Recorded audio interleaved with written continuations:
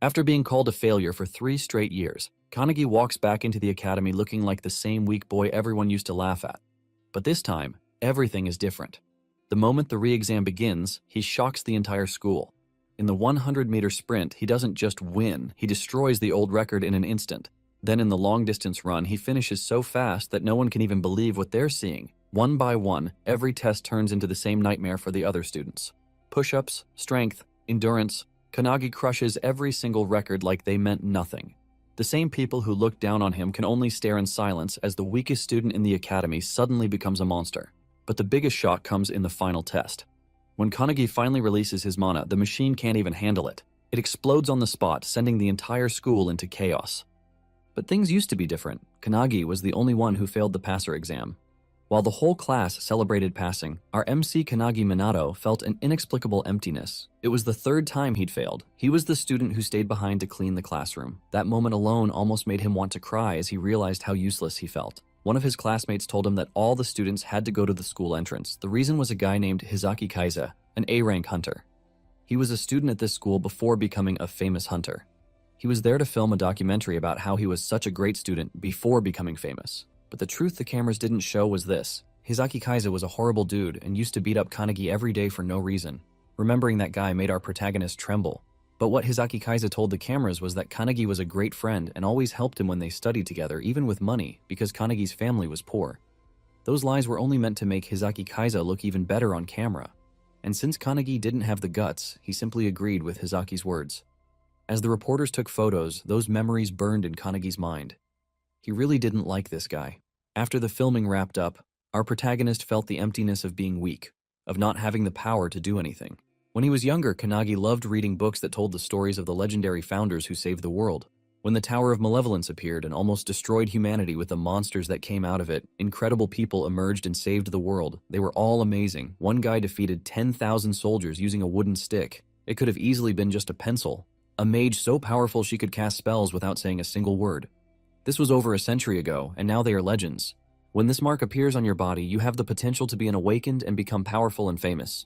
But unfortunately, Kanagi failed the test 3 times. His dream was supposed to be over.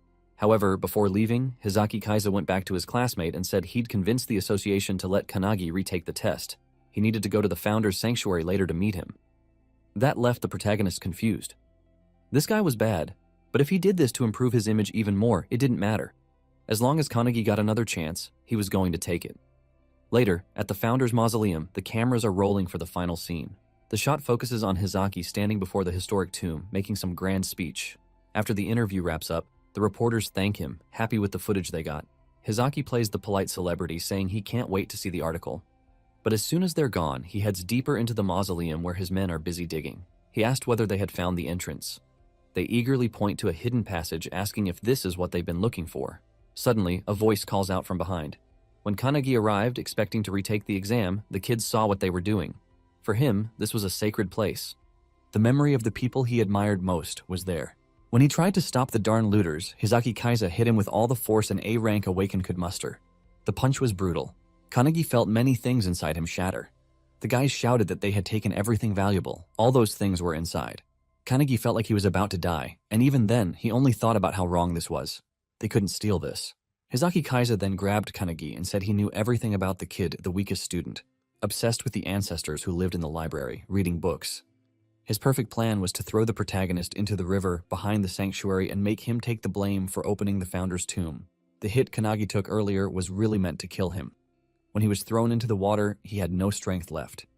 As he sank, he remembered how he had trained every day, studied his hardest to achieve his dream, and it was all in vain.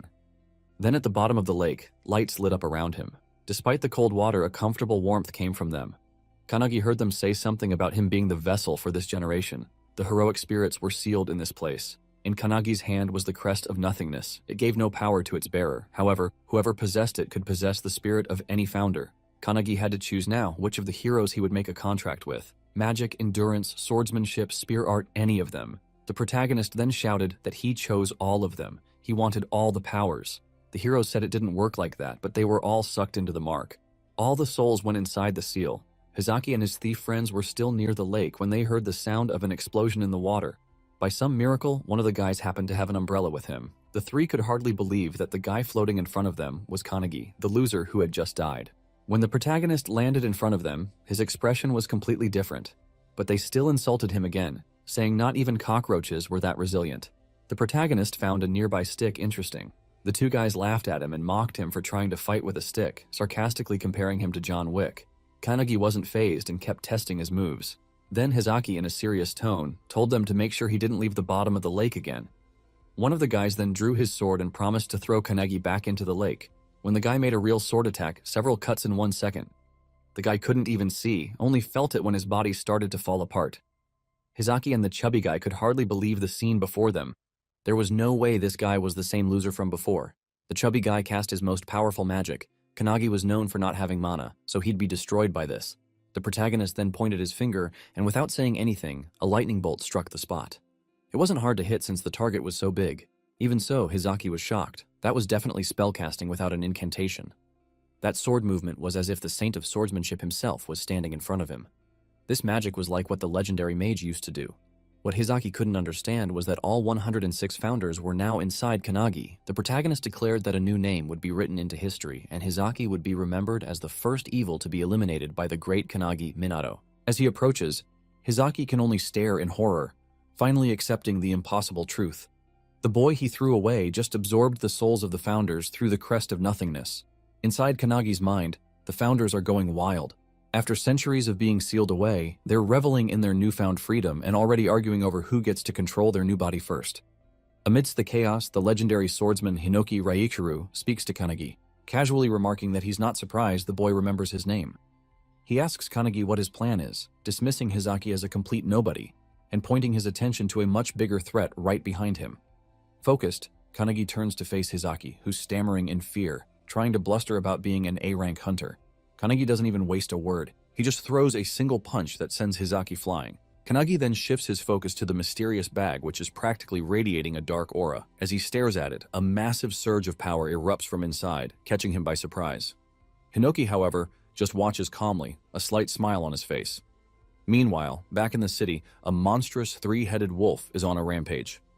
A man shouts for someone named Akane to handle it. Without wasting a second, Akane leaps into action. With incredible grace, he gets above the beast and comes crashing down with a waterfall impact attack, defeating the A-rank monster in a single blow. The crowd goes wild, cheering for the S-rank hunter. Akane humbly thanks them before asking where Hizaki is. One of the men says Hizaki is probably busy with an interview, remarking how nice it must be to be called the Young Hope. Akane just shrugs it off, noting that Hizaki's fame is good for their guild's reputation. But just as they're about to leave, a terrifying pressure wave washes over the entire city. Panic erupts as civilians and even low-rank hunters collapse. Akane sees his own teammates struggling, realizing that even A and B-rank hunters can't withstand it. He knows instantly an S-rank monster has appeared. The immense pressure is coming from the Founder's Mausoleum. Back in the forest, a terrified Hizaki struggles to his feet, staring in horror as a colossal monster crawls out of the bag. He stammers, asking if it was a demon or some sort of other creature. Kanagi explains that by stealing the relics, Hizaki broke the seal that was holding back one of the tower's original boss monsters. Inside Kanagi's mind, Hinoki analyzes the beast with an expert's eye. He recognizes it immediately as the embodiment of emptiness, a creature far beyond S-rank. According to him, its poisonous aura alone can kill thousands, and monsters like this were all too common back in his day. This is too much for Hizaki. He completely loses it and bolts. He is convinced that staying even one more second means certain death. But Kanagi understands a predator's instincts. He warns that running will only get him killed faster. But it's too late. The second Hizaki moves, the monster strikes with terrifying speed, shooting a massive tentacle right at him. He barely gets his sword up before the tentacle impales him, piercing straight through his chest. The same sword that once killed a dragon is completely useless against it now.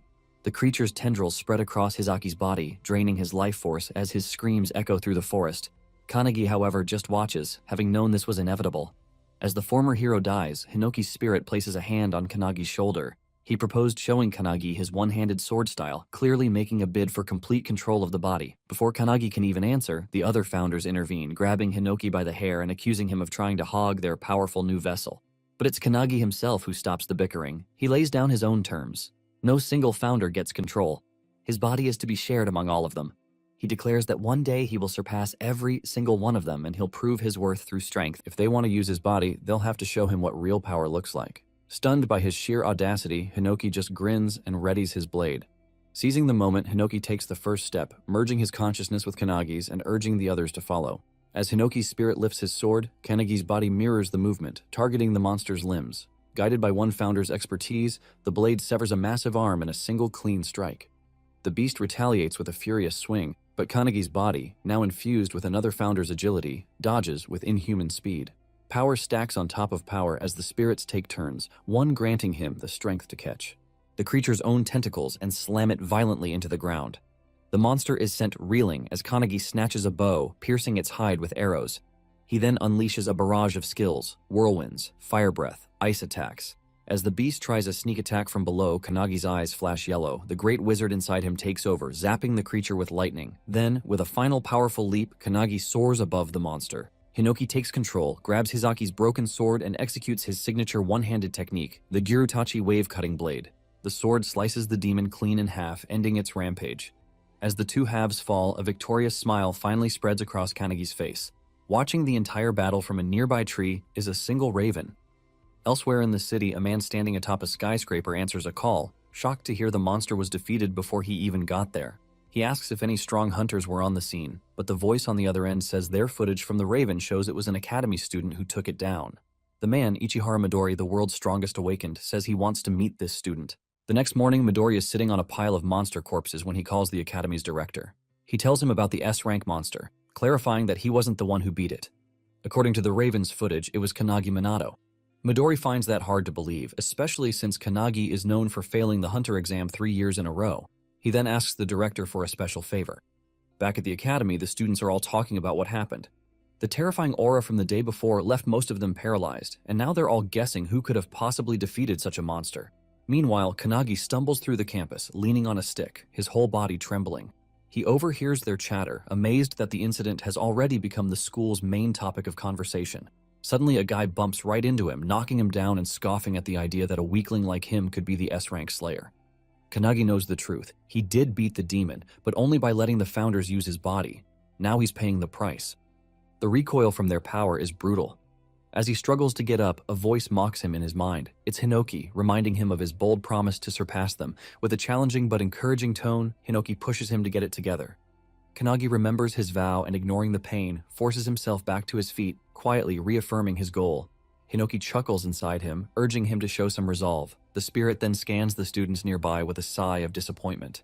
The awakeners of this era seem no stronger than regular humans, a far cry from the warriors of his time. He muses that if the tower reappeared now, the world would be doomed. But his thoughts are cut short when he senses an incredibly powerful aura nearby. Kanagi feels Hinoki's sudden tension, but the spirit just brushes it off. Just then, a professor shouts for Kanagi to come over.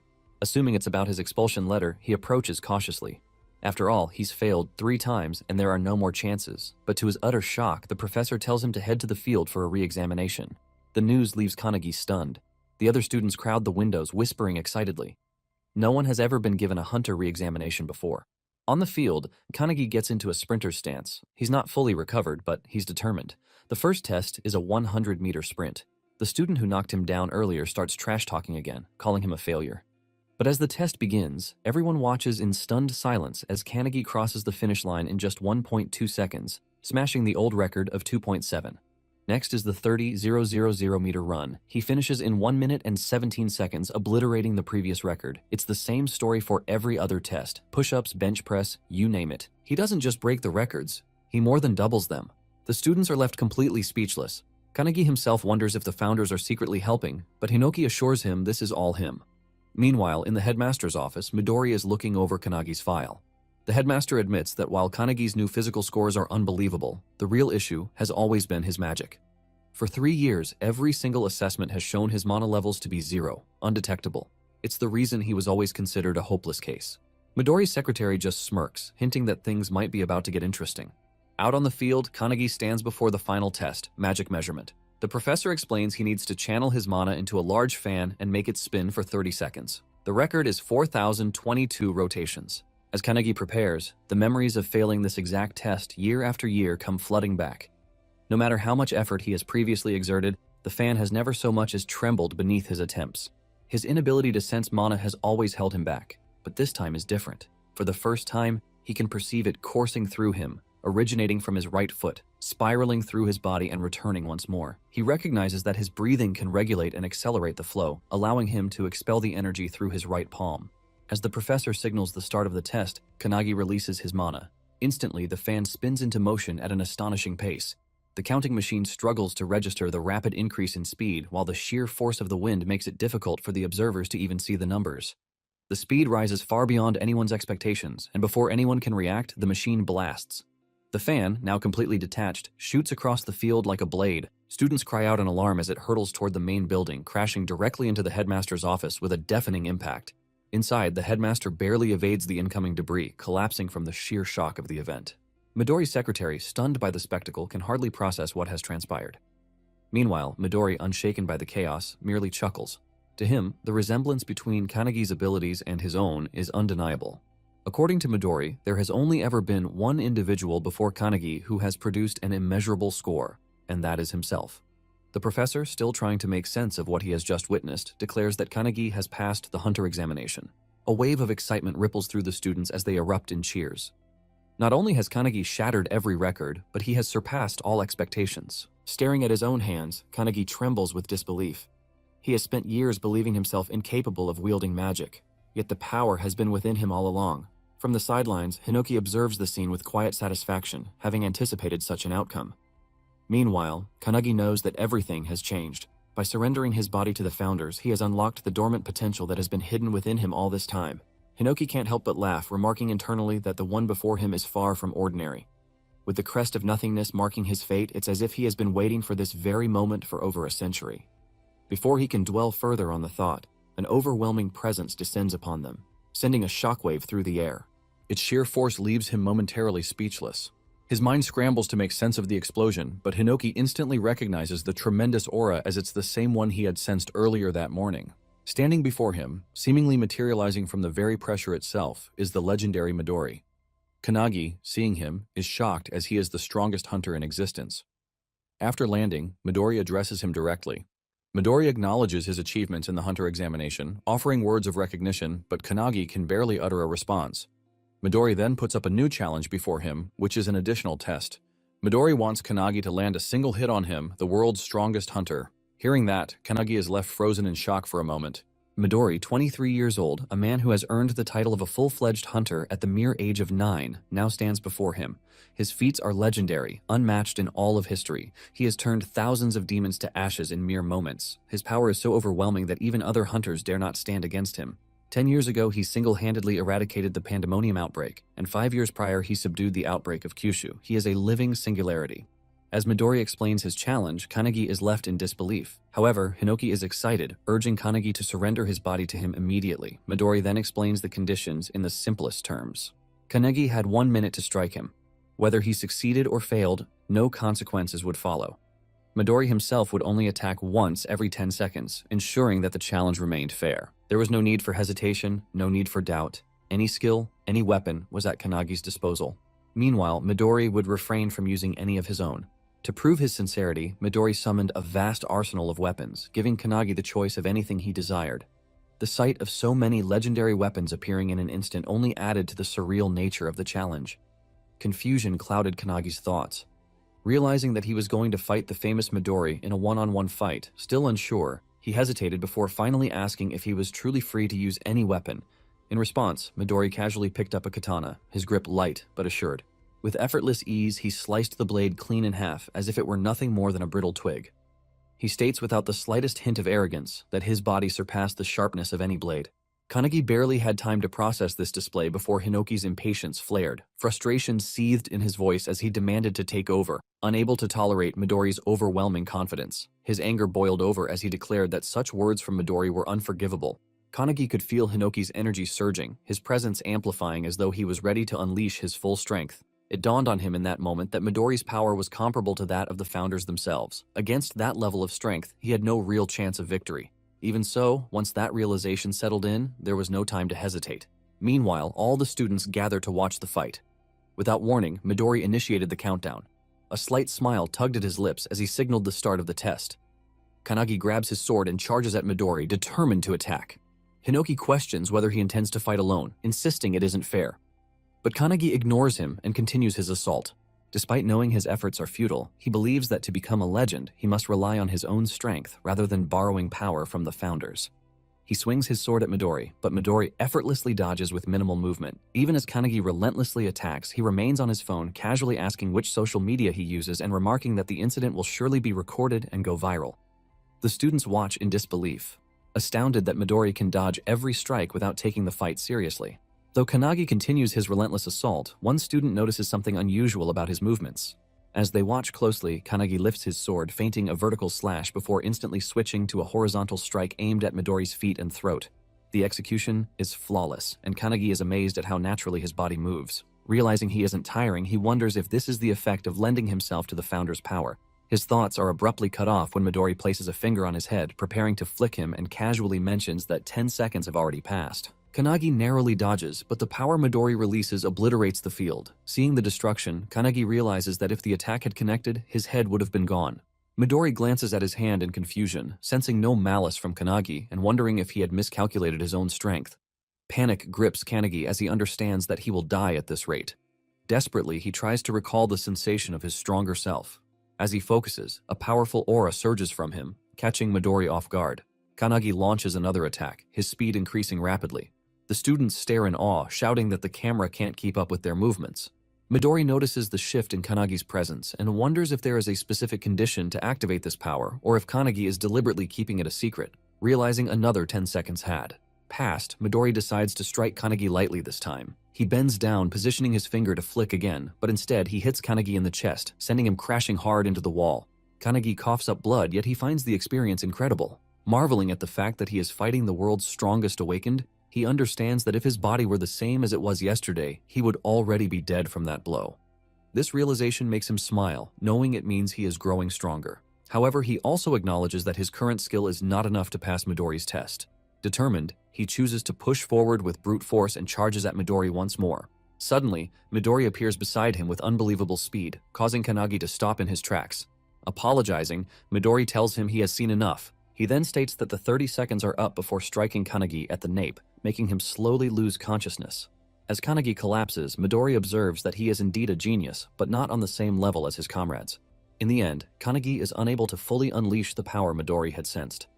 Calling his secretary, he informs her that they should head back, expressing his disappointment in the outcome. Just then, Kanagi grabs his sword and Midori immediately senses an intense aura from behind him.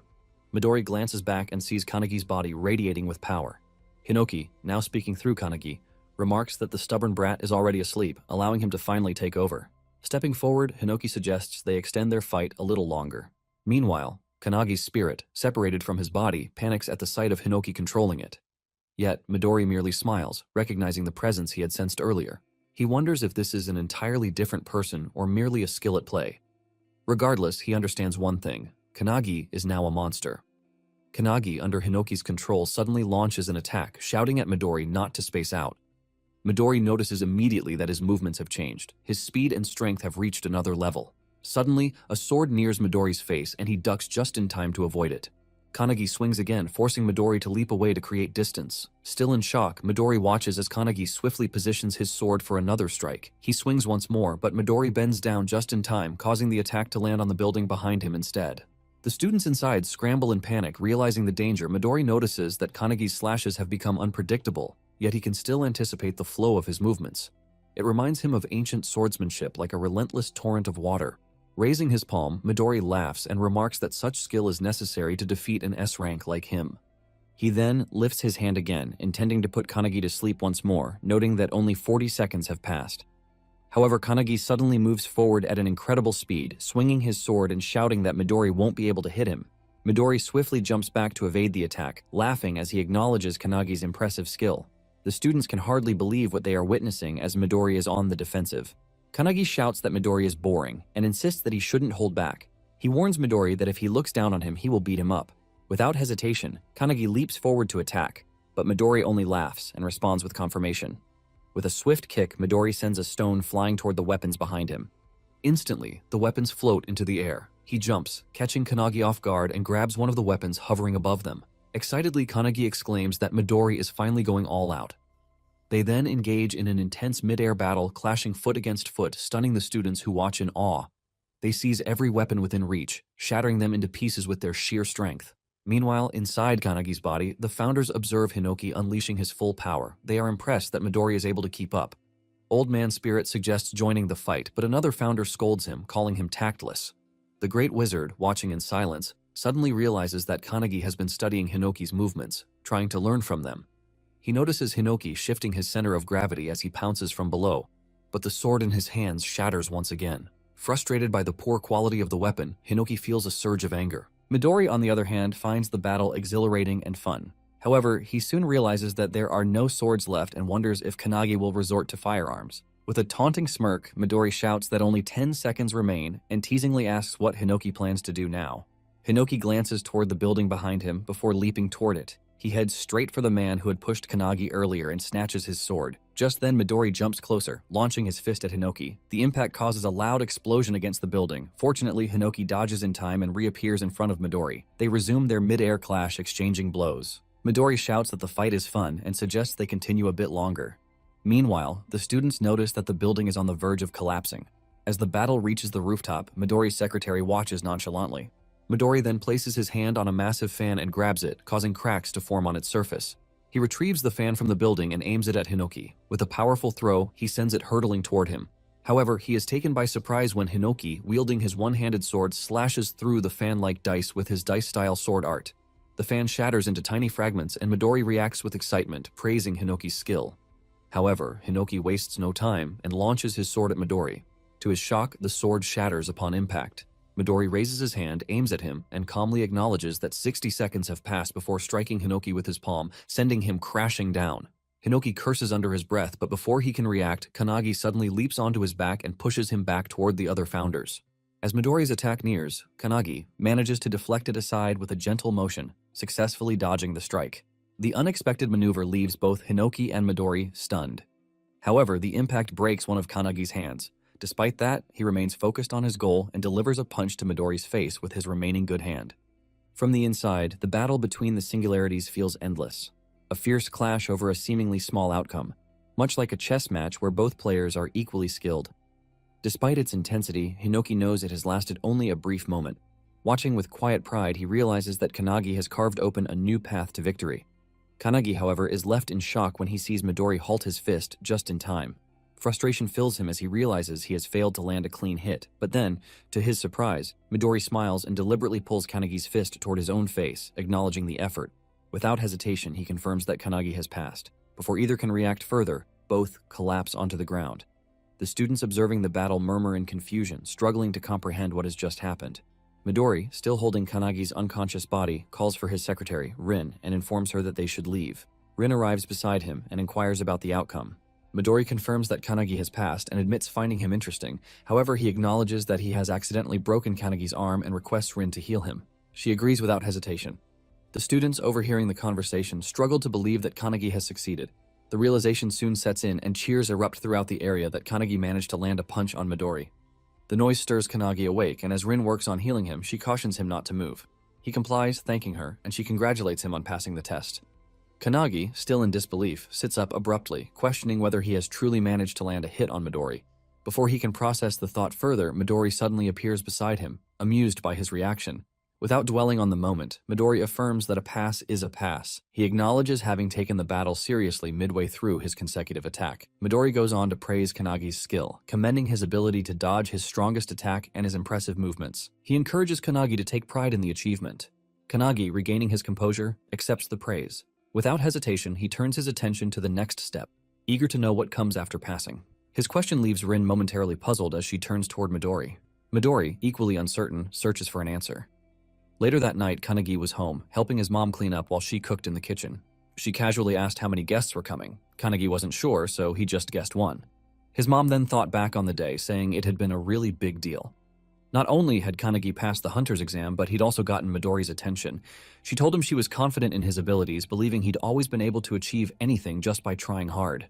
Kanagi listened quietly, appreciating what she said. But then his mom's face changed.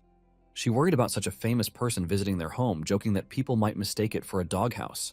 Kanagi, exasperated, quickly brushed off the idea. He insisted Midori wasn't the type to judge things like that. Once he finished his chores and helped his mom, he finally collapsed onto his bed. but his mind was still stuck on the day's events. His eyes went to the card Midori had given him, and he felt a wave of uncertainty. He wondered why Midori hadn't thought the situation through more carefully. His mind went back to the battlefield from earlier that day, remembering when Rin had taken Midori down and twisted his leg. He clearly remembered Midori's pained scream when Rin had confronted him. Right then, Midori had reminded Kanagi of something he'd said earlier, suggesting Kanagi had agreed to be one of his comrades if they won. Kanagi, confused, denied ever saying anything like that. Rin, getting more agitated, had tightened her grip on Midori's leg. Midori told Kanagi there were too many people watching and suggested he come to his home that night to talk about everything properly. He promised he'd explain the choices they had and reveal their real enemies.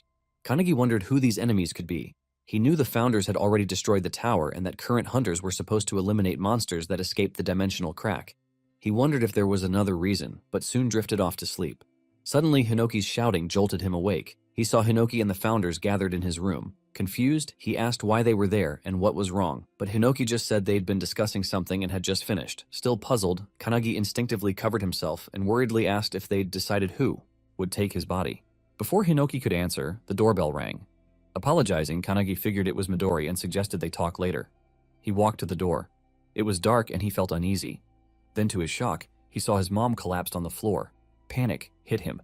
He called out to her, rushing over, but stopped short when he noticed someone sitting in the kitchen. The stranger was just eating the food his mom had made, even complimenting it, all while ignoring the huge mess around him. With a mocking tone, the man told Kanagi he should discipline his mom. He even insisted that if Kanagi wanted to impress customers, they'd need to get better quality food. Kanagi immediately demanded to know who he was and what he'd done to his mom. The man didn't even flinch. He just yelled at Kanagi to watch his tone, then introduced himself as Haitani Goru, an S-rank hunter and a comrade of Midori. Haitani then ordered Kanagi to grab his luggage, saying they were moving to their base. Rage boiled in Kanagi. Without a second thought, he launched a punch at Haitani, but Haitani easily dodged and suddenly appeared behind him, asking if Kanagi was challenging him. Kanagi stayed silent, remembering his mom's words. She'd promised to raise him alone with pride after his dad passed away. He remembered the worn-out shoes she still insisted on wearing, always telling him to buy new sneakers instead. He also remembered her congratulating him earlier and promising to make his favorite tonkatsu for dinner. With new determination, Kanagi glared at Haitani and demanded to know what he'd done to his mom. Watching all this, Hinoki realized Haitani was an S-rank hunter from the previous era. Hinoki was annoyed by this guy, who he thought was just a ripoff of Midori, and decided it was time to act. The founders who'd seen Kanagi fight Midori now understood how they should treat him from now on. Haitani, amused, just taunted Kanagi, saying his angry expression was pretty cute. He raised his hand to slap Kanagi, but Kanagi stayed perfectly still, completely unfazed. As the strike came closer, Kanagi effortlessly caught Haitani's hand and with surprising ease just swung him around. The grandpa founder was stunned. He recognized that technique from their old battles against monsters. Suddenly, Haitani was hurled right out the window, crashing through the backyard wall, but Haitani landed on his feet before he even hit the ground. Haitani regained his stance and walked back, trying to figure out what just happened. He wondered if what he'd just seen was Aikido. He remembered Kanagi's fight with Midori that afternoon. He'd noticed Kanagi's huge aura and swordsmanship, but also a strange, peculiar power. Haitani acknowledges his resilience, saying he's tougher than Haitani. Kanagi's patience is running out, so he demands an answer. He pushes to tell him what he did to his mother, who's still inside, twisting in pain as poison spreads through her body. Haitani just laughs. He mockingly points out that Kanagi doesn't seem to know what's going on. Then with a grin, he finally tells him the truth. His mother was in the way, so he put her to sleep with poison. Haitani smirks, adding that if she is, she might only suffer minor side effects. He stays calm, saying he doesn't understand, which makes Haitani look at him confused. Then he asks why they'd hurt the family of someone who might become their comrade. Haitani only laughs at the word comrade. He suddenly appears behind him, ready to strike. He barely dodges Haitani's attack, but the relentless assault keeps coming. As he attacks, Haitani says he'll never be their comrade. He's just a puppet following their commands. Haitani taunts him, saying that once his loved ones become hostages, he'll have no choice but to give in. He calls him naive. Before he can even react, Haitani steps on his foot and slashes him, mockingly asking if he was right. He quickly backs away, feeling a burning sensation on his cheek. As he reaches up, he realizes the poison is already spreading. Haitani grins, lifting his fingers, which are now coated with sharp, poison-laced needles. He teases that it's already in his system. He then reveals that it lets him produce dozens of poisons from his body, which he calls phantom bugs poison, deadly vision. Haitani then complains about how inconvenient this mission is. He says that if he wanted to, he could release deadly toxic gas over a 5 kilometers radius, but doing that in the middle of the city isn't an option. He then states that the poison will kill him in a minute unless he agrees to join their organization. If he does, Haitani will give him the antidote, otherwise he'll die. He thinks about how deadly the toxin is, knowing it would be an inescapable death sentence for any normal person. Looking down at his hand, he calls out to Valentine, the god of medicine, asking if she's inside him. The founders look at Valentine, who seems both confused and surprised. He apologizes for calling her so suddenly and asks if she can teach him how to neutralize the poison later. She stammers out an agreement. Irritated, Haitani throws another wave of poison at him, yelling and asking what kind of nonsense he's mumbling. He quickly dodges it, then explains that the Aikido move he'd used earlier came from Kuruhuma, the god of hands. The old man inside him is taken aback, realizing he's managed to copy his move just from seeing it once. Next, he calls on Hinoki, the 10,000 army slasher, Shimimur Calcus, the blue spear of destruction, and Margit, the heavenly bow. He says he studied and memorized all of them from the records. He tells Haitani that the founders Haitani used to look up to are now inside him. This leaves Haitani completely bewildered, but instead of being afraid, Haitani gets furious. He shouts that he'll show him what real pain is. Haitani then charges at him, his needles ready. He leaps away just in time, avoiding the attack. Haitani's strike hits a nearby tree and it withers and dies instantly. Haitani doesn't hesitate. He launches another attack, shouting that if he kneels and begs, he might get an antidote to make the pain a little less. He warns him once pain consumes him, he'll never go back to normal. His mind will be lost to madness. But he stays silent, just waiting as Haitani's hand gets closer. Just as Haitani reaches him, he quickly slides to the side. He puts his palm against Haitani's chest and activates Saint Wantak's fist. Haitani coughs up blood from the hit, which shocks Wantak inside him.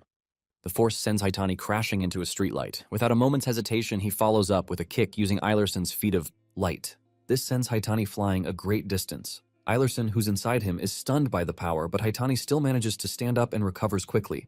In an instant, he's in front of Haitani again, attacking with both hands. He manages to slip through Haitani's attack, breaking some of his needles. Then he uses the sharp beak corral attack, hitting Haitani in the stomach. Kanagi then slashes Haitani with Rowan's skill, the Dragon's Claw. This leaves Rowan, who's inside him, stunned in surprise. Haitani grabs him, then activates Leylek's flipper, which ends up throwing Haitani around in midair. As he floats, he wonders what's happening. He knows poison should cloud judgment and should have already messed with the nervous system, but Kanagi is still moving, strong, and unharmed. Kanagi then used the Magus of Truth, Melta Silentius, unleashing it on Haitani. There was a loud energy blast that completely shocked everyone. Hinoki turned to the founders asking if they'd seen that. He told them that right after beating Haitani, Kanagi began copying all their moves, both physical and magical. Hinoki added that he didn't care if Kanagi's power came from the crest of nothingness. He just found him really interesting. The founders agreed. Hinoki then suggested they train Kanagi, convinced that if they did, he'd become the strongest awakener. Meanwhile, somewhere else, hooded figures were running and jumping across rooftops. One of them yelled for everyone to hurry.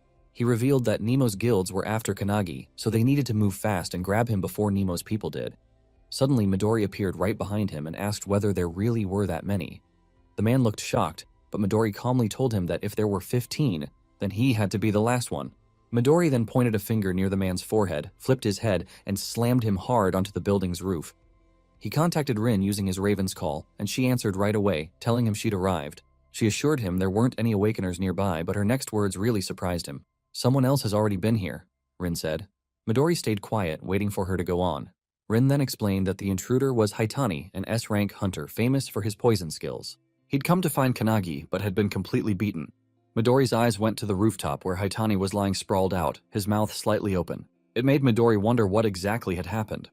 A little while later, they got to Kanagi's house. Midori clapped his hands together, a bright grin spreading as he praised Kanagi. He genuinely admired him, saying he'd never expected Kanagi to take down Haitani. Without hesitation, he asked whether Kanagi had been exposed to the poison. Kanagi scratched his cheek, giving a small sheepish reply. "Both Mom and I are fine." Hinoki, unimpressed, crossed his arms. He reminded Kanagi that he wouldn't have made it through the night without Valentine's help. As soon as her name was mentioned, Valentine groaned, clearly exhausted.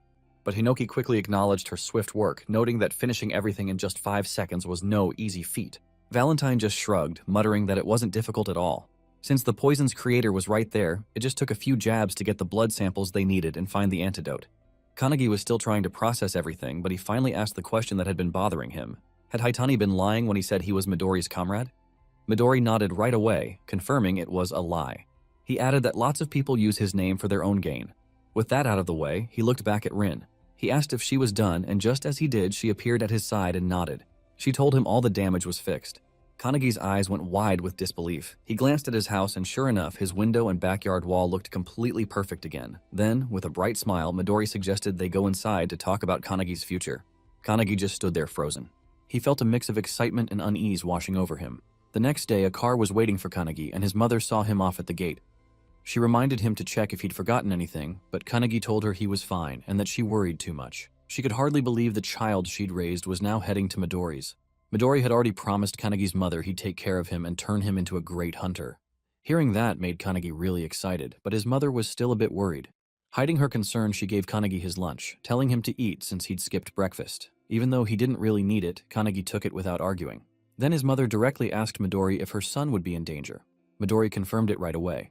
His mother then revealed that Kanagi had always struggled until now, so it was a huge deal for her to trust Midori with her son. Still, as a mother, she couldn't help but feel uneasy. Midori, sounding confident, promised her he'd train Kanagi until he had no weaknesses left. Hearing this, she finally agreed to leave Kanagi with him. Once they're in the car, Rin, who's driving, looks at Midori. She asks if it was really alright to promise Kanagi's mom something like that, especially since they don't even know what's going to happen. Midori feels a moment of worry. He glances in the rearview mirror and sees Kanagi's mom still giving him last-minute advice. She's telling him how to wash his clothes, right, and reminding him not to sleep naked or he'll catch a cold. Her concern makes a determined look flash in Midori's eyes. He silently vows he'll do his best. Meanwhile, Kanagi holds back his emotions and says his final goodbye. Just as he's about to get into the car, his mom reminds him to come home for New Year's. As they finally drive off, Midori asks Kanagi if he's okay. Kanagi admits he had to really control his emotions. Midori leans back in his seat, telling him to just do whatever he feels like, whether that's eating or resting. Looking around, Kanagi notices the lunchbox his mom packed sitting neatly beside him. He opens it, his mom's words still fresh in his mind. When he lifts the lid, his eyes land on a small good luck message carefully placed on the pork cutlet. That simple gesture hits him hard, stirring up emotions he expected. He pauses for a moment, thinking about all the care and sacrifices she's made for him. A quiet sense of gratitude settles in his chest as he starts to eat, even though the meal comes with the sting of unshed tears. Rin and Midori sitting nearby exchange glances, but stay silent, letting him process the moment in his own way as they continue their journey. When they finally get to their destination, Kanagi's shocked.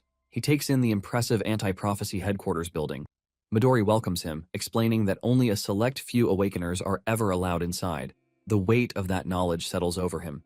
For a brief moment, he's overwhelmed, realizing what he's about to become a part of.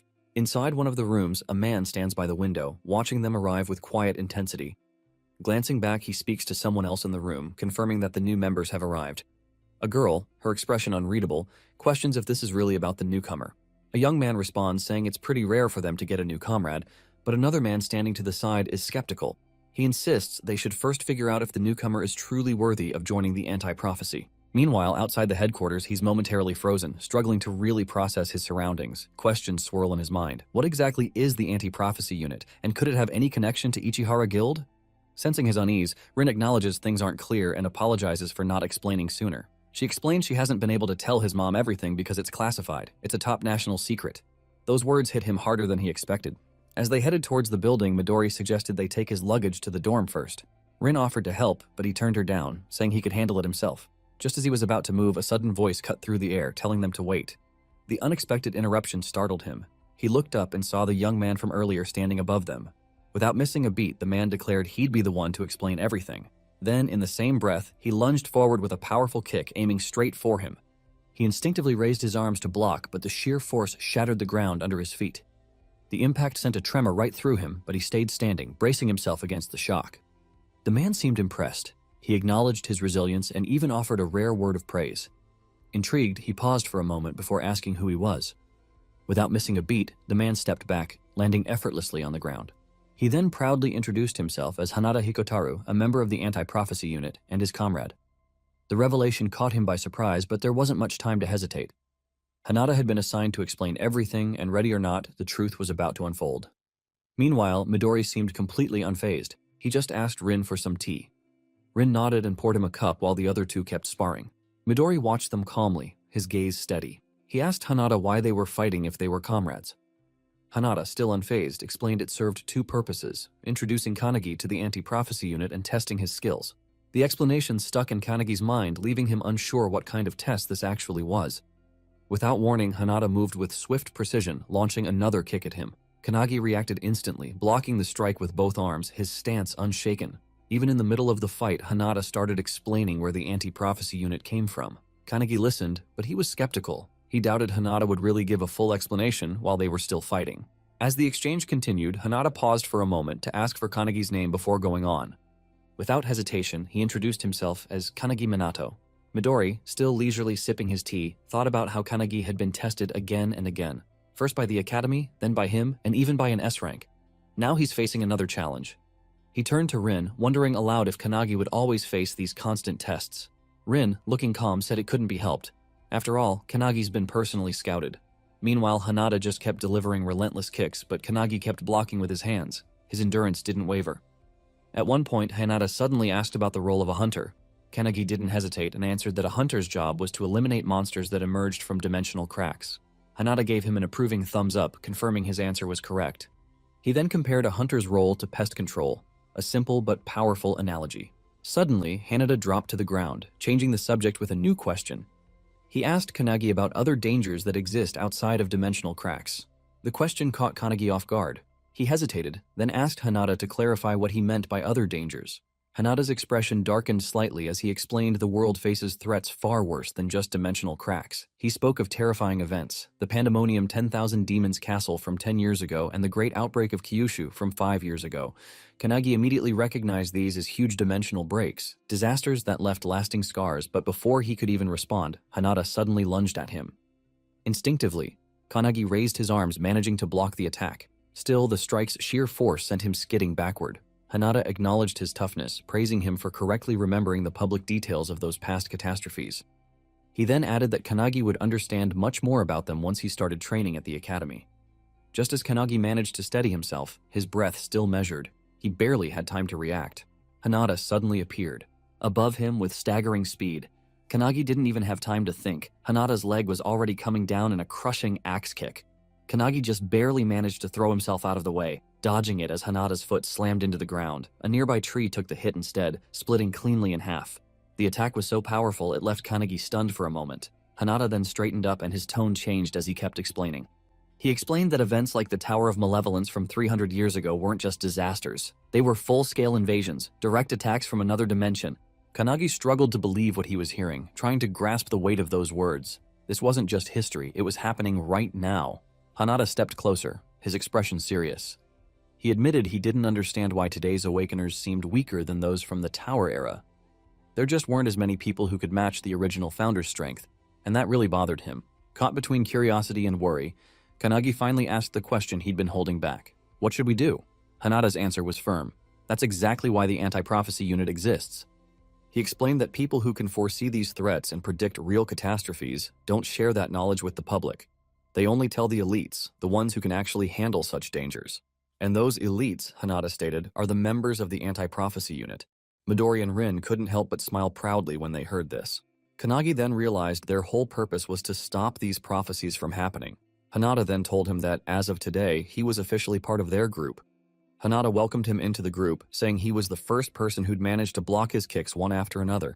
Hanada held out his hand as a sign of acceptance, and Kanagi shook it. Midori and Rin applauded, and then Hanada called for the other Awakeners who appeared silently above the house. Hanada asked them what they did, but they just stared at him and then vanished, which really surprised Kanagi. Midori said they disappeared like villains, but Hanada just shook his head. He figured they wanted to see how things played out for themselves. Hanada then told Midori to leave it to him, and Midori did, heading off. After that, Hanada helped Kanagi with his things and offered to show him to his dorm room, which Kanagi thanked him for. That night, as he got settled, Kanagi couldn't stop thinking about what this organization meant. It was all about handling prophecies in their world. He wondered if the founders had faced a similar crisis back in the Towers era, and if he was now fighting something that had been predicted. His thoughts got him anxious, but then a voice cut through his worry, saying he'd simply trained.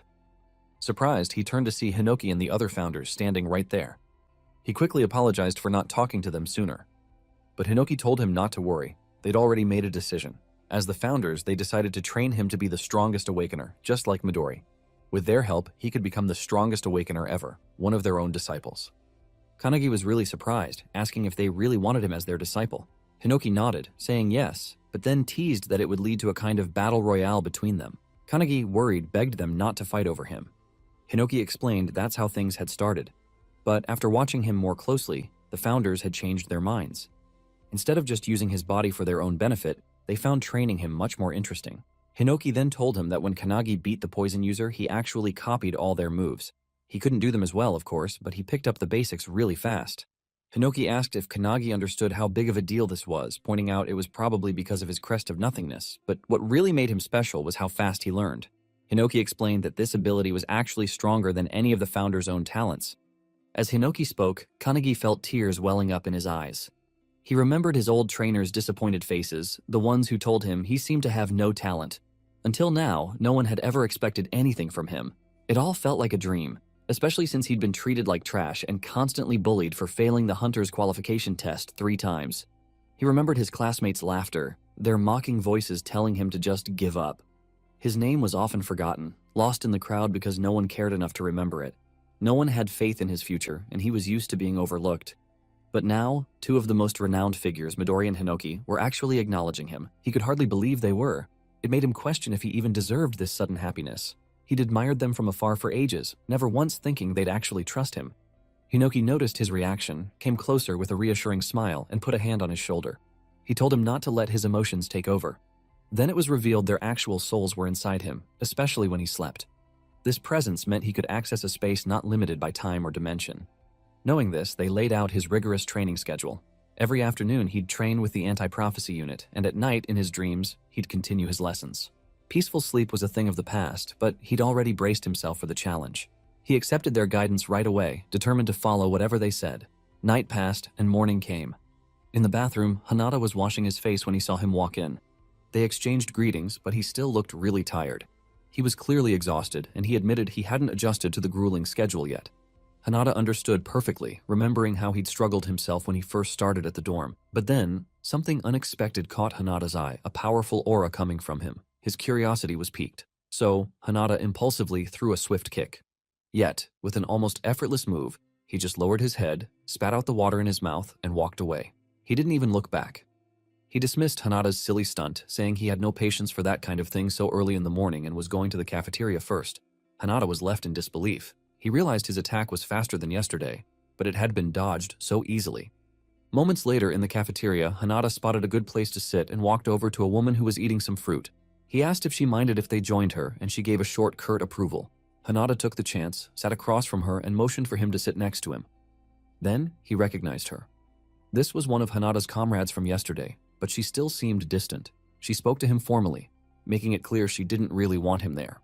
Even so, he greeted her and introduced himself. Her indifference was immediate.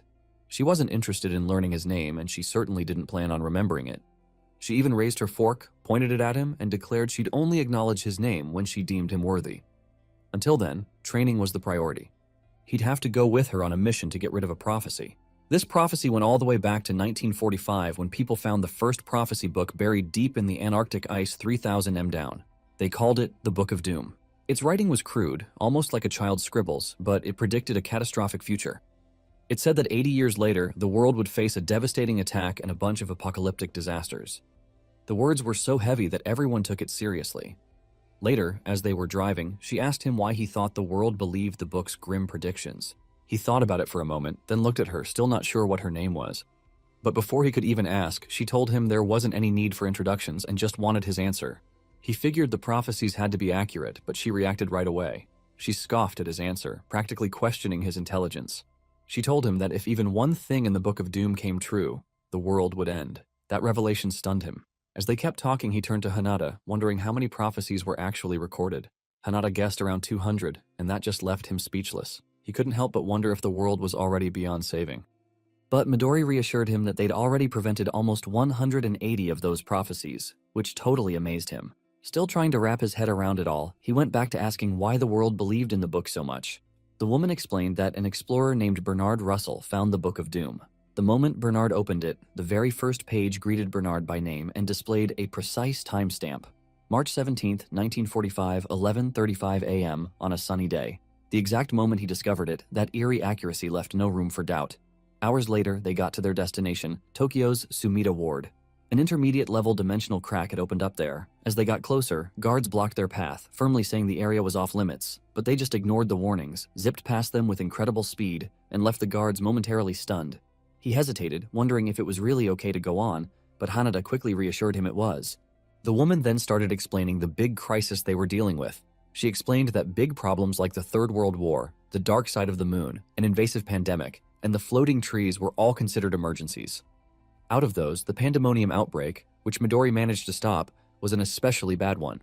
Even though the Book of Doom is pretty well known, it's just one of many magic books scattered all over the world. The anti-prophecy unit's whole job is to gather information, analyze predictions, and act before things happen. She then went through the different threat levels they dealt with. A rank 3, for instance, meant one or more regions getting destroyed. A rank 2 was a national emergency, while a rank 1 affected the planet's environment as a whole. Then there was the special rank, reserved for when the world itself was going to be destroyed. He listened carefully, and as he realized how serious everything was, he grew alarmed. He urgently asked if these missions were now completely up to them.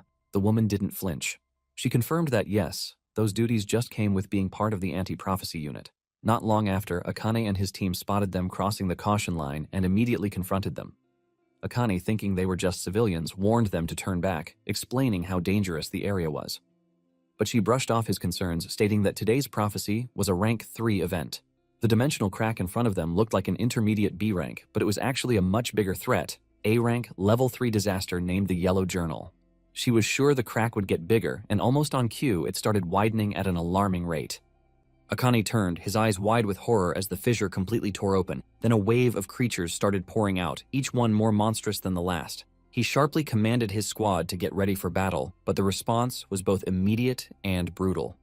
The creatures overwhelmed his forces in moments, cutting them down with little resistance. Panic set in, and he cursed under his breath, realizing that even B and C rank hunters were struggling to hold their ground. Then his attention shifted to something even more dangerous. The immense pressure comes from a boss-level monster, watching the newcomers stride forward. Akane tried to intervene again, warning them to stay back, but before he could say anything more, the woman pressed her hand to the ground and cast a spell called Trismegistus. Instantly, spears shot up from below, impaling the creatures in a swift, merciless strike. Their bodies collapsed, lifeless as blood pulled around them. Hanada launched his own attack too. He burst forward with incredible speed, moving fluidly through the battlefield and knocking down every enemy in his path with precise, calculated moves. Akane watched the whole thing and was left speechless. He'd always thought he was pretty formidable as an S-rank hunter, but these people were clearly way beyond him. He just couldn't figure out who they were or where they'd come from. Then the woman turned to Akane and without a shred of doubt told him to fall back. As far as they were concerned, he was just a civilian in this situation. Akane's eyes dropped to her hand and he saw an emblem imprinted on her skin. Recognition flashed across his face. He realized they weren't here by chance. They were government operatives. Before he could even process what that meant, a massive hand shot out from the dimensional crack, ripping it open even wider. As the rift grew, a towering beast stepped through. It was Gilia Ulnir, a being way beyond S-rank, looming over them, its monstrous form giving off an overwhelming presence. Without a moment's hesitation, the woman lunged forward, getting ready to strike. Akane shouted, warning her not to be reckless, but she didn't listen. Together, they launched their attack, completely unfazed by the threat in front of them. Hanada quickly started hitting the beastman with a series of kicks, only to realize with shock that his attacks weren't doing anything. The creature's anti-physical armor made his strikes useless, forcing him to pull back just as it lunged toward the woman. Without hesitation, she started gathering energy in front of her, getting ready to counterattack. But before she could even react, Kanagi suddenly appeared between them. He stopped the beastman's attack with just his bare hand. The impact made the beastman explode in a burst of energy, stunning everyone for a moment. Once the dust settled, Hanada recognized the attack. It was a penetration shock. What really shocked him, though, was that Kanagi had taken down an S+ rank monster with one hit. It hit him that Kanagi's strength had grown a lot overnight. Even though the woman called out that such force wasn't necessary, he knew that when you're up against an enemy with high physical resistance, striking from within is the most effective way to go. He'd learned this from Wantak, the Fist Saint, who taught him the basics of penetration attacks just the night before. After that, Kanagi turned to the girl and asked for her name, saying he'd saved her, so he at least deserved to know that much. She excitedly told him her name was Shinomiya Akane. There wasn't time to dwell on things. Hanada spun back to the battlefield, powering up to take on the new wave of monsters bursting from the crack. The woman wasn't fazed. She unleashed her own attack, drenching her enemies in liquid mercury, then igniting it into a powerful explosion with her Mercurius reject skill. Together, they pressed forward. Seeing how right Kanagi had been earlier, breaking their enemies from the inside was proving far more effective. She was determined to push on, so she signaled Hanada. Without hesitation, they both headed straight for the dimensional crack. Akane could only watch in disbelief from behind. He knew the world beyond that crack was entirely different, an unknown realm packed with unimaginable dangers. Going inside was pure madness. Before he could even react, they'd already rushed ahead, leaping through the crack without a second thought. Akane was left standing there, surrounded by the lifeless bodies of A-rank monsters. Then it hit him. These two weren't ordinary fighters at all. They had to be part of that rumored secret organization. The moment they stepped into the dimension, an overwhelming swarm of creatures was waiting for them. Akane quickly assessed the situation. She noted that the monsters were identical to the ones outside, then raised her hand. With perfect precision, she conjured a barrage of mercury spears, instantly impaling the creatures. Kanagi, still running, watched her technique and acknowledged her immense power. He finally understood why she was considered the strongest area of effect fighter within the anti-prophecy unit. After they defeated the other enemies, Akane now stood in front of a massive bear monster. Just as she was about to attack though, Hinata leaped toward it first. The bear saw him and swung its claws, but Hinata dodged by, jumping onto the roof. He then followed up with a barrage of kicks all around the beast. Kanagi watched, amazed as Hinata moved so effortlessly, simply giggling. But then, to his shock, Kanagi suddenly rushed at the bear and unleashed a barrage of kicks just like Hinata had. He even asked Hinata if it looked similar to his own technique. Hinata was taken aback, but he couldn't help but smile in amazement. Once they defeated the monster, they ventured ahead. Akane noticed that the deeper they went, the fewer enemies they encountered. They finally reached a huge open space that looked just like an arena. Suddenly, they felt an aura all around them, and they knew something was coming. Suddenly, to their shock, a huge, enraged Minotaur warrior monster jumped right in front of them. It wasn't just any Minotaur, it was a boss-level one with a triple S-rank power level. Hinata and Kanagi were totally taken aback by how massive it was, but Akane just stood there nonchalantly, wondering if this was really the boss. Then, a bunch of spears shot out from the portal. Akane yelled at the others to hit it with their strongest attacks, saying she'd handle whatever came next. Hearing her, Hinata started channeling his energy while Kanagi just stood in the background, amazed by both of them. But deep down, he knew it probably wouldn't be enough to beat the beast. When Han heard him, he was surprised that Kanagi doubted their best attacks. Even though they were hitting it with a barrage of magic, the beast just swung its huge weapon. It created a crater in the ground and sent powerful shockwaves all over the arena. Once the dust settled, they were shocked. The beast was completely unharmed. Even after their powerful hits, the group got ready to fight again. As Kanagi got ready, he suddenly heard someone praising Akane's talent. He recognized the voice. It was Kilik, his founder's spirit. Kilik, who was an alchemist, worried that Akane, with all her purity, agility, and incredible strength, might just waste her talent by dying so young in this fight. Kilik said Akane had tried her best, but this Minotaur was just on a whole different level of power. She'd underestimated the monster's physical resistance, which was at a full 100%. Kanagi, getting more concerned, asked what he should do, but Kilik just laughed. Meanwhile, Hinata and Akane were really struggling against the beast. They realized they should have brought someone good at magic. As Akane glanced at Kanagi, she was taken aback by the strange energy coming off his body. Kanagi had given control of his body to Kilik, who then cast his powerful spell Mercurius right onto the beast's legs. The spell froze its lower body, completely stunning Akane. She was shocked, not just because Kanagi used the same kind of skill as her, but also because he used it in a way that totally immobilized the beast. Kilik, still controlling Kanagi's body, looked at Akane seriously and called her a fool. He then scolded her for not being flexible enough with her expertise, telling her she still needed to learn how to control substances in 3 different forms to really become an alchemist. As Kilik spoke, he simultaneously filled the Minotaur's entire body with mercury. Just as the liquid metal started seeping from the monster's mouth, he cast a boiling spell. The mercury inside the beast quickly heated up, boiling from within, and its toxic fumes spread throughout the arena, making it hard for the others to breathe. Akane watched, amazed, realizing Kilik hadn't used brute force. He'd used extreme temperatures to take down the monster instead. Meanwhile, the Minotaur writhed in agony, its body overheating from the inside. While he was casting the spell, Kilik casually told Kanagi he wanted to make Akane his disciple. Kanagi, though, just brushed it off as a joke. Eventually, the boiling mercury overwhelmed the Minotaur, turning it into a lifeless heap on the ground. And just like that, the day's mission, beating the boss, which was classified as a level 3 prophecy, ended in victory. Akane watched in disbelief, unable to grasp what she'd just seen. Kanagi had used a skill that should only be available to an awakener living inside a crest. Akane knew he had to be in the same class as Hanada, but he'd still managed to use alchemy at her level. Still shocked, she demanded to know who Kanagi really was. With a confident smile, Kanagi reached out his hand and introduced himself. Akane, annoyed but intrigued, reluctantly shook his hand, telling him she'd definitely remember him. Hanada beamed with happiness, seeing Kanagi finally get Akane's recognition. Meanwhile, Akane and his men were still waiting outside. To their shock, the dimensional crack started closing. Just as it was about to seal completely, the trio jumped out just in time. Kanagi asked if the mission was officially over, and he was told they just needed to report back to headquarters. As they talked about what to do next, Akane came up to them, thanking them for saving his team. He promised he wouldn't try to dig into their identities or what happened inside. Akane thanked him for understanding and suggested he put details about the emblem in his report. That would explain everything to the authorities. As the trio started walking away, Akane offered his help if they ever got into trouble. But Akane turned back and said they'd probably never meet again, telling him he should go back to his normal life. Hearing this, Akane realized that in the end they were just civilians. They were people who lived in a world he couldn't reach. On May 11th, a red flash streaked through the streets of An Prefecture Village. A guard spots it, but they're totally baffled, unable to tell what it is. Then all of a sudden, a deafening sky-piercing roar rips through the village. Back at Anti-Prophecy HQ, the trio gets out of their car, and Akane reminds them they need to write up their report for headquarters. But then Hanada gets a message on his phone. They're being called to the lab. That's pretty unusual, especially right after a mission. Curious, they head over to the Anti-Prophecy HQ lab where two people are already waiting. One person standing on a stage while the other sitting in the stands.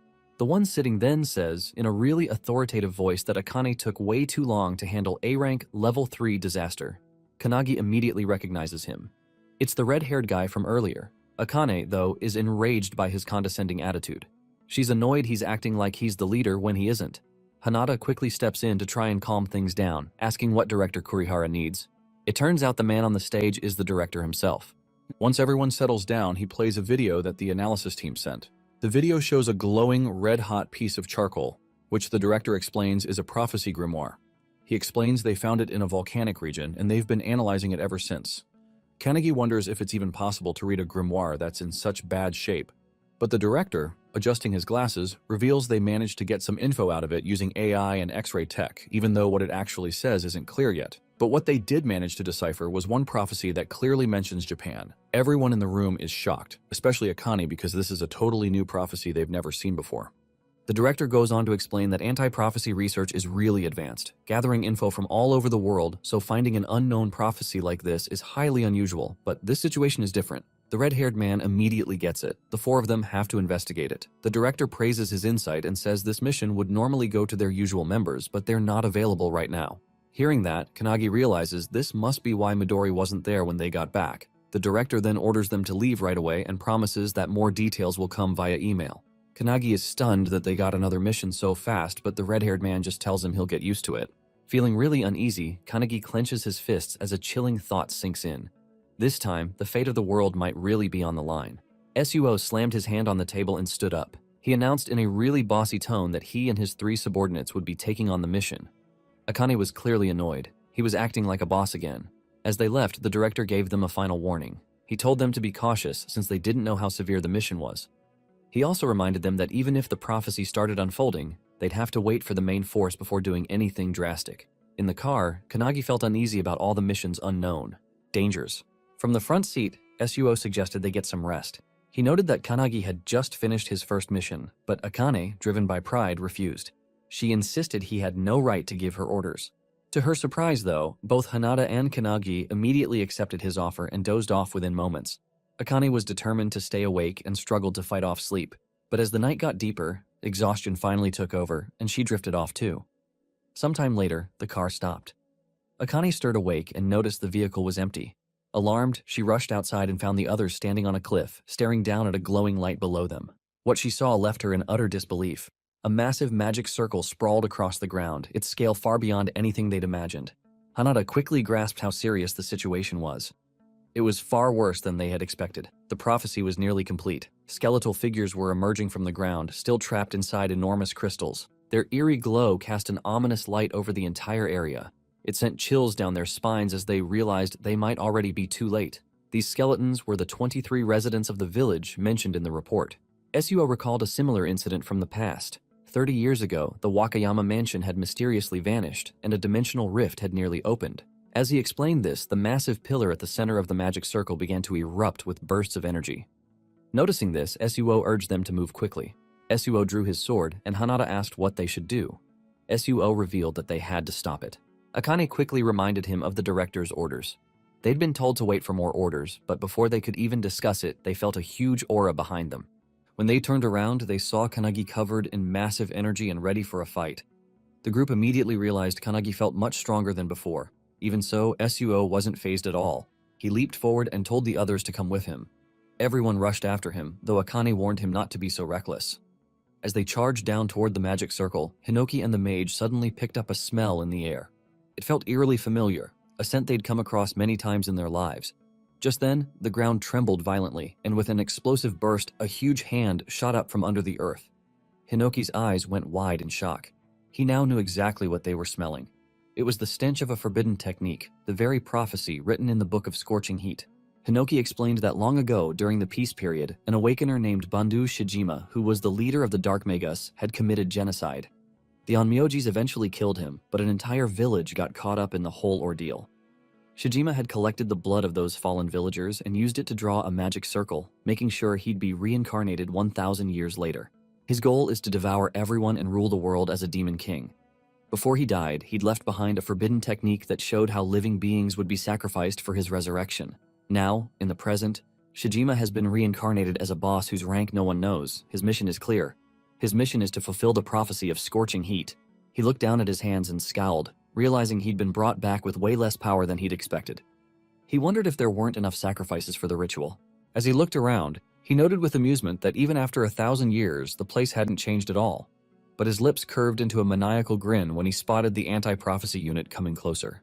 He just thought they were more sacrifices for him to take. Channeling his dark arts, he unleashed Plate of Yin, causing a huge explosion right under the charging anti-prophecy unit.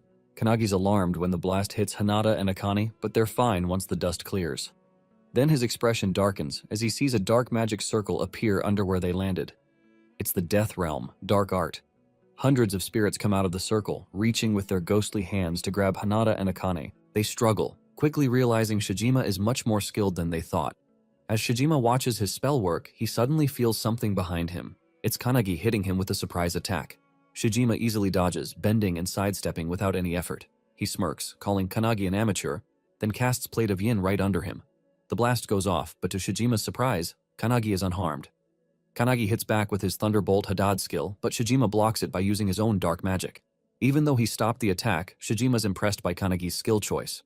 Out of the smoke, Suo walks up behind Shijima and uses the Chrysanthemum spell, sending a bunch of sharp knives flying at him. Shijima is surprised, but easily dodges by jumping into the air. While he's up there, Suo uses another spell, showing he already knew Shijima wouldn't be taken down by such a weak skill. Suo slams his weapon down and uses the Autumn Thistle, making knives rain from the sky. But Shijima just smiles, calling it a rain of mere lights. He then morphs his hand into a spear hand, but Suo blocks it, and the recoil is significant. After that block, Shijima realizes Suo is probably the strongest one there. Kanagi, watching from the side, thinks Shijima's power is endless. He's totally different from any enemy they've fought before. Shijima himself feels even stronger than the founders. While Kanagi's thinking this over, he hears his friends calling him from behind. He turns and is shocked to see Akane and Hinata getting hit by black art skills. They manage to escape the attack and both start charging at Shijima, who's still fighting Suo. As he's fighting them, Shijima summons 3 skeleton demons to handle Akane and Hinata, who are still rushing him. Hinata sees a demon appear right in front of him and kicks it, but to his surprise, it does absolutely nothing. These monsters' bodies are as tough as the minotaurs they fought before. While Shijima and Suo kept trading blow after blow, one of the skeleton demons stood right in front of Kanagi, blocking his way. Shijima even mocked Suo, telling him he wouldn't get any help from his friends. But right after Shijima said that, Suo slashed him straight on the shoulder and declared that he didn't need any help. Pointing at Shijima, he warned him to stay away because he relied only on his own ability. Shijima just wiped the blood from his wound and started yelling like a madman, screaming that he didn't need anyone either and would devour everyone. With that, he charged right at Suo, who barely managed to block the attack just inches from his body. As Suo struggled to hold off Shijima's relentless assault, he heard someone call his name from behind. It was Kanagi, charging straight for Shijima. Shijima was stunned to see Kanagi, especially since he'd sent a demon to stop him. He quickly looked back and saw the others still fighting their demons, but the one he'd sent after Kanagi lay cut clean in half. While Shijima was trying to process all this, Kanagi landed a powerful punch right to his face, sending him skidding across the ground. Even Suo was impressed by the attack. Kanagi then suggested they fight together to beat Shijima. Suo was shocked for a second. Kanagi and Akane hadn't even beaten their own opponents yet, but this guy had, and now he was offering to help him. But Suo's pride got the best of him. He flat out rejected Kanagi's offer, declaring that he didn't need anyone's help and was more than enough to fight alone. Kanagi could hardly believe it. But before they could argue anymore, Shijima suddenly closed in. He unleashed his Magatsu's breath technique, and a powerful beam blasted straight at both of them. Suo managed to block it, but Kanagi was sent flying, his body hit hard by the devastating attack. He crashed into a tree and his vision started blurring as he began to black out. As he drifted into unconsciousness, he saw Hinoki and the mage's souls standing right in front of him. Hinoki told him he'd fainted and that's why they'd summoned him into his own consciousness. Even though his body was bruised and battered and racked with pain, Kanagi tried to stand up, desperately asking them to send him back. He had to fight. But before they could even answer, a deep, authoritative voice echoed through the space, commanding him to step back from the battle. Meanwhile, outside, Suo was barely holding his own against Shijima's relentless attacks. Shijima smirked, even praising Suo for thinking just like him, believing they didn't need anyone else to fight their battles. With a sinister grin and that insatiable urge to devour everything, Shijima poured his power into his next attack. He struck down with such force that Suo's sword shattered in half. Even though Suo was stunned, he quickly summoned another blade and swung it at Shijima. But Shijima dodged it effortlessly, bending backward with an almost unnatural flexibility. Shijima clearly seemed to be enjoying himself more as Suo kept struggling. Meanwhile, back in the spiritual realm, Kanagi's spirit form watched the fight unfold. They knew Shijima was stronger than anyone else there. Hinoki told Kanagi this was way beyond what he could handle, and the mage added that Shijima's precision was terrifyingly high. If more humans had been living in that place, Shijima might have already become a demon king. She warned Kanagi that if Shijima took his life too, he'd get even stronger and wreak havoc on civilization. She even said their discovery of the grimoire was just a coincidence. Then, Hinoki stepped forward, asking Kanagi to lend them his body so they could deal with it. But to their complete shock, Kanagi flat out refused. He apologized, but firmly stated that this wasn't training but the real thing. He explained he had to overcome this obstacle himself, just like he'd have to in the future. Full of confidence and determination, he looked at them and asked if they agreed. The mage tried to argue, but Hinoki interrupted him with a laugh. He told Kanagi that he had already defeated them. Hinoki put a hand on Kanagi's shoulder, reminding him of his claim to surpass the founders. Then he urged Kanagi to go use everything he's learned and do things his way. This really boosted Kanagi's confidence. With a determined look, he faced the battlefield, asking the founders to watch over him. Without a moment's hesitation, he dashed toward the field where Shijima and Suo were still fighting hard. Suo looked battered and beaten. Just as Suo opened his eyes, Shijima struck again, sending him flying through the air. While Suo was airborne, Shijima got ready for his final blow to finish him off. But just as Suo braced for impact, someone grabbed him midair.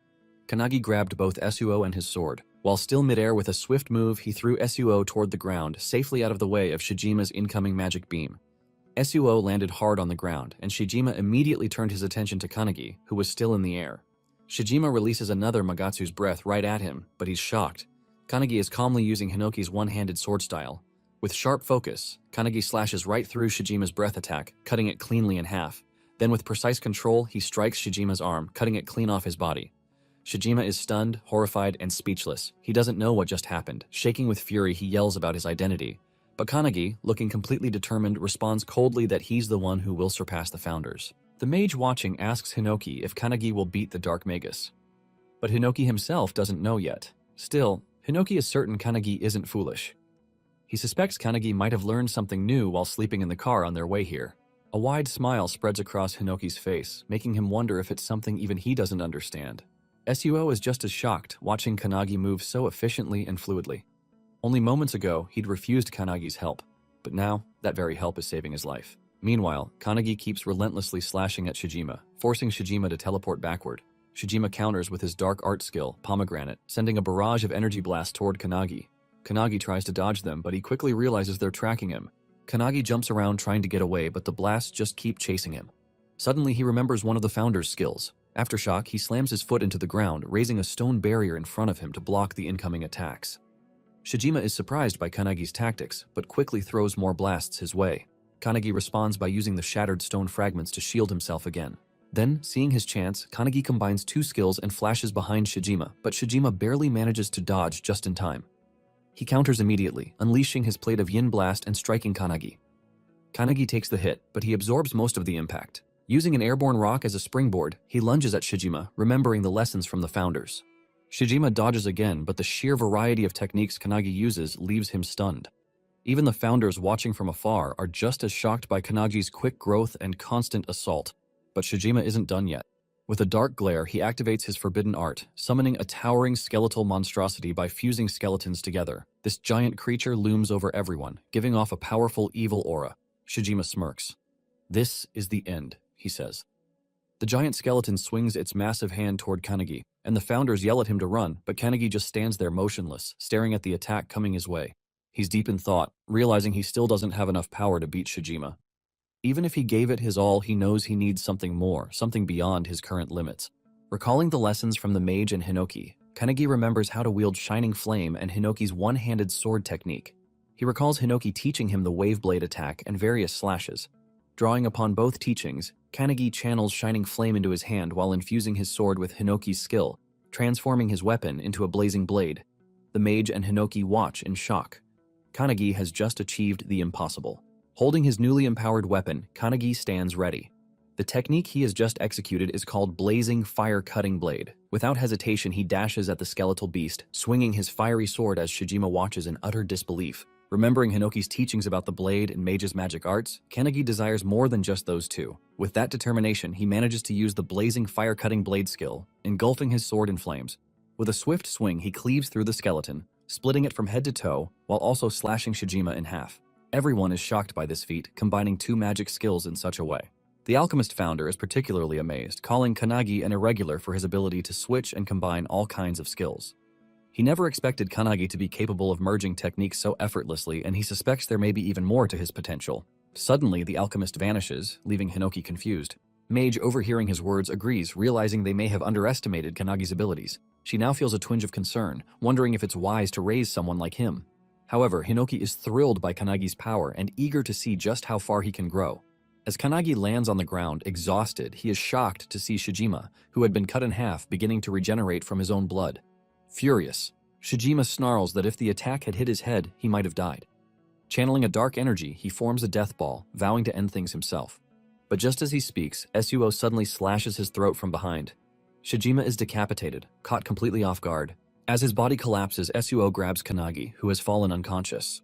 As he watches Suo, Shijima recalls a distant memory. He carried his younger brother once in the same way. It had been a freezing night under a bridge with snow covering the ground. Shijima promised to get food for him in the morning. As he drifted off to sleep, they had heard the sounds of a grand parade above the bridge, others celebrating while they shivered in the cold, stomachs empty. This memory reminds Shijima why he chose solitude.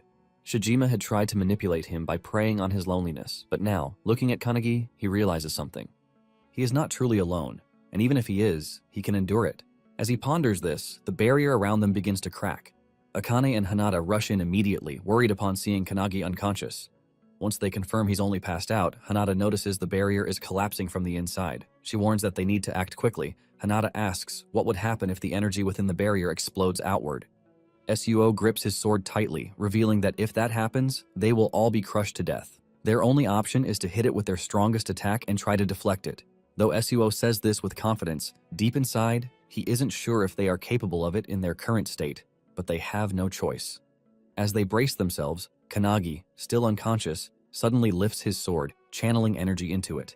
Suo notices this in shock. Inside Kanagi's mind, Hinoki takes control, guiding his body. As the barrier explodes, everyone unleashes their full power while Hinoki executes his one-handed style, splitting cloud attack. Outside the barrier, a red-haired man rushes toward the scene, accompanied by two men. His subordinates warn him that the barrier is about to collapse. Suddenly, it bursts open. The men fear they might be too late, but to their astonishment, a brilliant beam of blue light shoots into the sky from Kanagi's sword. The red-haired man watches in awe, recognizing the light as a flawless sword technique free of hesitation. His name is Suu Makoto, the captain of the anti-prophecy unit. Observing the spectacle before him, he wonders whose work this could be. A while later, on a plane flying over Peru, Midori is on a call with Makoto, amazed that the new member has just stopped the unknown prophecy. Meanwhile, in Japan, Makoto, still on the call, is facing a rank 1 prophecy, one that, according to him, is on a much higher level than what they encountered before. Midori, instead of boarding the plane, sits on top of it, smiling as he reflects on how much the anti-prophecy unit has grown, even though he isn't there to witness it firsthand. However, his amusement is short-lived when Makoto reveals that the core member who stopped the prophecy was none other than Kanagi, the same Kanagi who had only joined the team 2 days ago. Shocked, Makoto desperately demands to know who he really is. Without hesitation, Midori confidently declares that Kanagi is the one who will bring an end to all prophecies. They had been anticipating his arrival for quite some time.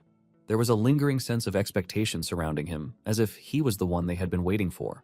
Makoto, skeptical of such high hopes, questions whether their faith in him is truly justified. Instead of arguing, he is simply told to see for himself. Changing the topic, Makoto urges Midori to return. His presence is needed as facing an opponent of equal strength without him is proving to be a challenge. Midori chuckles, offering a brief apology before shifting focus.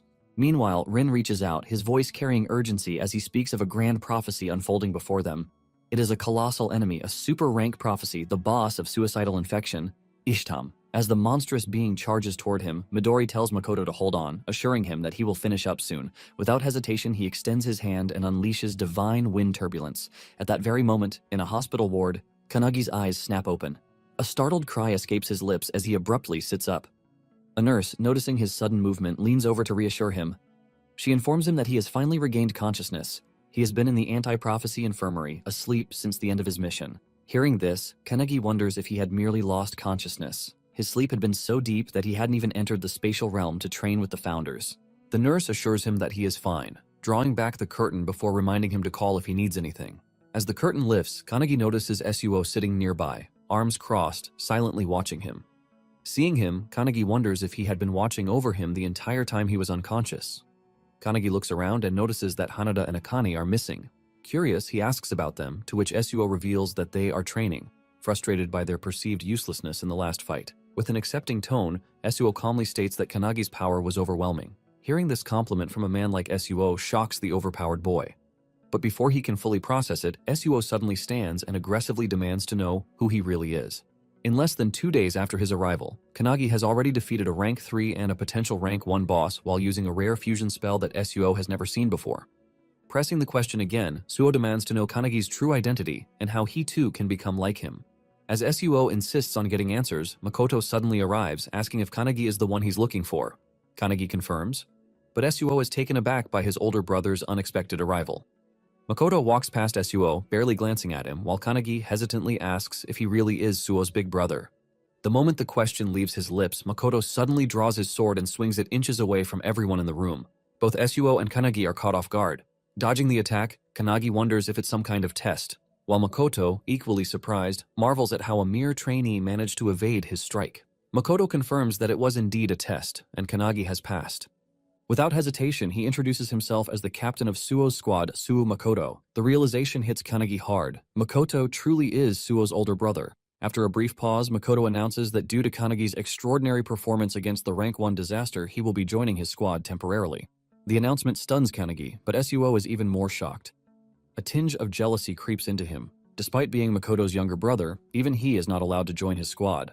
Wasting no time, Makoto orders Kanagi to follow him for a briefing. While in the background, Suo clenches his fists so tightly in frustration that his knuckles begin to bleed. Meanwhile, in the training area, the anti-prophecy unit duo is training hard. Akane wields multiple weapons while Hanada focuses on blocking her attacks. However, no matter how much they push themselves, they know that reaching Kanagi's level is nearly impossible. As they continue practicing, Midori suddenly walks in, announcing his arrival with chocolates from Peru. To his shock, they completely ignore the chocolates and rush toward him, eagerly asking how long he will be staying in Japan. When Midori reveals that he will be there for a week, the duo immediately insists on training under him during that time. They refuse to let Kanagi surpass them without a fight. Taken aback, Midori hadn't expected them to be this determined. He agrees to train them but then asks about Suo, wondering if he wants to join. Just as he finishes speaking, Suo arrives, his expression filled with sheer determination as he confirms that he will be joining as well. Meanwhile, in the hall, Kanagi keeps pace with Makoto's fast strides as he leads the way. Back in the training room, the group is shocked to see Suo just as determined to join them.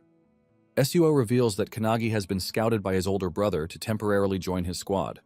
This revelation stuns the duo, making them realize just how far Kanagi has progressed. Being personally recruited by Makoto is no small feat. However, Suo sees this as a sign of his own shortcomings compared to Kanagi, believing he must improve himself even more. Meanwhile, in the hallway, Kanagi, growing curious, asks Makoto about the meeting. Makoto reveals that it concerns their next mission, for which they will depart the following morning. As they walk, Makoto suddenly stops and asks if Kanagi is close to his younger brother. Recalling their last battle together, when Suo lent him his sword, Kanagi excitedly confirms that he is. Though Makoto acts indifferent, he secretly worries about his brother, but never shows it. This has led Suo to mistakenly believe that his brother hates him and doesn't care about him. The truth is, when Makoto visited them before, he didn't ignore Suo. He simply couldn't bear to look at his wounds. However, this misunderstanding made Suo believe his brother was disregarding him, fueling his determination to risk his life and grow stronger just to get Makoto's attention. On the other hand, Makoto doesn't want Suo to become stronger. He just wants him to be safe. This deep misunderstanding drives Suo's resolve to surpass Kanagi, believing that only then will his brother acknowledge him. One day, he hopes to defeat Makoto himself. Meanwhile, Kanagi, still curious, presses Makoto further, and Makoto finally admits that he truly does care about his little brother. Kanagi finds this heartwarming. Back in the training area, as SUO explains everything to the group, Akane finds it confusing. Even though SUO talks about surpassing his brother and proving himself, he still respects him deeply. Continuing her training with Hanada, Akane remarks that, in the end, SUO just wants his brother's attention. Hanada finds this touching, but Akane's words trigger something in SUO, making him enraged. Meanwhile, in the meeting, Kanagi learns about the 3 core rules of the squad. First, be swift. Second, maintain offensive pressure. Third, overcome weaknesses. Within the Counterforce division, Makoto's squad is considered the strongest in terms of combat ability. The squad operates with a minimum of 7 members, designed to be a small but elite force. Their primary targets are rank 1 and above level threats, aboard the helicopter. As Makoto's squad is escorted to their mission, a squad member named Koriyama Jakaru casually remarks that 90% of the team's power comes from their captain, while the rest are just extras. Since Kanagi is only a temporary member, he isn't expected to do much. However, while Jakaru is explaining this, Kanagi is distracted, busy on his phone. Jakaru points this out, prompting Kanagi to apologize, explaining that he needs to contact his friends. Jakaru, confused, asks what he means by contact. Kanagi is trying to contact the other members of the anti-prophecy group as the founders keep nagging him about it. While the group is training, they receive his message and reading it shocks everyone, especially SUO, who wonders what the hell Kanagi is thinking by sending it. They immediately show it to Midori, who discovers that the message contains 3 separate pieces of advice, each tailored for a different person. The detailed guidance on how to get stronger impresses Midori. With a smile, he extends his hand and asks if they will follow the advice or reject it. Seeing it as a challenge, everyone accepts, especially SUO, who is enraged that Kanagi has essentially salted their wounds. Back on the plane, Jakaru informs Kanagi that they have arrived at their destination. Wiping the window, Kanagi is amazed by the sight of a vast snowy mountain terrain with enormous crystal spikes jutting out of the ground. Their mission is to deal with a rank 1 prophecy, Frozen Earth. This disaster threatens to freeze the entire planet as the affected areas are expanding at an alarming rate. If left unchecked, the whole Earth could be consumed, ending all life. This phenomenon is occurring simultaneously in 17 different locations across multiple countries, many of them in urban areas, which only worsens the crisis.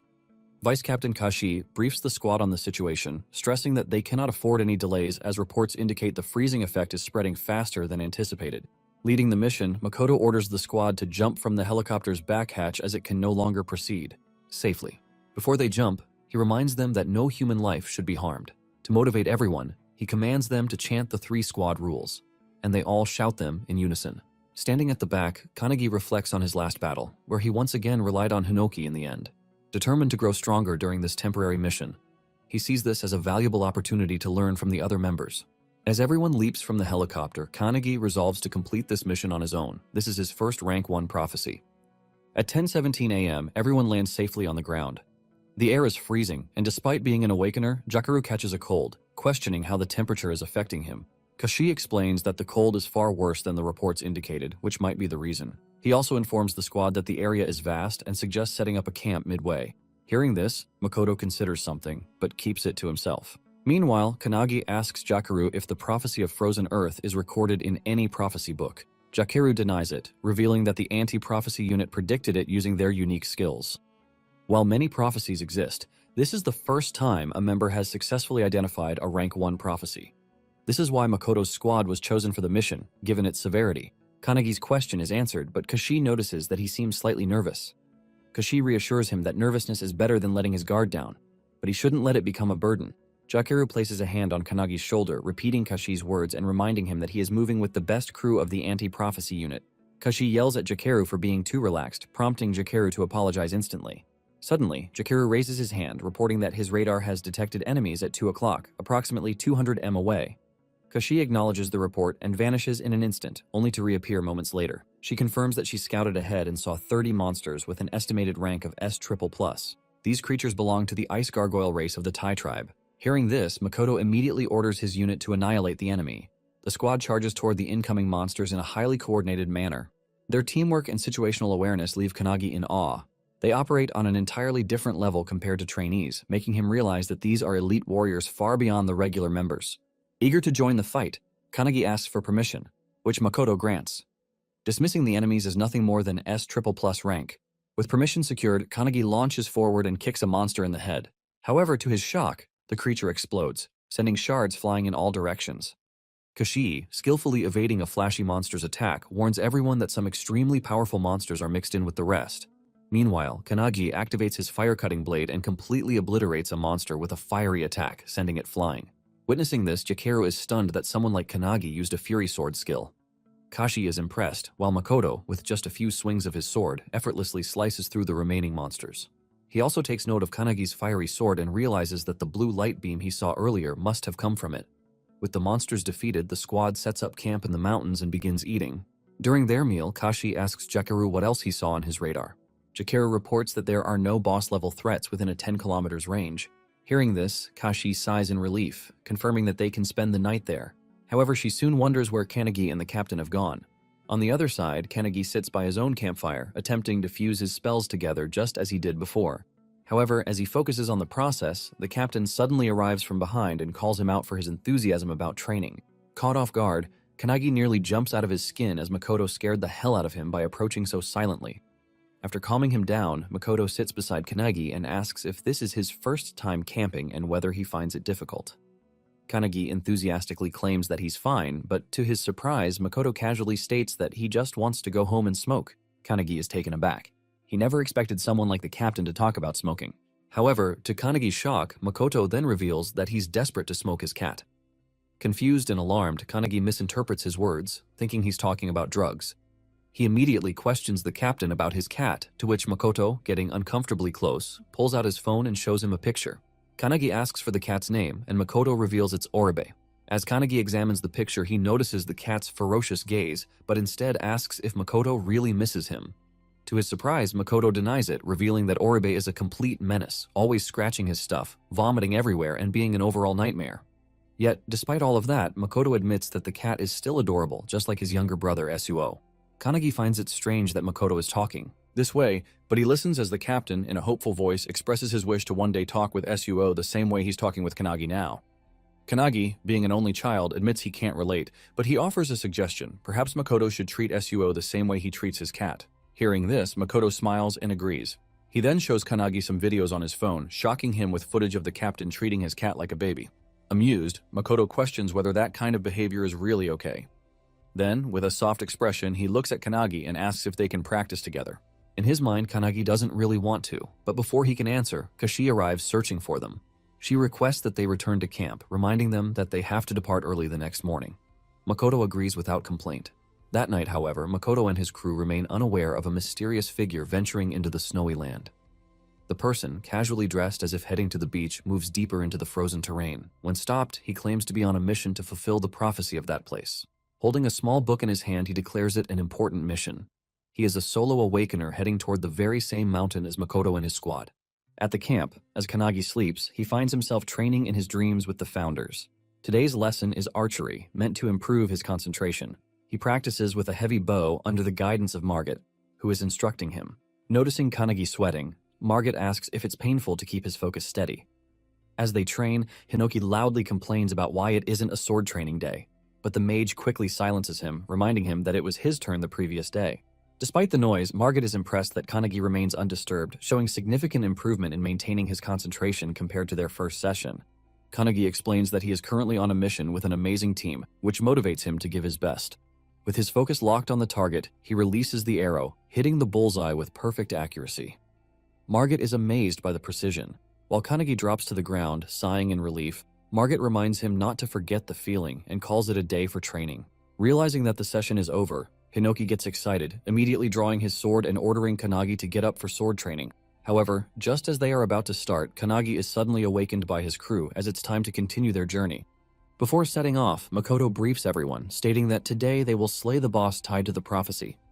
As they venture ahead, they encounter more monsters, this time a flock of bluebirds. As the squad charges toward them, the founders within Kanagi comment on how easy this mission should be, given the team's strength. However, the mage notices that one of the older founders appears uneasy, sensing that something is off about the fight. After a battle, the crew successfully clears the monsters, clearing their path forward. Makoto then orders Jakeru to scout ahead. Jakeru reports that approximately 2,000 m from their position, there is likely a major boss, and it is heading straight for them. He then delivers horrifying news that the monster will reach them in just 10 seconds. Within moments, a towering figure known as the unknown god Calmetus comes rushing toward them with a ferocious, maniacal expression. Her aura is completely different from any monster they have faced before.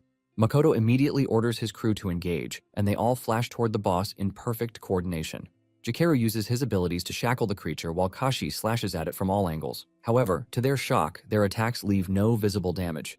The boss remains completely unscathed despite their well-executed combo. Just as the boss is about to counterattack, it suddenly senses something approaching from above. It's Kanagi descending with a powerful sword strike. Remembering what Akane and Hinoki taught him about executing a vertical slash, he unleashes his strongest attack first, ready to strike with full force. Combining his power, Kanagi attacks with his blazing fire-cutting blade, sending a beam of fire toward the boss. However, to his shock, it has no effect. The boss immediately counters, swinging her own sword and sending Kanagi crashing into the ground. Hearing the powerful impact, Jakeru momentarily believes Kanagi has just died. However, Kanagi survives, having landed on an ice crystal that cushions his fall. Meanwhile, Kashi, still fighting, realizes why this boss is ranked number 1. She glances toward Makoto. It is now up to him to save them. Makoto draws his sword, and as he does, Jakeru instantly shackles Kanagi and lifts him out of the fight, claiming that if they interfere, they will only get in their captain's way. As they retreat, the boss swings at Makoto with all her might. The sheer force of the attack creates a powerful shockwave, making Kanagi worry for Makoto's safety. However, to his astonishment, Makoto stops the attack inches away from hitting him. The boss swings again, and once more Makoto blocks it effortlessly. Without hesitation, he counters with a devastating slash, severing one of the boss's arms.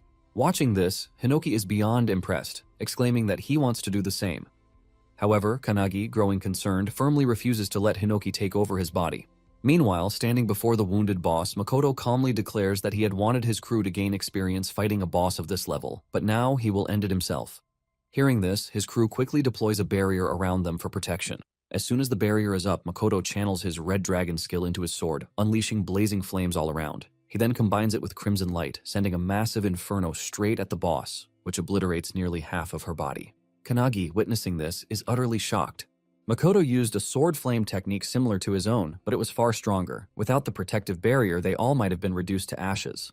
Kanagi quietly apologizes to the boss, saying it was his duty to protect the world. Then out of nowhere, he meows like a cat, causing an unbearable wave of second-hand embarrassment to wash over everyone. Observing the battle closely, Kanagi realizes that Makoto's technique is vastly different from Hinoki's. His skills are truly on another level. Amazed, Kanagi now deeply desires to learn from him. Meanwhile, Makoto delivers a final follow-up slash, cutting the boss completely in half. However, in an instant, a flash of light streaks through the battlefield. Makoto's arm is suddenly severed. In disbelief, he turns only to see a gaping hole in Jakeru's body. Kanagi frantically looks around, horror gripping him as he realizes what just happened. One by one, his comrades' bodies are being torn apart, blood spilling onto the ground. They are all dropping dead before his eyes. Kanagi, seeing Jakeru falling, rushes to help him, but with the last of his strength, Jakeru pushes him away. Stumbling backward, Kanagi watches in disbelief as the comrades he fought alongside just seconds ago are now collapsing before his eyes. Despite being on the brink of death, Jakeru is filled with regret. His radar failed to detect the incoming attack, leading to this devastating loss. As he falls, he apologizes to his captain and crashes onto the ground, hoping his team has at least seen where the attack came from. Kashi is safe, but several other members are struck by the same beam, piercing straight through them. Makoto, clutching his severed arm, yells at his team to take cover in the terrain, calling it a skill attack. Without hesitation, everyone obeys and runs for their lives. While fleeing, Kashi calls out to a fallen comrade, urging him to follow. However, he hesitates, worried about their captain, who is severely wounded. The attack that severed Makoto's arm cannot be blocked, not even by a barrier, because its properties allow it to annihilate everything it touches. Suddenly, another beam hurtles toward Makoto, but he narrowly dodges it by leaping into the air. Kashi watches in growing fear as the boss unleashes a relentless barrage of attacks while simultaneously regenerating. Realizing they must take down the boss in one decisive burst, she turns to Kanagi only to find him kneeling on the ground, frozen in shock. Kanagi stares at the remains of his fallen comrades, his voice barely above a whisper as he pleads with the founder, Valentine, asking if she can resurrect them.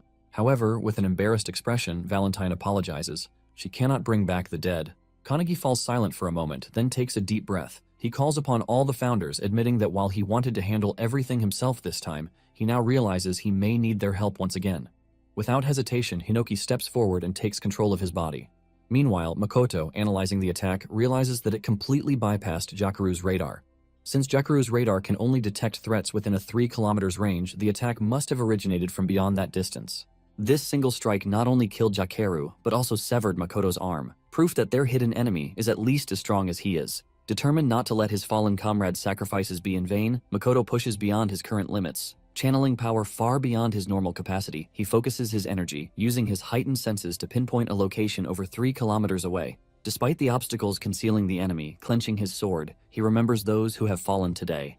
Their deaths fuel his resolve. With unwavering determination, Makoto charges his blade with crimson light and unleashes a devastating blaze of fire. The scorching inferno rips through the ground, obliterating everything in its path until at last it reveals the enemy who cast the deadly spell. It is the same boy who arrived there alone, casually dressed. He is impressed that Makoto managed to track him down after his attack, just as expected from the captain of the strongest squad. However, Makoto is shocked. His attack was completely consumed by this man. The boy claims that if Makoto still had his left arm intact, that attack would have killed him. He is using a spell called Darkness to channel dark orbs around him. As he walks toward Makoto, he launches one of the orbs with the intent to kill. In response, Makoto swings his sword, conjuring an ice barrier. He then counters in an instant, vanishing and reappearing behind the boy, slashing at his neck.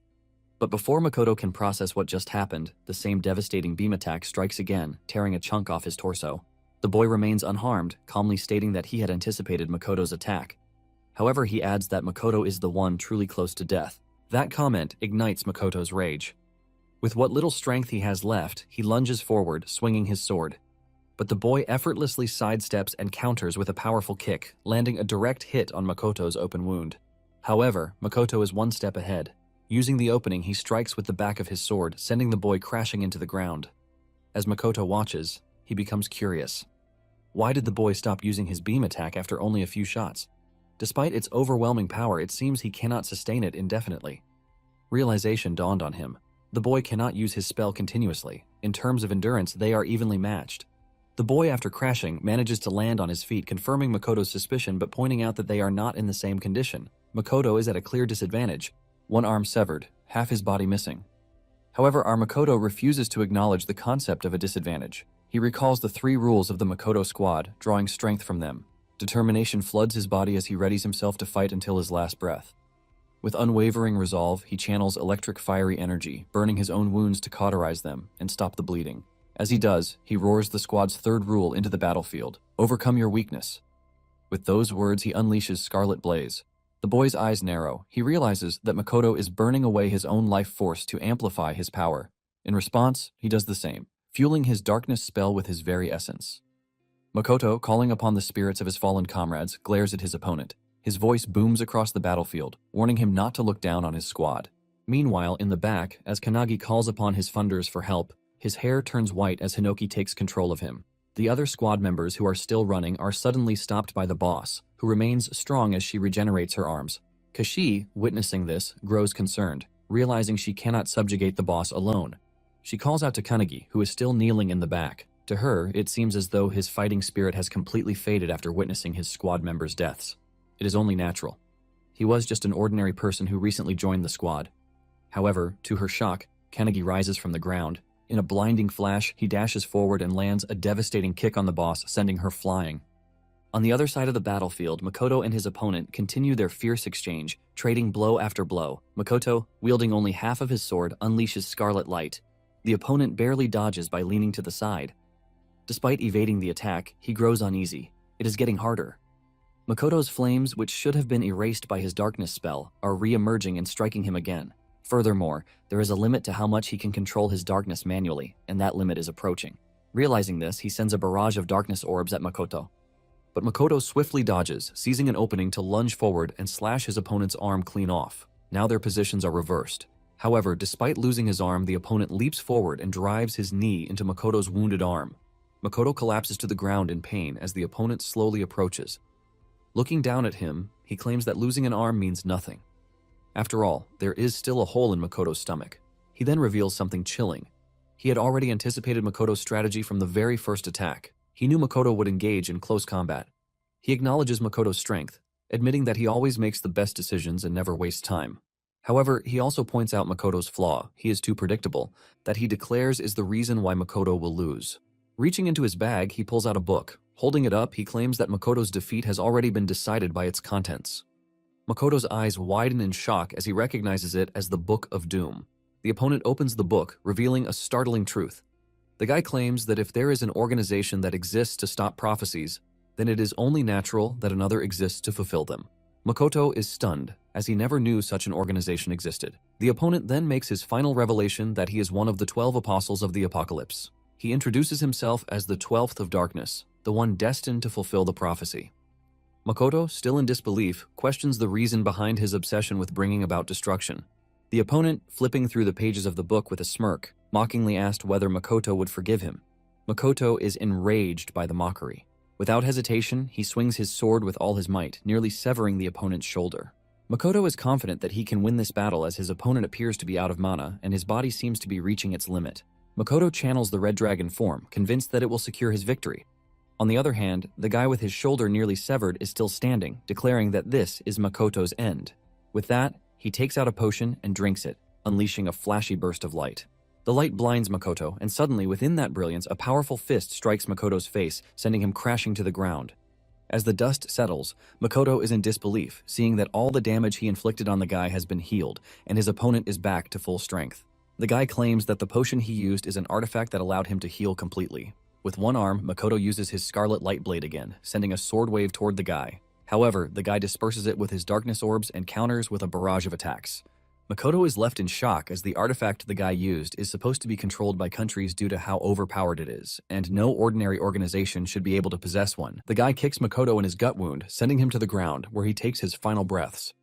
Seeing Makoto beaten, the guy lets out a sigh of relief, believing he has finally defeated him. Meanwhile, Makoto, remembering his childhood and his comrades, tries to reach for his sword. He also recalls Kanagi's words about treating his brother like his cat, which brings a smile to his bloodied face. With renewed determination, he picks up his sword, but as he is about to swing it, a dark beam hits him, completely severing the hand holding the sword. The guy with a confident tone bids Makoto his final goodbye. However, just as he's about to deliver the finishing blow, someone arrives, parting the crystal behind him. It's Kanagi, backed up by all the founders, ready to get their revenge on the guy who made their disciple cry. Makoto notices Kanagi's presence and is initially worried, but soon realizes that it's not just Kanagi. Something else is emanating from him. The guy also notices the abnormality in the aura radiating from Kanagi. The boy in front of him no longer appears as a vulnerable target, but as an existence that will fiercely defend itself. Growing worried, the guy warns Kanagi not to move, threatening to kill Makoto if he does. However, as he speaks, his arm is severed from his body in a flash. The guy is shocked, unable to comprehend how it happened so quickly. Meanwhile, Kanagi simply swings his sword from a distance, the force of the strike even dulling his blade. The founders notice this, surprised that the sword dulled after just one strike. The alchemist founder steps in, transmuting multiple weapons for Kanagi to use in the fight. With pure vengeance in his eyes, Kanagi orders every founder to unleash hell on the guy. Meanwhile, the guy completely regenerates his arm, which shocks Hinoki. The mage founder explains it as reversal, a skill she didn't expect a modern awakener to possess. She speculates that the artifact he used continuously heals his wounds until its effect wears off. As she speaks, Kanagi launches an arrow that strikes the guy directly in the head. The guy didn't see it coming, but he regenerates the wound instantly. Seeing this, one of the founders asks the mage how they can kill the guy. She reveals that they must kill him repeatedly until he eventually dies. The guy uses his darkness spell as Kanagi loads another arrow. When Kanagi releases the arrow, the darkness spell tries to intercept it, but the arrow pierces through, striking the guy in the chest and head. The archer founder mocks the guy, asking if he truly believed he could stop his arrows. The guy regenerates his wounds and counters with a darkness orb attack. Kanagi, using the founder's evasive powers, dodges the attack and flashes toward the guy, kicking him in the face. He then grabs the guy's hand and delivers a palm strike to his face. One of the founders notices that the guy can't use his annihilation beam attack if his vision is blocked by his own orbs, which works in their favor. Dodging the attack becomes easier because of this. Kanagi delivers a powerful blow to the guy's gut, sending him crashing to the ground. The founders wonder how many times they'll have to watch the same guy die and regenerate. Meanwhile, Kanagi walks over to Makoto, who, in his beaten state, asks if he is truly Kanagi. Kanagi denies it, explaining that the founders are using his body as heroic spirits. Using Valentine's healing power preservation, Kanagi begins healing Makoto's arms. As he heals, Kanagi reveals that they are in a hurry and must act quickly. Seeing Kanagi leave, Makoto understands that it's the founders who are in control. A short distance away, the guy gets back up, shocked that his spells are being dodged and countered so effortlessly. Without giving him time to think, Kanagi attacks him with a spear, piercing straight through his heart. The guy is relentlessly attacked, dying repeatedly without a moment to recover. One of the founders asks the mage if keeping the spear in the guy's heart will prevent him from regenerating. However, the spear passes through his body and he begins to regenerate again. As the guy starts to recover, Kanagi delivers a powerful kick from above, crashing him back to the ground. Kanagi wonders which body parts regenerate first if they completely destroy his body. The guy begins regenerating from his hand, but by the time his full body is restored, he is gasping and exhausted. He is being obliterated, but refuses to let a boy stop him. Deciding to kill Makoto and escape, he rushes toward him only to find Kanagi already sitting there guarding Makoto. With a maniacal smile, Kanagi reveals that he is too late. Hinoki then takes control of Kanagi's body and using his sword style completely cuts the guy's body into pieces. Even though the guy is obliterated, he doesn't fear death as he believes he is fulfilling a prophecy. However, his resolve begins to waver in the face of something as terrifying as Kanagi. As the guy regenerates again, he tries to remind himself of his mission to fulfill the prophecy, refusing to let fear overcome him. He reaches for another artifact in his bag, but before he can use it, Kanagi cuts off his arm. The artifact scatters the ground, creating a powerful golden cage around Kanagi called the Sand Cage of Time. The regeneration effect on the guy ends, and he is unable to regenerate his arm. Relieved, the guy believes he has barely made it. The founders, seeing the cage grow concerned, wondered what to do next since the guy's regeneration is nearly over. The guy standing outside the cage claims that even his darkness can't destroy the cage, so Kanagi can't kill him from within. With a nervous expression, he declares that he's going to leave. But before he can finish his sentence, Hinoki yells at him to watch closely. Suddenly, the guy feels a strong aura behind him and turns to see Makoto standing on his own 2 feet, still regenerating. How is Makoto that much of a Chad and overpowered? Well, it all goes back to his childhood when he trained with the best Midori. Even Midori lost to Makoto in a sword fight, which led him to suggest that Makoto find a better master to continue his training. Following the advice of the world's strongest awakener, Makoto searched for masters to become a disciple of those at the highest level. However, he surpassed every master he encountered. Whether they taught him swordsmanship, magic, or agility, every master gave up on him in less than a month. One of the masters recommended him to the strongest swordsman they knew at the time, Hinoki Ichika, the little sister of Hinoki. Ichika became Makoto's final master, and he trained under her for about 3 years. One day, while training with Ichika, Makoto asked about a sword technique mentioned in a book called Indomitable. Even Ichika couldn't figure out how the technique worked, claiming that it was a skill only Hinoki, the founder, could use. Makoto found it fascinating as he had read about it in the book. However, Ichika soon realized she had nothing left to teach Makoto as he had already mastered Hinoki's one-handed sword style. Makoto wanted to grow even stronger, but Ichika didn't know how he could progress further. She compared him to an unblooming bud, stating that even with all his training, blooming in this lifetime would be difficult for him. She hoped that one day a stronger swordsman would appear before him. In the present, Makoto realizes that this moment is happening right before his eyes. He notices Kanagi using sword techniques he didn't even know existed. According to Ichika, such an opportunity might come only once in a lifetime and he shouldn't miss it. Grateful for the chance, Makoto thanks Ichika in his heart and begins touching his severed arms together. Seeing this, all the founders are confused about what he's trying to do. Kanagi is also worried about his captain, who is outside the cage with the enemy. Makoto begins emitting the same aura as Kanagi. Meanwhile, inside the training ground of the anti-prophecy faction, Midori, who is training with Suo, senses a powerful aura. Suddenly, an explosion rocks the area, and as the dust settles, they are shocked to see a massive hole in the wall, and Midori is gone.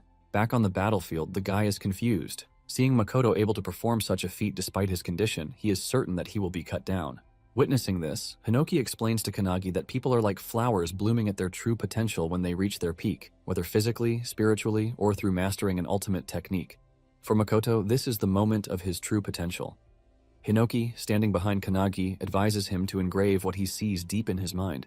Kanagi realizes what Hinoki is trying to say. Like a blooming flower, Makoto lifts his arms as if holding a sword and with unwavering determination manages to use Hinoki's one-handed sword style's lost technique, Indomitable. The very technique he read about in the book. Even though the guy's darkness defenses are flawlessly activated, his body is cut in half without Makoto even wielding a physical sword. The guy wonders if this is the time and place where he will meet his end. As his body falls apart, Hinoki praises Makoto for materializing a sword that existed only in his mind.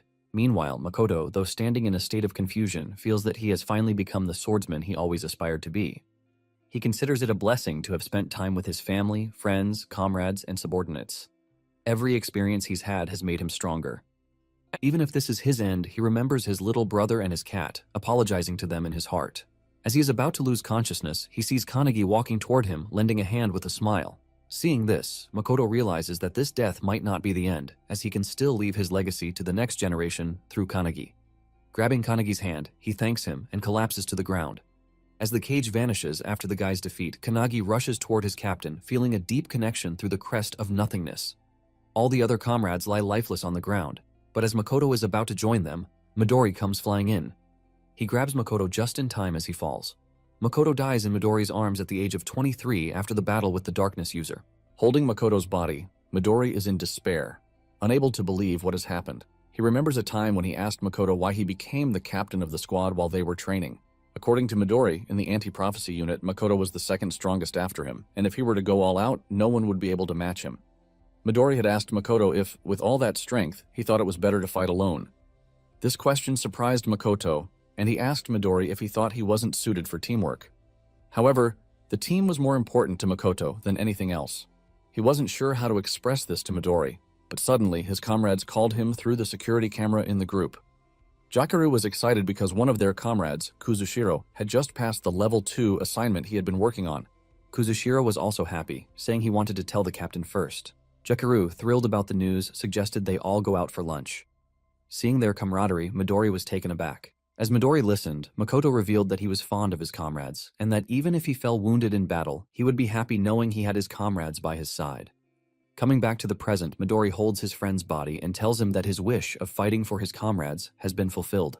Even though most of his comrades have fallen, 2 of them are still alive. With tears in his eyes, Midori closes Makoto's eyes, stating that, as a leader, Makoto has fulfilled his duties.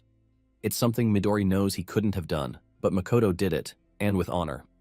On the other hand, Kanagi is on the ground, while all the founders stand behind him. Darkness begins to cloud his consciousness, and the mage explains that it's likely due to Kanagi taking all the blame for the station's destruction and his perceived weakness.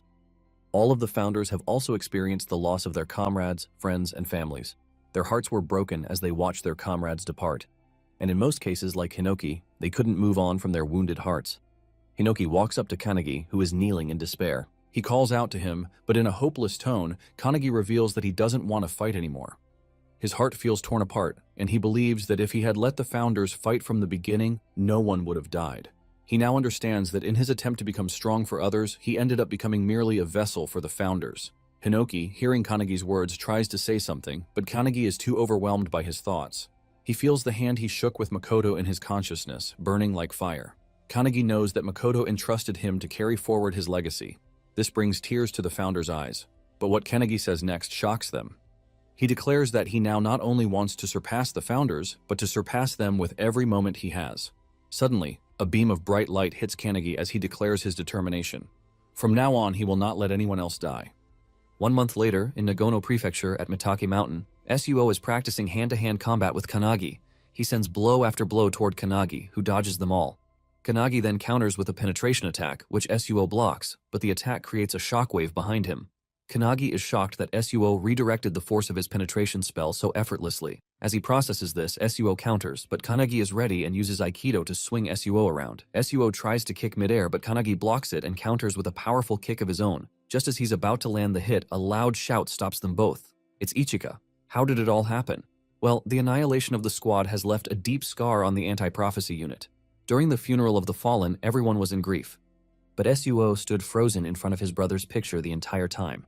Later, as Kanagi was heading to his room, he saw Suo coming out of Makoto's room holding some books and a cat.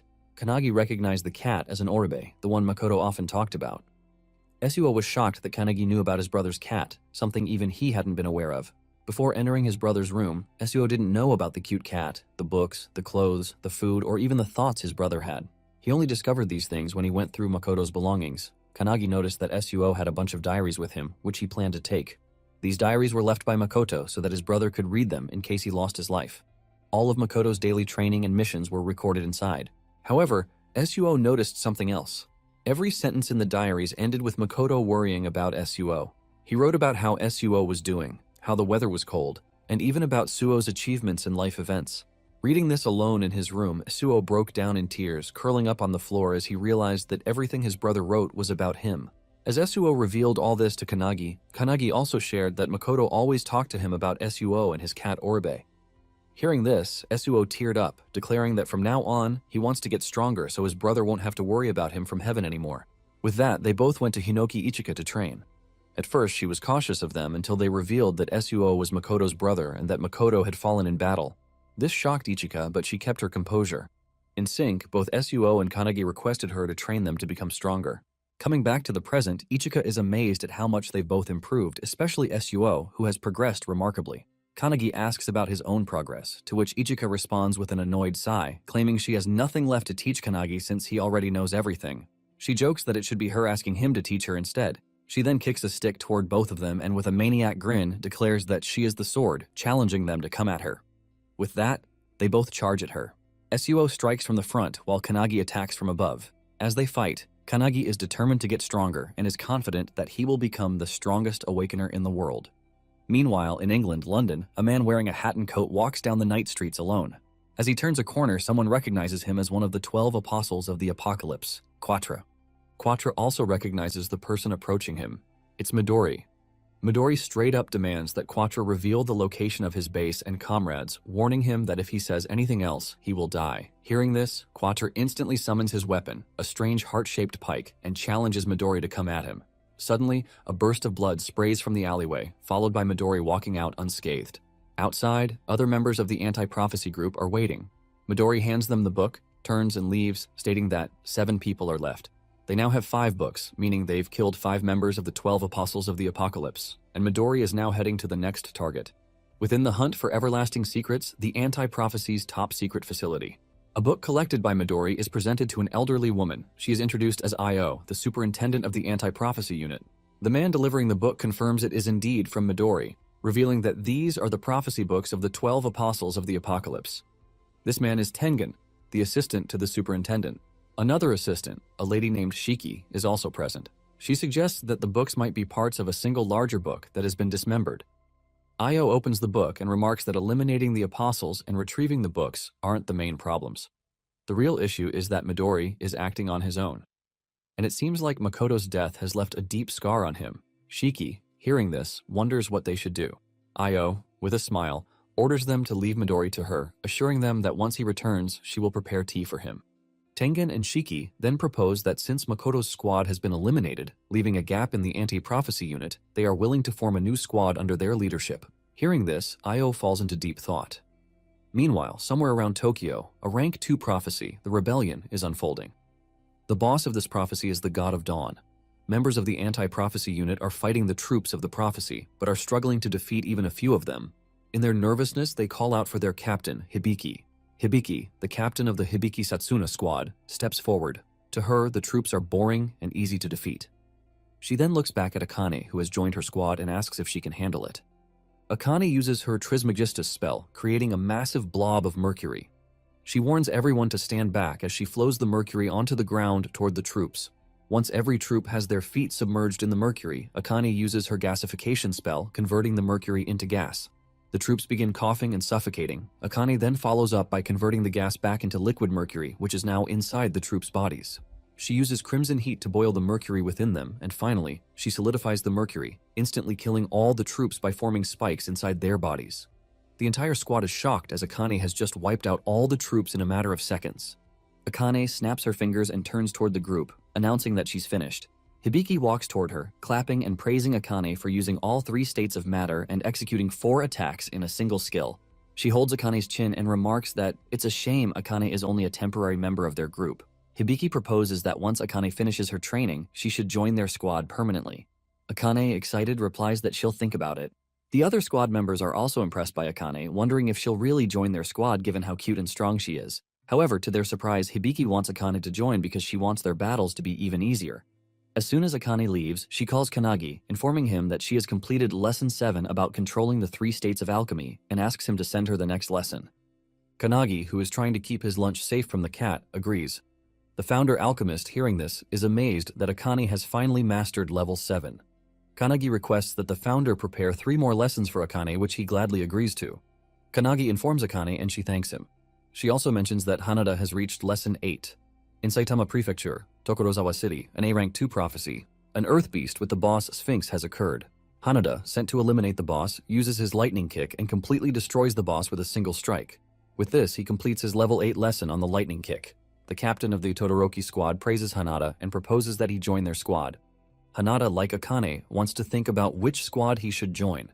He asks Akane for advice, and she, excited to compete with him, claims that no matter which squad he chooses, she'll win against them. Kanagi, who is on a joint call with them, is happy that they're both getting stronger and declares that he should get up and start training too. As Kanagi is talking, Suo gets annoyed that Oribi the cat always clings to Kanagi and not him. He yaps about it, and as he tries to pull the cat away from Kanagi, Akane asks if they've heard the rumor about a new squad forming. Kanagi hasn't heard about it, so she explains that a new squad is being formed to fill the gap left by Makoto's squad. The captain of this new squad will be selected from the member with the highest achievements. Kanagi takes the news lightly, but Akane has something else on her mind. She reveals that the real question isn't who will become the captain, it's whether Kanagi wants to form his own squad. At first, Kanagi brushes it off as a joke, but then he freezes. Realizing the weight of what she's saying, Kanagi asks Akane why she said that. She reveals that there is a certain desire within the anti-prophecy, as there exists a force in the world capable of eliminating all prophecies. Kanagi is taken aback by this revelation, and Akane adds that she too desires such a force. She explains that everyone in the squad is searching for a strong-willed leader, and she believes Kanagi has the qualities to be a capable squad captain. Just then, Akane's squad captain calls for her, prompting her to excuse herself from Kanagi and say goodbye. This conversation leaves Kanagi deep in thought about the possibility of becoming a squad captain. Meanwhile, Ichika asks Suo about Kanagi, to which he reveals the discussion about him potentially becoming a captain. Ichika also believes that if Kanagi wants to, he could easily take on the role, and Suo agrees with her. Lost in thought, Kanagi seeks answers from the founders, who appear just as uncertain about what to advise him. Since they had all devoted their lives to following a master, they lack experience in leadership. The mage founder, realizing this, calls them useless teachers for being unable to guide Kanagi in this situation. Hinoki then turns to the founder of military strategy, Ryan, and asks for his opinion. Ryan, however, refuses to intervene, stating that it is not the right time, as there is already someone qualified to guide Kanagi. Before Kanagi can process this, his thoughts are abruptly interrupted by a wooden spear striking the ground inches away from him. Looking up, he sees Ichika approaching, urging him not to waste his time overthinking and instead to continue his training. With a maniacal grin, she challenges him to use his flash step against her. Kanagi agrees, leaping down from the rock and using flash step in combination with ripple step to land softly. Ichika watches in amazement, wondering about Kanagi's true identity. To her, the level of skill he has attained in just 6 months is impossible for a normal awakener. Recalling Hinoki's rigorous training sessions where he failed countless times while learning flash step, Kanagi lets out a laugh. However, before he can dwell on the memory, he senses an aura of energy surging toward him. Noticing Ichika charging at him with her wooden staff infused with energy, he swiftly dodges. The staff strikes the rock behind him, splitting it cleanly in half. Suo, witnessing this, is stunned. Ichika, undeterred, reminds Kanagi that she doesn't care whether he is focused or not. She will force him to be. Kanagi, now slightly nervous but fully attentive, holds his stance. Inside him, Hinoki realizes that Rion was referring to Ichika as the qualified person to guide Kanagi. The mage founder also comes to understand that Ichika is remarkably strong for a modern awakener as expected from Hinoki's descendant. However, Hinoki denies having children, claiming it might be his brother instead. He acknowledges Ichika's strength, noting that since she trained someone as powerful as Makoto, she might be a living successor. However, as he says this, he notices her using a technique called Skyfall, something he has never seen before. This technique launches an electric zap toward Kanagi, who barely evades it. Realizing the sheer strength behind the attack, Kanagi understands that Ichika is going all out against him. Ichika charges forward and follows up with her Purgatory Sword technique, unleashing a powerful strike at him. Meanwhile, Hinoki watches in excitement, realizing that Ichika has developed a new technique by refining all the knowledge passed down to her. Outside, as Kanagi dodges the attack, Ichika is impressed. It's a technique he has never encountered before, yet he still managed to evade it. She praises Kanagi's one-handed sword style, noting that it closely resembles the techniques of the founder. This comment shocks Kanagi, and before he can respond, Ichika adds that he might be worrying about whether he could ever become as strong as Makoto. Kanagi is stunned, as this is exactly what has been weighing on his mind. Suo, overhearing this, is also taken aback. Kanagi's grip on his sword tightens as he recalls witnessing Makoto's strength firsthand, how he was an extraordinary squad captain. This is the very reason Kanagi keeps questioning whether he can ever reach Makoto's level. To his surprise, Ichika tells him that he doesn't have to be like Makoto. She suddenly yells at him to pay attention, channeling her energy as she executes her sword technique, Tang Dance, creating a powerful water tornado. She explains that this technique was developed by past masters who built upon the founder's techniques. While these techniques may never match the founder's power due to the immense difference in strength, the masters never stop trying, gradually getting closer over time. Hearing this, Kanagi finally understands what she means. Ichika then reveals that she doesn't know exactly how great a Captain Makoto was, but from what she knew of him, he must have been an incredible leader. She adds that it won't be the same for Kanagi in the beginning, but if he has skills, he definitely has the potential to reach that level. Pointing her wooden stick at him, she advises Kanagi not to try to become like Makoto, but instead to focus on the path entrusted to him. Hearing this, Kanagi remembers when Makoto shook his hand. Thinking back on that moment, he realizes he must look toward the future instead of dwelling on comparisons. A smile appears on Ichika's face as she declares that for the sake of that future, she will train him herself. With that, they both engage in intense training, pushing each other to their limits. 2 weeks later, at the Anti-Prophecy headquarters, Hibiki and Todoroki, two squad captains, review the list of newly recommended squad candidates. The list submitted by the superintendent themselves includes Kanagi and Ichika. Some members find the selection odd. Meanwhile, outside the HQ building, a dark figure speaks on a cell phone, informing someone that they have successfully infiltrated the facility and that the new squad captain exam will take place in 3 days. This figure carries the Book of Doom and boldly declares that they will soon become the new squad leader of the Anti-Prophecy. This figure is none other than Eva, a member of the 12 Apostles of Apocalypse. Eva possesses a skill called Heavenly Demon, which allows her to replace the existence of anyone she kills. Her goal is to become the captain of the newly formed squad of the Anti-Prophecy and destroy the organization from the inside. As Midori continues his killing spree against the 12 Apostles, more than half of them have already fallen. Since they cannot defeat Midori head-on, they have decided to sabotage the Anti-Prophecy from within. Their motto is that they will do anything to fulfill the prophecy. 3 days later, at the grand training field of the Anti-Prophecy, the selection examination for the captain of the new squad is underway. As all participants gather, the instructor announces that there will be 4 tests, with only 4 people advancing to the final stage. The exam follows a point system.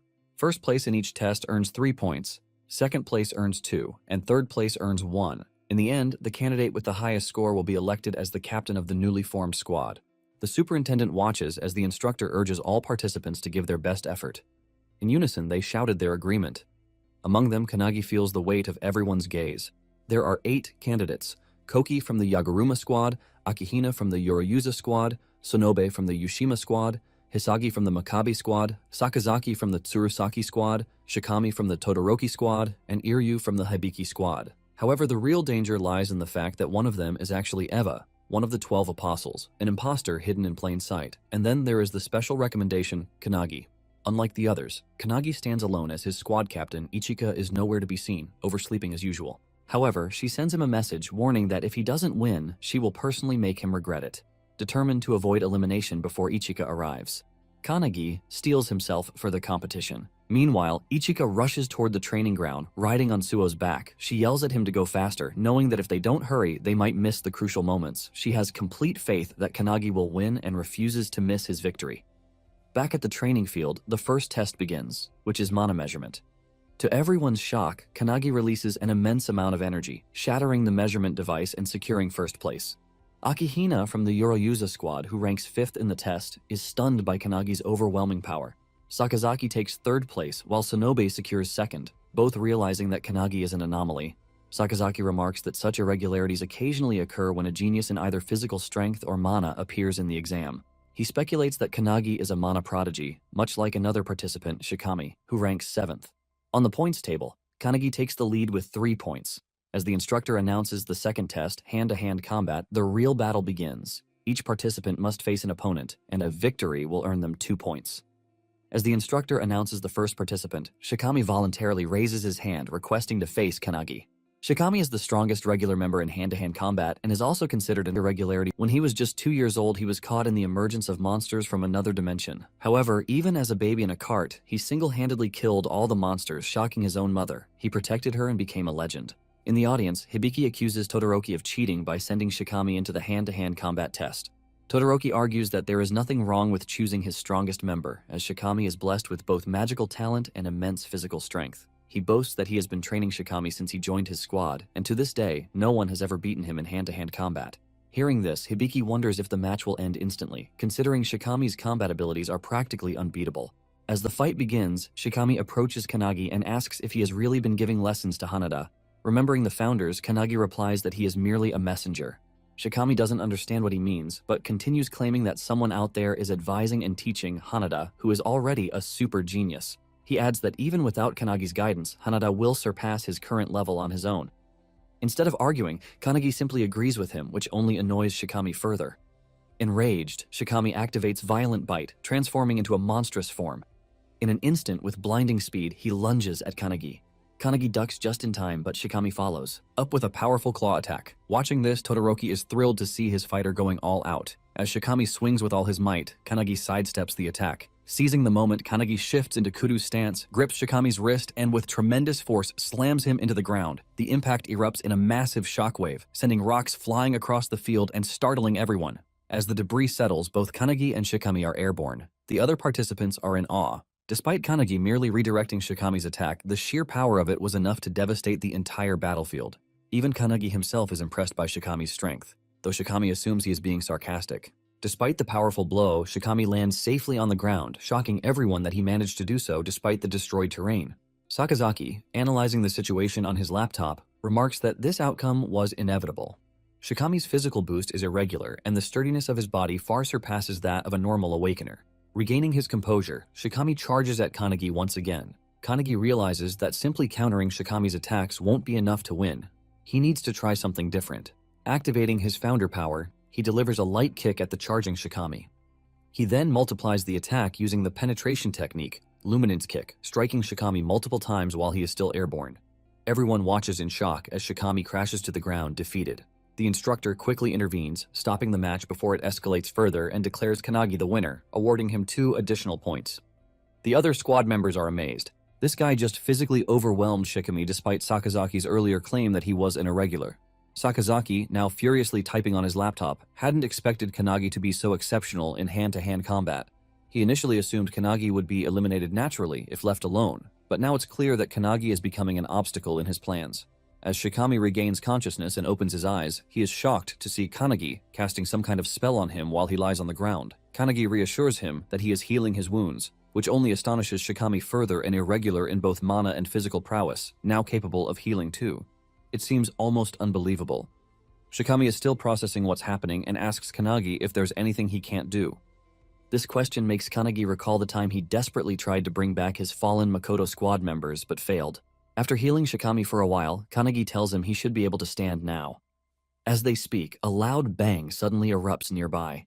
Kanagi looks over and reveals that it marks the final match of the hand-to-hand combat exam. Shikami, now alarmed, wonders how long he's been unconscious, realizing it must have been quite some time.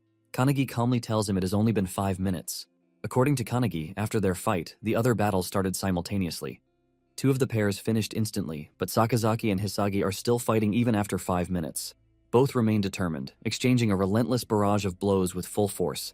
As Hisagi charges at Sakazaki, she pushes him back with a powerful attack, mocking him for lacking any special abilities. She taunts that without unique skills or traits, he is unfit to be a captain. Sakazaki studies himself and counters her remark, stating that he is not the type who seeks to stand out. According to him, even if an ordinary person were to take on the captain's role, death would be the only outcome for them. He believes that a captain must have the ability to adapt to any situation in order to increase the survival chances of every squad member, even by just 1%. Sakazaki declares that this is his goal, ensuring that he does not suffer the same fate as the Makoto squad. This statement strikes a chord with Kanagi as Sakazaki is speaking about his fallen comrades in such a manner. Shikami also takes offense and warns Sakazaki to watch his words. Back in the fight, Hisagi executes her disciplined chainsword technique, generating an energy whirlwind as she charges straight at Sakazaki.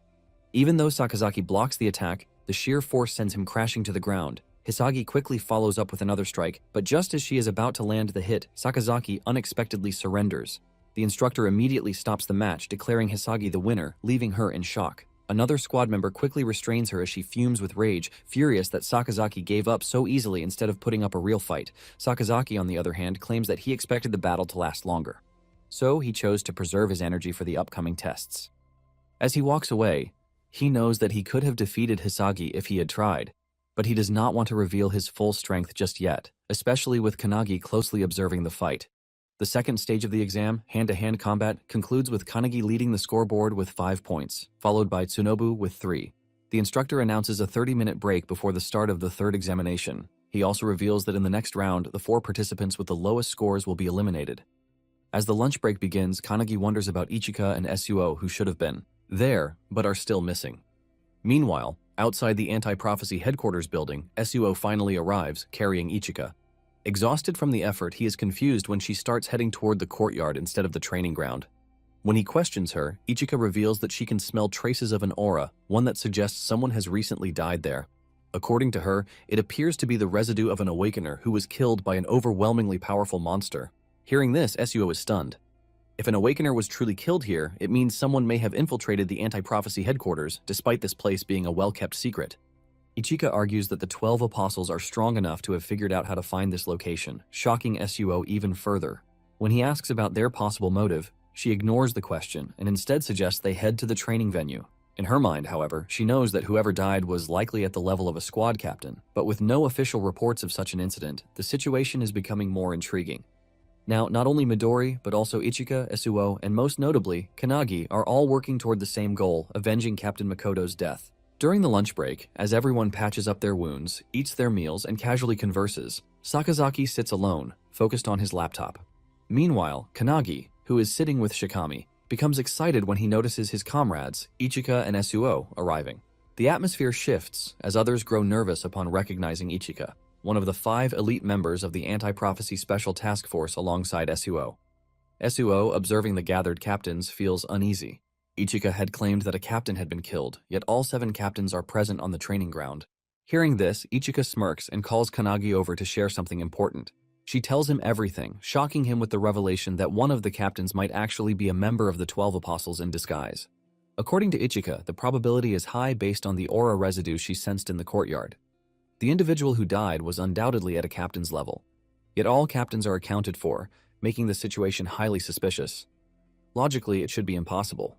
But if someone is disguising themselves as the victim, then there is an imposter among them. Realizing the potential danger, Kanagi grows tense, and Suo agrees.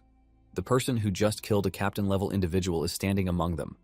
Suo fears that if they don't solve this problem soon, there may be more victims. If they leave it as it is, there's a possibility that a prophecy at the level where human extinction is certain. Ichika, with an evil grin, suggests a far more ruthless approach, killing everyone there to eliminate the threat entirely. Suo and Kanagi immediately oppose the idea, arguing that they only need to find and eliminate the one member of the 12 apostles lurking among them. Ichika, now excited, points out that if they are dealing with the 12 apostles, this might be their chance to avenge Makoto. After all, they are the ones responsible for his death. She asks Kanagi if he feels the same, and as he recalls what happened to Makoto and their squad, he confirms. Suo, clenching his fists, also remembers everything that happened to his brother. Kanagi then turns to Azure, the founder of the detectives, for his opinion. Azure suggests that he should first examine the crime scene, but given that they are in the middle of an examination, he knows that isn't possible.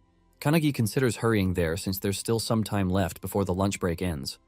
However, Azure warns that this might alert the culprit. If the apostle they are dealing with is as strong as the one they faced at the Snowy Mountain, he could easily wipe out everyone here if he wished. They need to be prepared if that happens. Taking this into account, Kanagi decides to head to the training ground after today's test, but asks if there's a possibility that even the founders wouldn't be able to detect any aura residue at the crime scene. Hinoki then reveals that they have been near a volcano for the past month, where he trained and mastered his one-handed sword technique. He explains that the volcano might be interfering with the flow of their chi, potentially making it difficult to access any residual energy. Mage also reveals that if the aura can only be sensed at close range, it is almost certainly from a 12 Apostles class enemy. Azure, annoyed that they are taking over his detective work, is about to protest, but Hinoki shuts him down, suggesting they focus on catching the culprit so he can kill him. Returning to the interrogation, Azure tells Kanagi to ask Ichika a question. Kanagi then asks if there is a possibility that the apostle infiltrated as a candidate rather than as a captain. This catches Ichika off guard, but after a moment, she confirms that it's possible if they are talking about the captain candidates. However, she insists they cannot rule out suspicion on the squad captains either. Kanagi understands, but quickly forms an idea that he plans to use in the next test, assuming it involves combat abilities. However, just a few minutes later, the instructor announces the start of the third stage of the examination, revealing that it is a written test, completely shocking Kanagi. The candidates are seated in private chambers where no phones are allowed, making it impossible for Kanagi to gather any information about the infiltrator. The test focuses on the rules of the anti-prophecy, something Kanagi doesn't understand at all. However, he refuses to give up, determined to push through. When the test ends, the instructor announces the results. Kanagi fails to earn any points, while Sakazaki jumps to second place with 3 points. The last 4 candidates, including Shikami, are eliminated. Kanagi feels embarrassed about getting the lowest score in the writing exam, but as he stands there frustrated, Shikami walks up to him and encourages him, telling him that he did well. Both Kanagi and Shikami received 0 scores in the writing test, but Shikami is especially frustrated about Sakazaki earning full marks. Despite this, he praises Kanagi for maintaining first place and assures him that he will be cheering for him in the second half of the exam. He wonders who will be selected as the new captain and adds that after the captain is chosen, the superintendent will also evaluate whether the newly formed squad will function properly. Shikami explains that the minimum number of members in a squad is 7, meaning the captain must recruit at least 6 more members. He advises Kanagi to start considering which candidates he will recruit once he becomes a captain. Placing a hand on Kanagi's shoulder, Shikami offers himself as a squad member, emphasizing his strong physical abilities. Then, with a grin, he walks away, wishing Kanagi the best for the rest of the exam. As Shikami leaves, Azure approaches Kanagi and tells him to visit the crime scene. However, something in Azure's confident tone makes Kanagi realize that he has already identified the culprit. Azure confirms this, but states that he still needs solid evidence to make an official deduction. He then declares that they will now go on the offensive against the 12 apostles. The mage explains everything that has happened so far and mentions that Detective Azure assists Kanagi with his deductions and methods. This annoys Hinoki as the mage speaks in a roundabout manner, but she does so intentionally to lighten the mood with her narration. They are at the crime scene where Azure takes over for Kanagi and begins examining the area. As expected, everything aligns with his suspicions. With the victim's identity confirmed, he now also knows who the culprit is. Hearing this, Hinoki realizes that their opponent is indeed one of the 12 apostles, which means he might have obtained the Book of Doom, the same one the last apostle possessed. The mage then asks what they should do next. Just as Kanagi is about to respond, he suddenly feels a surge of energy and is transported into a cloudy realm. There he encounters an old lady who, when asked, simply claims to be a random granny passing by. She inquires about his investigation, and Kanagi reveals that a murder has been committed. The culprit has taken on someone else's form and appears to be highly skilled. Upon hearing this, the granny asks if they should find the culprit now. However, Kanagi explains that they already know who it is, not by mere guesswork, but with solid proof. Despite this, he admits that he cannot expose the truth just yet. The granny is confused as she believes that revealing the culprit and eliminating them immediately would be the best course of action. However, Kanagi argues that while it may seem that way, there are actually 2 culprits instead of 1. He insists that it would be better to take them both down at once when they are in the same place. He decides to deal with it in the morning, but requests that the old lady, who is actually the superintendent, refrain from interfering and simply observe. She smiles, wishes him luck, and reiterates that she is just a passing granny who will not interfere. As she is about to leave, Kanagi reveals his name to her, prompting another smile from the old lady. Suddenly, a strong surge of energy rushes through him and he regains control of his body. In a top-secret location, the assistant questions the superintendent, asking if it was wise to leave things as they are. The granny, however, assures her that she doesn't mind, as Kanagi seems close to the truth and appears to have a plan. She claims that she is merely interested in seeing what he will do next. She then orders the assistant to instruct the other officers to provide backup for Kanagi if anything happens. The assistant agrees, but admits that even after walking near the residual traces, she didn't find anything particularly interesting. Still, the superintendent places her trust in Kanagi's words. The assistant is puzzled as to why the superintendent has so much faith in him. In response, the granny reveals that it is because of the confidence and determination she saw in his eyes. The next day, as Kanagi walks through the woods, Shikami joins him, explaining the next test. This test will evaluate their performance based on how well they would function as a squad captain. Shikami already expects Sakazaki to rely on his strategic skills, but he expresses his support for Kanagi instead. Kanagi thanks him, but suddenly, out of nowhere, asks why Shikami deliberately dropped out of the examination. After a brief yet sinister pause, Shikami turns to him and claims that he changed his strategy midway.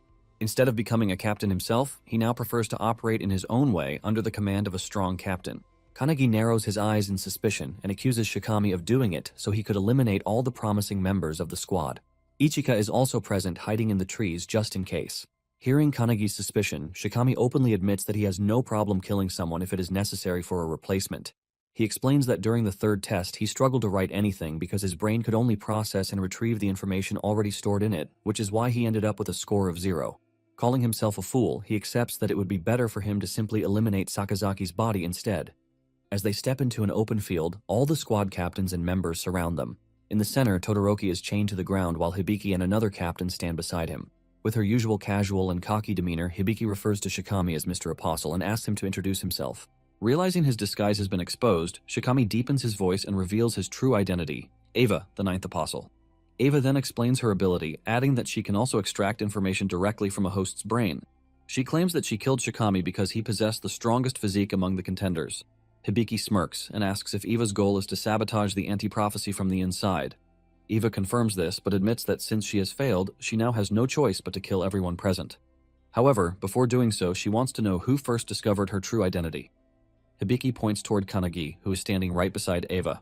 With an evil grin, Eva glares at him and remarks that she never expected him to have the audacity to stand so close to her. Turning to face him, she radiates immense energy and demands to know who the hell is he.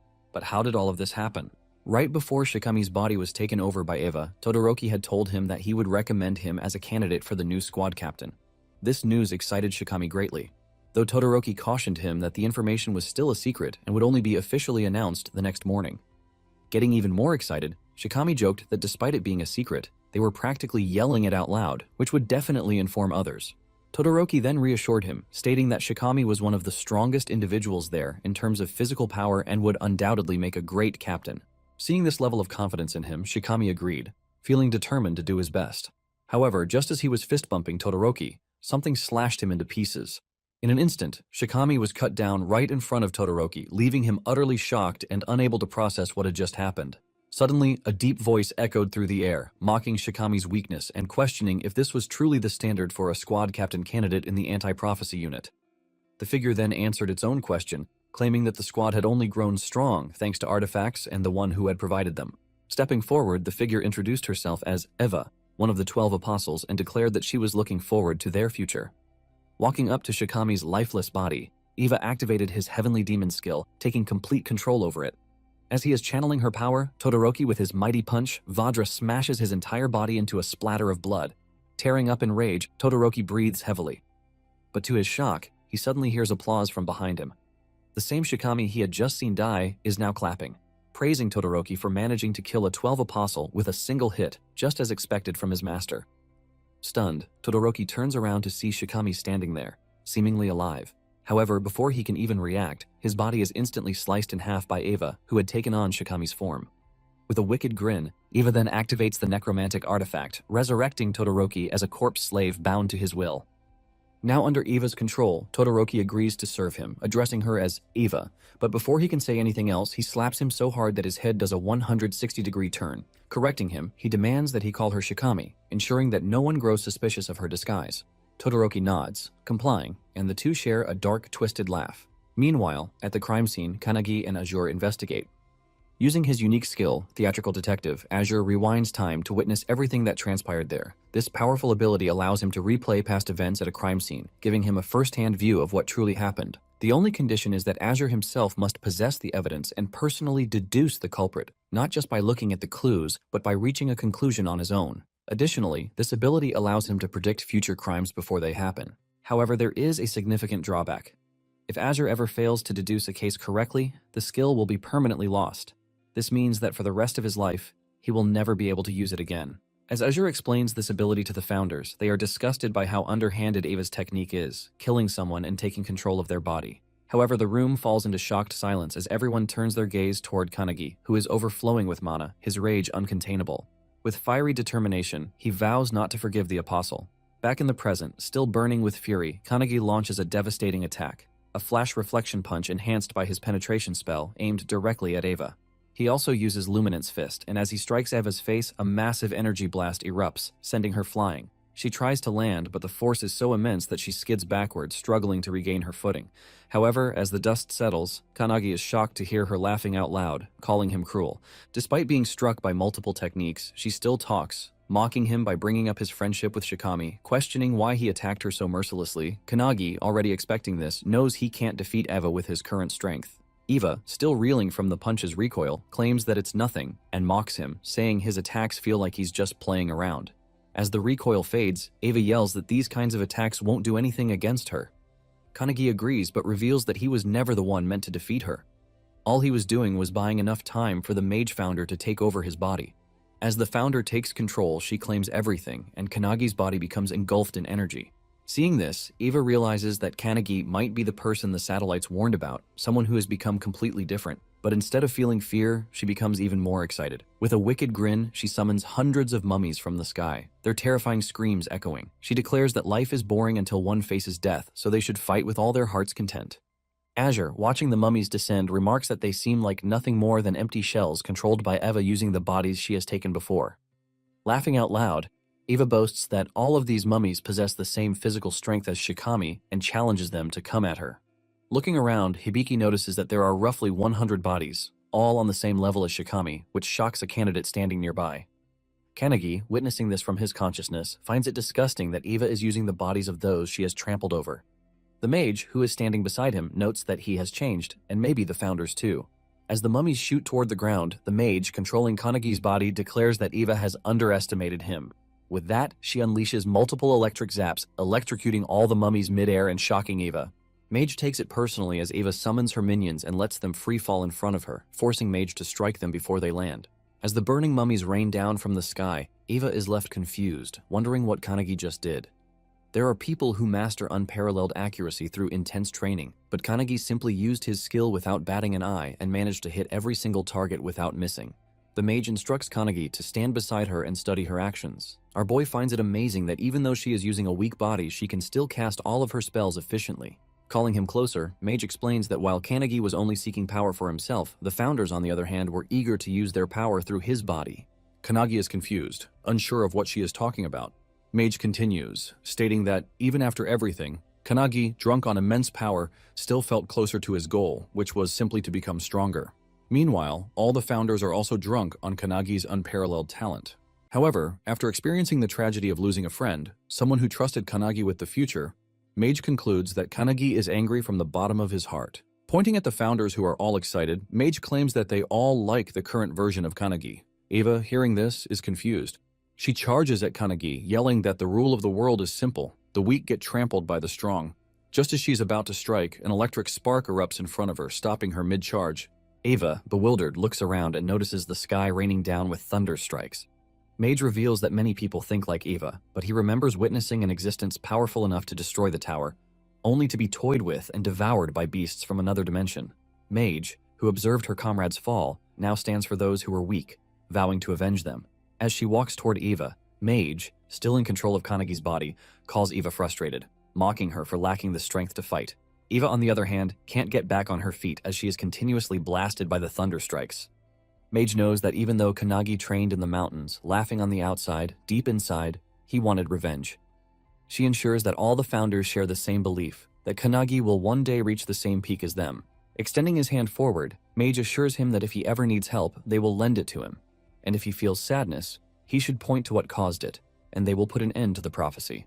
Without hesitation, Kanagi points at the airborne Eva, and suddenly she is struck by lightning bolts that tear her body into pieces. Everyone is left in shock, while the instructor realizes that Kanagi resembles Midori when he was a child, a monster in the making. As Eva lies in pieces on the ground, she can't comprehend how this young boy not only destroyed all her minions, but also obliterated her body. Kanagi, walking toward her, asks if she now understands their strength and states that he has a lot of questions to ask her. He adds that he knows many people skilled in interrogation and wants to talk to Eva about everything that happened. However, in a deep voice, Eva reveals that she can't fight Kanagi in her current form and admits that her boss was right about it. Suddenly, a coffin emerges from the ground and Eva calls it her trump card. Kanagi is shocked while Eva explains that hundreds of years ago, one of the founders, known as the 10,000 Man Army Slasher, was responsible for destroying the tower. To Kanagi's horror, Eva unveils the body of Hinoki Rishu inside the coffin. All the founders, especially Hinoki's spirit, are stunned that she has possession of his corpse. Without a word, Mage casts a thunderbolt spell, striking down the coffin. This shocks Hinoki, but Mage states that this is now the real deal. As Eva has already taken control of Hinoki's body in front of them, Hinoki's corpse stands, gripping his blade. Eva, thrilled by her newfound power, declares that she can now fight them on equal footing. Kanagi, taken aback by the overwhelming pressure filling the air, realizes that this aura is even stronger than what he felt while training with Ichika. But that's not all. With a snap of her fingers, Eva summons hundreds of minions from the ground, calling it the second wave. Kanagi begins to worry, but Mage reassures him that it's nothing. As Eva continues summoning her minions, a sudden explosion erupts behind her.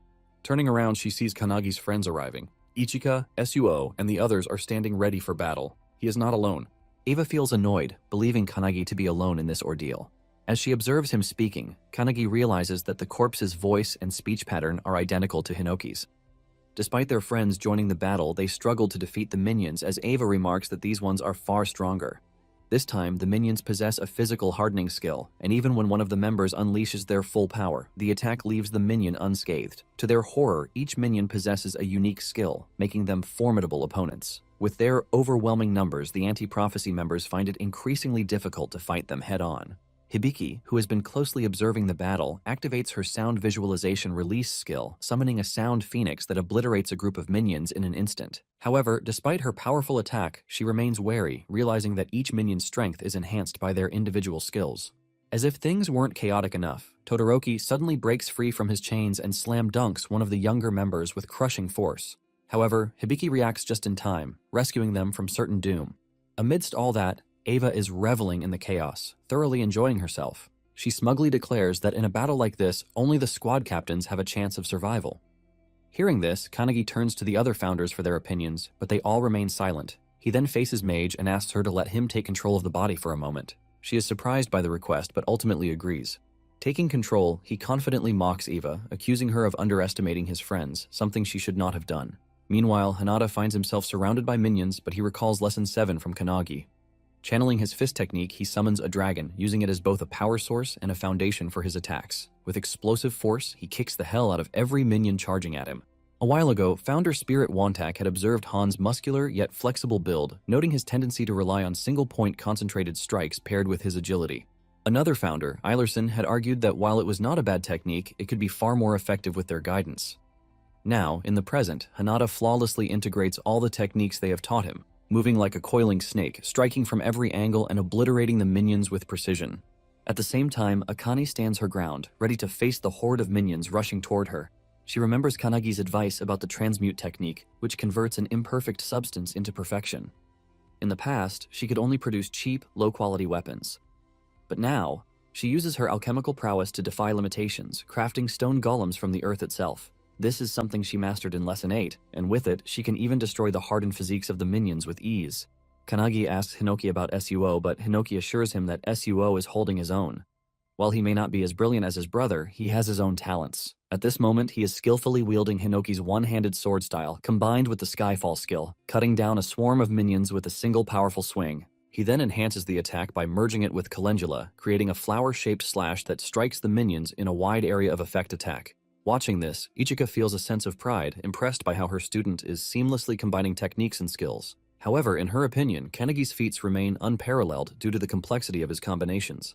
As she continues cutting down minions lost in thought, she suddenly notices a massive fire tornado forming before her. The sight startles her, as this can only mean that the battle between Kanagi and the 12 apostles has already begun. However, as she focuses on the fiery vortex, her shock intensifies when she realizes that Kanagi is fighting none other than the legendary founder, Hinoki. Eva charges at Kanagi, wielding Hinoki's one-handed blade style combined with the wave-cutting blade technique. However, our boy effortlessly sidesteps the attack with the precision of Goku in Ultra Instinct. Despite missing her target, Eva's strike completely obliterates the ground beneath them. Kanagi immediately counters with Mage's Thunderbolt attack, but it barely phases someone as powerful as Eva. She retaliates with her devastating Dice Slash skill, slicing the entire battlefield into countless cubes, even cutting down her own minions in the process. However, our boy survives, leaping onto one of the floating cubes and recalling that he has endured this very skill with his own body before. Meanwhile, as the battlefield is reduced to shifting cubes, the other members struggle just to stay upright. One member desperately clings to another who is about to plummet into the abyss, but before he can pull her up, the Dice Slash severs his arm, sending Hizagi tumbling down. As she free falls, still clutching her comrade's severed arm, Kanagi notices them just in time. Without hesitation, he casts a bubble spell, lifting them all to safety. Mage Spirit, growing increasingly worried, turns to Hinoki and asks what they should do next. However, Hinoki simply leaves the decision up to her, telling her to do whatever she wants. She agrees, and just as Eva unleashes Splitting Cloud, a powerful beam blast that engulfs the entire battlefield, even Hibiki, a squad captain, is left stunned by the sheer madness of it. Meanwhile, Eva is thrilled by the capabilities of a founder's body, marveling at how perfectly suited Hinoki's body is for battle. However, despite this, Eva feels the need to use an even stronger skill. Activating Hinoki's secret technique, Indomitable, she prepares to strike. But to her utter shock, Kanagi catches her sword with his bare hand. Hinoki's spirit watches unimpressed while Mage mockingly claims that even though Eva is using Hinoki's body, he is still weak. Hearing this, Eva shouts in frustration, demanding to know how a founder's legendary body could possibly be considered weak. Desperate for a stronger skill, she frantically searches through Hinoki's memories, trying to extract something more powerful. As she forces his way deeper into Hinoki's mind, her eyes begin to tear up, as if she has just seen something truly terrifying. Eva's tears stem from the overwhelming memory of Hinoki's past, back when he was still alive during the time of the towers. Just witnessing this memory pushes Eva to the brink of madness. In the vision, Hinoki slices through an entire tower with a single swing of his blade. However, despite this awe-inspiring feat, he grows colder and more detached with each passing battle. Eva struggles to comprehend how a mere human's wisdom and skill could reach such an unfathomable level. Hinoki's memories are filled with countless acts of destruction, severing human bodies, cutting down monsters, slicing through the sea itself, and even wounding the planet. The sheer weight of these memories crushes Eva's spirit, leaving her crumbling under the pressure. She desperately wonders where she should go, how she can possibly grow stronger, but the weight of it all is unbearable. Her very soul begins to fracture, feeling as though it's about to shatter into nothingness. Hinoki's spirit, unbothered and relaxed, simply remarks that Eva's spirit should just break apart.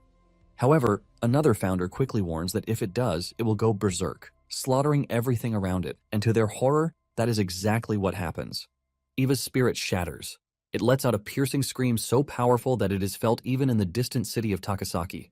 The force of the scream triggers an immediate evacuation as residents check their phones and discover that the source of the aura is coming from Nagano Prefecture, a staggering 100 kilometers away. Yet, despite the distance, the shockwaves still reach them. Panic spreads as people fear that the end of times has arrived or that a monstrous entity has emerged. Back on the battlefield, as Eva's scream echoes, the very rocks begin to levitate off the ground. The overwhelming aura crushes down on everyone present, weighing heavily on their shoulders. Weaker members begin coughing violently, their bodies pinned to the ground under the sheer force of it. Kanagi, witnessing this, shouts for Hinoki, but the spirit remains unbothered, still relaxing as if nothing is happening. He simply replies that he has left everything to the mage, and Mage agrees. Meanwhile, as Eva steps toward Kanagi, Mage raises her sleeve, revealing the seal of truth on her arm. With unwavering confidence, she declares that if she must use Kanagi's body, she will end this in just one strike. As she unleashes the seal of truth, Kanagi's body begins radiating with immense energy. Witnessing this, Akane is in complete disbelief. The alchemist spirit within Kanagi speaks, telling him that he and Akane must watch carefully. He explains that whether it is magic or alchemy, they are the pursuers of truth, and in this moment, Kanagi will reach one of those truths. As he continues speaking, Kanagi's arms become marked with the same seals that Mage once bore. The alchemist spirit wonders if Kanagi's body can withstand the fragments of truth or if it will crumble under the weight of such power. Meanwhile, Eva's soul is already shattered into pieces, and the only thing driving her body is the lingering residue of her spirit.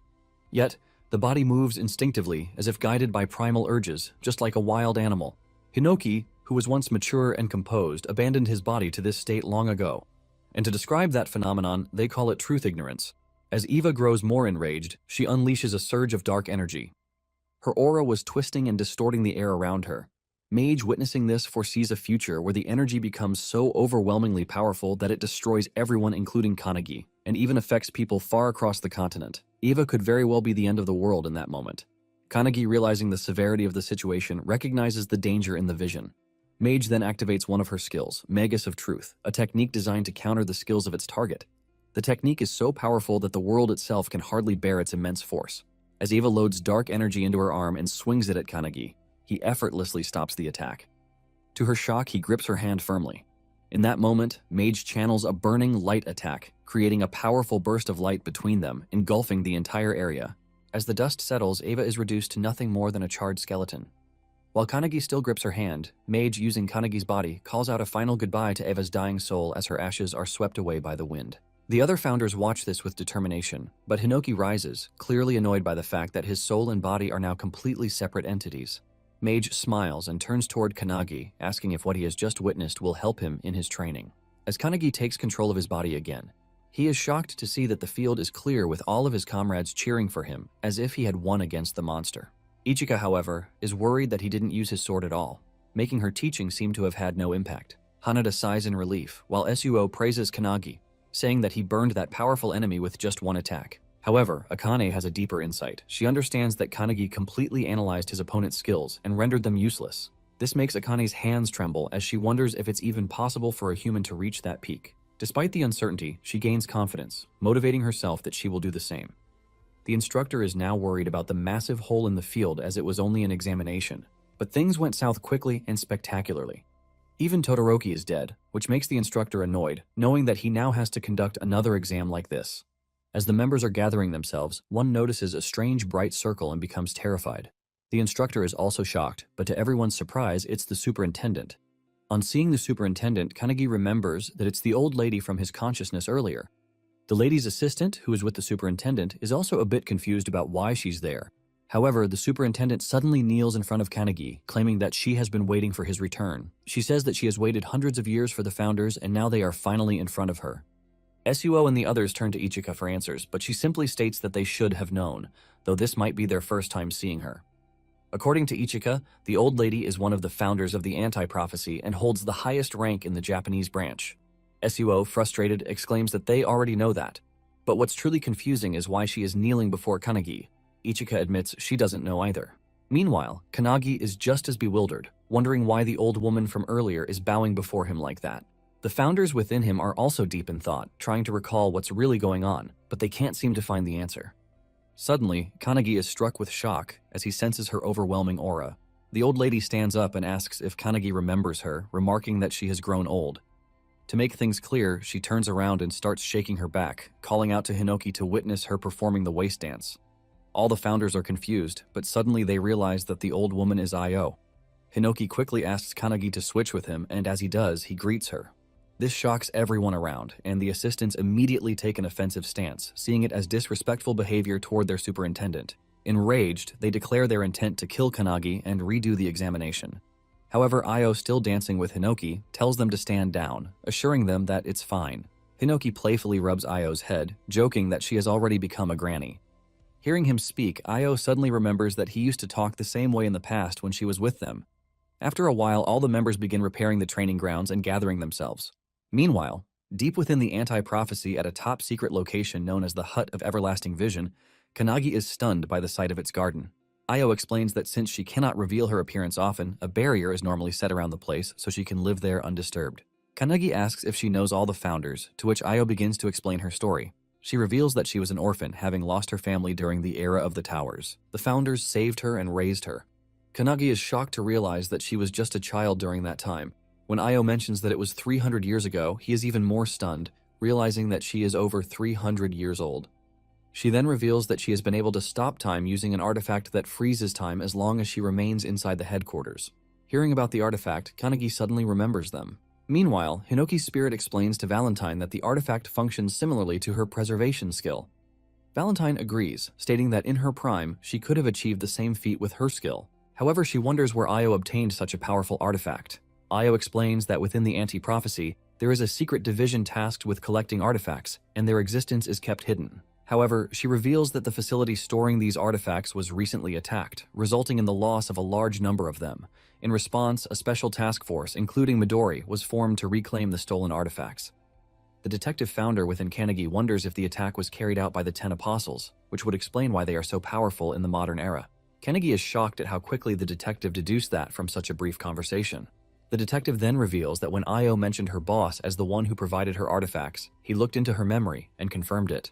Another founder explains that instead of recruiting 12 awakeners stronger than Makoto, it would be much easier for the enemy to use artifacts to enhance mediocre awakeners. Hinoki agrees, noting that the two enemies they previously encountered were not as strong as Makoto. Io also agrees, stating that they were unaware of the 12 apostles' existence until they raided the facility. She explains that the apostles now possess the same power as the anti-prophecy's greatest enemy, making them too dangerous to ignore. She adds that they are doing their best to track down their leader, but it seems that Midori will reach them first. This shocks Kanagi. Meanwhile, in Detroit, Michigan, the streets are eerily empty. In an area that looks like a battleground, a turbulent spell suddenly creates a tornado, slamming into the ground with immense force. At the center of it all is Midori, who has just made a shocking discovery. They had assumed the 12 apostles consisted of 12 individuals, but there is also a 13th member. Watching him through an orb, a man lounging on his couch smirks, impressed that Midori has arrived earlier than expected. With a sinister tone, he casually asks whether Midori prefers a cup of coffee or black tea. Without hesitation, Midori chooses him to die, calling him by his true title, Number Zero. Midori launches another turbulence beam toward the floating Number Zero. The beam is so massive that, far away, another member of the task force, Nishina, notices it. Mikado, who is also with him, remarks that the city is already abandoned, so they should be fine, but he is puzzled as to why Midori is using such a powerful attack. As they discuss, they suddenly sense a strong attack coming their way. Just in time, they leap off the building, which is instantly sliced in half. The structure completely shatters into pieces. Landing on the ground, they decide to leave Number Zero to Midori while they focus on handling Kumaragi, one of the 12 apostles. Meanwhile, Midori grows frustrated, unable to pierce the bubble surrounding Number Zero. Even after using his strongest wind attacks, he wonders if it's the effect of a skill or perhaps an artifact. Finishing his tea, Number Zero steps out of the bubble himself, mocking Midori and asking if he's done. Without hesitation, Midori instantly casts Wall of Cutting Pearls, launching massive attacks toward Number Zero, triggering an explosion.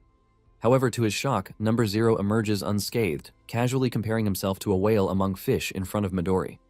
Midori quickly realizes that Number Zero has other means of defense, even without the protective bubble. Seeing Midori standing before him, Number Zero begins to taunt him. He claims that under normal circumstances, Midori would be so powerful and terrifying that he wouldn't even consider him an enemy. Yet now, Midori is grieving the death of his friend. To Number Zero, this makes him a pathetic creature.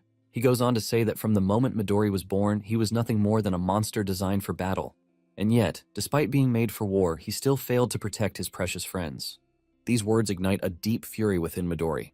Enraged, he lunges at Number Zero with overwhelming power. His eyes are burning with killing intent as memories of the past flood his mind, memories of what happened 23 years ago. At that time, deep in the mountains, Shinonome, a special task force member, stood in shock, staring at a brilliant surge of energy erupting from a massive crater. Yelling in disbelief, he realized that this was all that remained of the Midori family mansion. Superintendent Io is also there, witnessing the remains of the destroyed mansion. At the center of the devastation, something emits a tremendous amount of energy. As she steps closer, she realizes the source.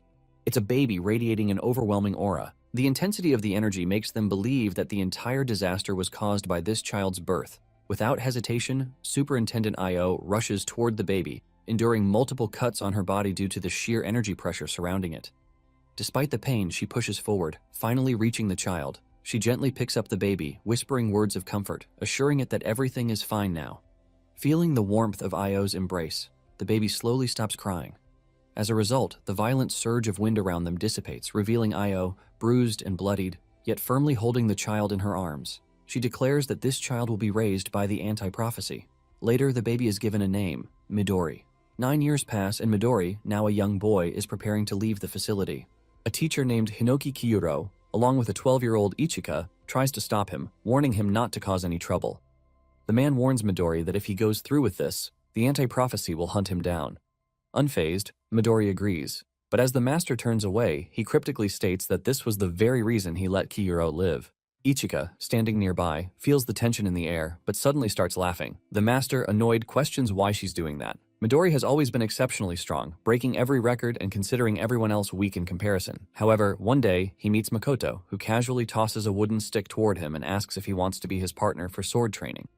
Midori is confused, but Makoto simply smiles and holds his sword forward in invitation. At that time, Makoto was the same age as Midori.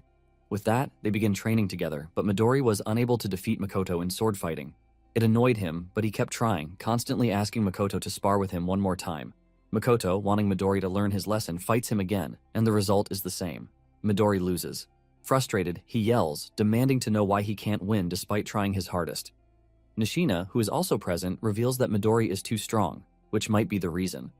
Midori doesn't understand what he means, as he is always losing to Makoto. A voice from outside chimes in, saying that it's a compliment for Midori. The voice belongs to Mikado, who at the time was 14 years old. Midori keeps breaking his wooden swords while fighting Makoto, so Makoto explains that even if Midori wins, he will still break his sword in the process. To illustrate the point, Nishina shows him an egg, explaining that when someone exerts their full power, it's difficult not to break the eggshell while holding it during a fight. Midori remains confused, so Mikado picks up the egg and throws it with full force. However, he gets shocked to see that despite hitting the ground, the eggshell doesn't even crack. Picking up the egg, Mikado explains that Midori just needs to balance his offensive aura with the aura that protects the shell, and it's not a skill, but something that comes with time. While he is explaining, Nishina throws all the eggs at the wall, and even after hitting it, none of them break. Midori is amazed, seeing that not a single eggshell shatters. Mikado hands an egg to Midori and explains that if he wants to win against Makoto in swordsmanship, he needs to adjust his aura. Once he does that, even with his overwhelming aura, he won't hurt anyone around him. As Mikado starts to leave, Makoto calls him out, but is hit by an egg on the head. Makoto turns and sees it was Midori who wants him to join him in the adjustment. Makoto, returning the favor, asks him to apologize to him first. He then kicks the egg crate and uses his power to make them levitate. However, when Midori tries the same, all the eggs explode or shatter around him. However, after trying for a while, Midori manages to create a hole in the wall with the egg, and it doesn't even break the eggshell. They both then start training in swordsmanship, and now that Midori knows how to control his aura, they can spend a whole day sending blows at each other. Seeing this, Nishina and Mikado are also excited and ask him to fight them next. 4 years later, Midori is taken into the special task force and Makoto leaves for his own ventures. Midori is heading towards a prophecy to support the European branch, as he heard there is a special rank prophecy called the Pandemonium. Midori then asks if Makoto is still looking for a swordmaster to teach him. Makoto confirms it, reminding Midori of his own words about finding a master by himself. Makoto puts his fist forward, claiming that he wants to stand equally with him. Midori, with a smile, fist bumps him, revealing that he will be waiting for him. After that, Midori does everything for his friends. As long as they are alive, Midori has the determination to keep doing what he's doing for their sake. He just wanted friends, but the 12 apostles took that away from him. Coming back to the present, remembering all that, Midori charges toward number 0 with full-on killing intent while the guy stands there nonchalantly. However, just as he's about to strike, number 0 pulls out a golden egg artifact and breaks it in front of him. It unleashes a berserk life stampede spell, creating a massive sunlight glow between them. Other Special Task Force members also notice it and wonder if Midori did it. As the glow lightens a bit, they see Midori emerge from it, radiating a strange yet powerful aura. Seeing Midori, Makoto asks if he has already defeated number 0.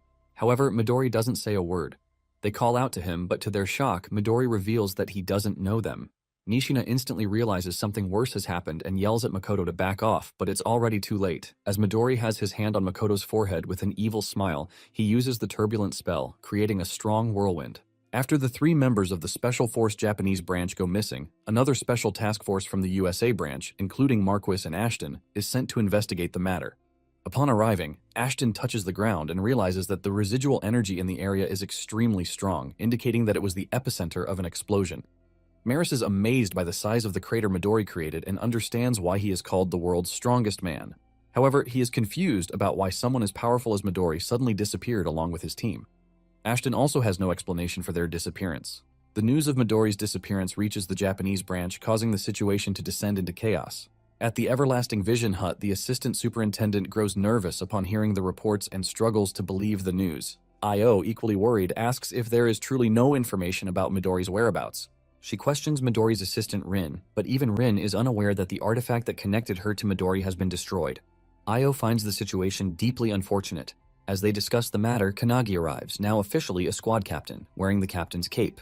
He feels slightly embarrassed about his new role, but the assistant superintendent reveals that his promotion came from the unanimous recommendation of all the other squad captains and the superintendent himself. Kanagi had even fought Eva, leading everyone to believe he is the only one capable of filling the gap left by Makoto. Kneeling down, Kanagi recalls his vow to surpass the founders as soon as possible and to prevent any further deaths. He thanks them for their trust and, with the founders' legacy behind him, confidently declares that he will do his best to meet the expectations of the anti-prophecy.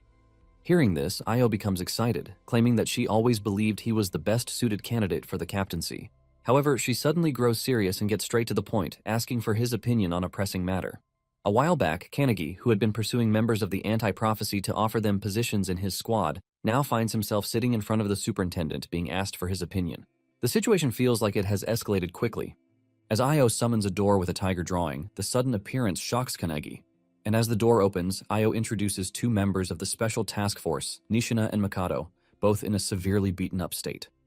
Io reveals that Nishina and Mikado were part of the same Special Task Force as Midori, and are the only ones who know what truly happened. Makoto begins to explain that while in Detroit, Midori's body was taken over by the leader of the 12 apostles. This revelation leaves Kanagi utterly stunned. Makoto continues stating that the ability used to control Midori seems similar to the one Eva had previously employed. He speculates that it is likely caused by an artifact, though the specifics of the artifact are not important at the moment. The critical point Makoto emphasizes is that Midori, once a protector of his friends, has now been turned into an enemy of humanity. This horrifying reality shakes Kanagi to his core. Makoto adds that Midori resisted the control as much as he could, buying time for Nishina and Mikado to escape. Before fully succumbing, Midori apologized and made a final request. He asked Kanagi to defeat number 0 on his behalf. Hearing this, Kanagi is left speechless, overwhelmed by the weight of Midori's words. The assistant superintendent places a hand on Kanagi's shoulder, expressing his high hopes for him.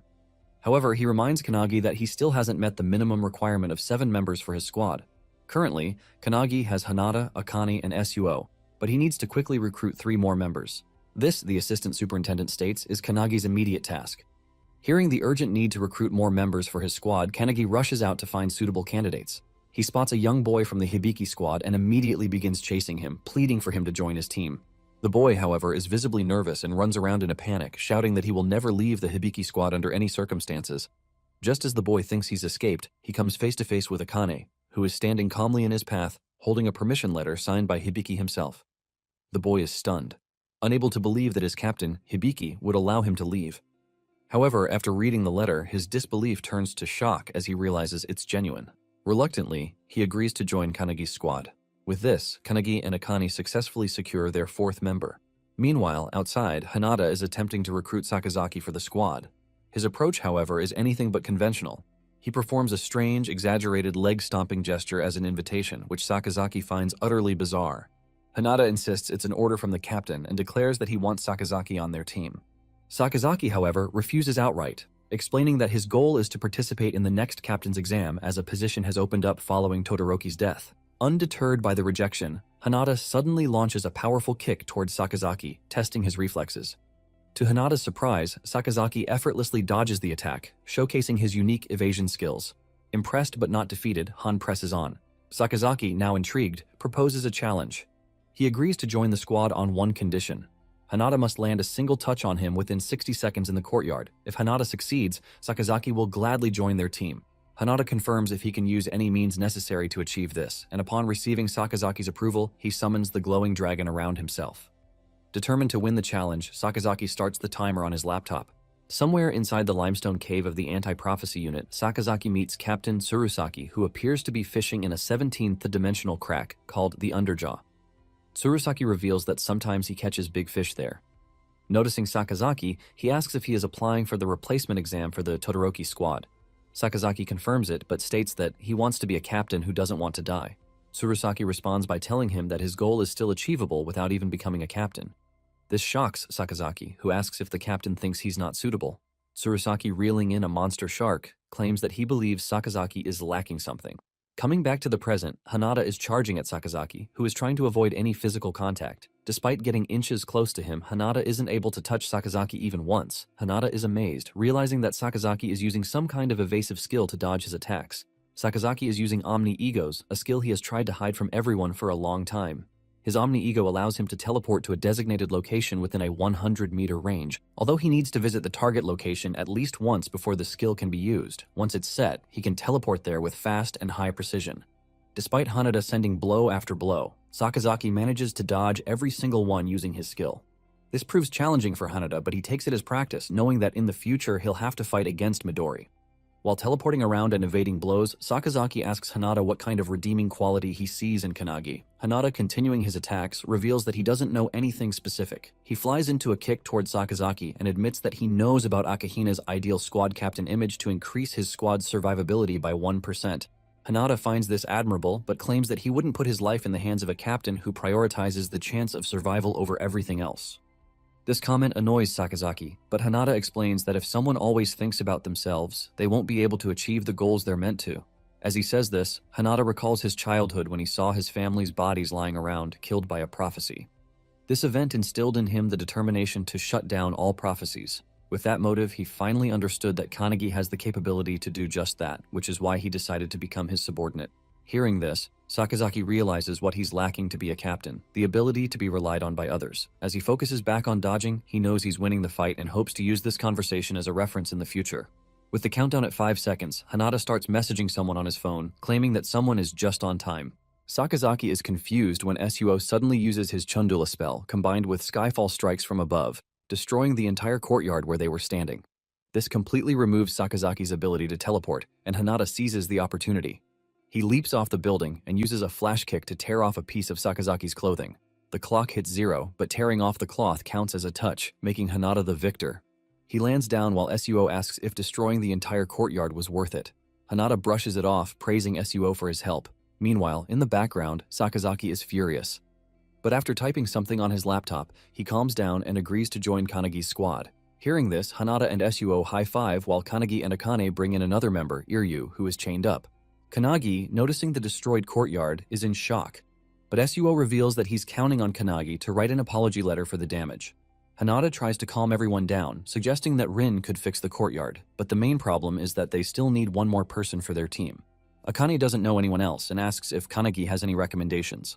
Kanagi points toward the special task force members, Ichika, Mikado, and Nishina, and reveals that he has already accepted them into his squad. From that day on, they are temporarily Kanagi's subordinates and will fight in his squad. Somewhere else at the Watchtower, the remaining members of the 12 Apostles of the Apocalypse hold a meeting. Only 5 of them are left, but they are confident because they have the world's most powerful weapon, Midori's body. To them, it seems like they are one step closer to wiping out the anti-prophecy unit. Number 0 reminds everyone of their motto: everything they do is for the sake of the emergence of prophecy in this world. Inside the prophecy research room of the anti-prophecy, the assistant superintendent asks the director if he has obtained what was requested. The director confirms and reveals that the Book of Doom, once possessed by the 12 Apostles, is actually a single book torn apart. Based on the 8 books that Midori brought, they determined that the recent incident is part of the prophecy, specifically one concerning a special rank called Bhagavad Gita. According to him, in order to destroy the world, the 12 Apostles need Midori's power, which alone is sufficient. Meanwhile, over the sea, Midori and Hajime, a member of the 12 Apostles, are flying toward an unknown destination. Out of nowhere, Midori asks Hajime if he has ever read the Gita, to which Hajime denies.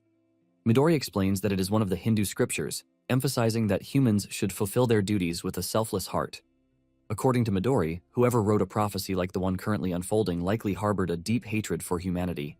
As they fly over New York's Times Square, a family notices them, and a child excitedly recognizes Midori as the world's strongest awakener. The crowd quickly followed suit, cheering and clamoring for pictures. They also notice Hajime referring to him as a samurai. As the gathering swells with excitement at the sight of their heroes, Midori gives Hajime the order to begin their mission. Without hesitation, Midori starts channeling an energy ball in his hand while the crowd continues to cheer, unaware of what is about to unfold.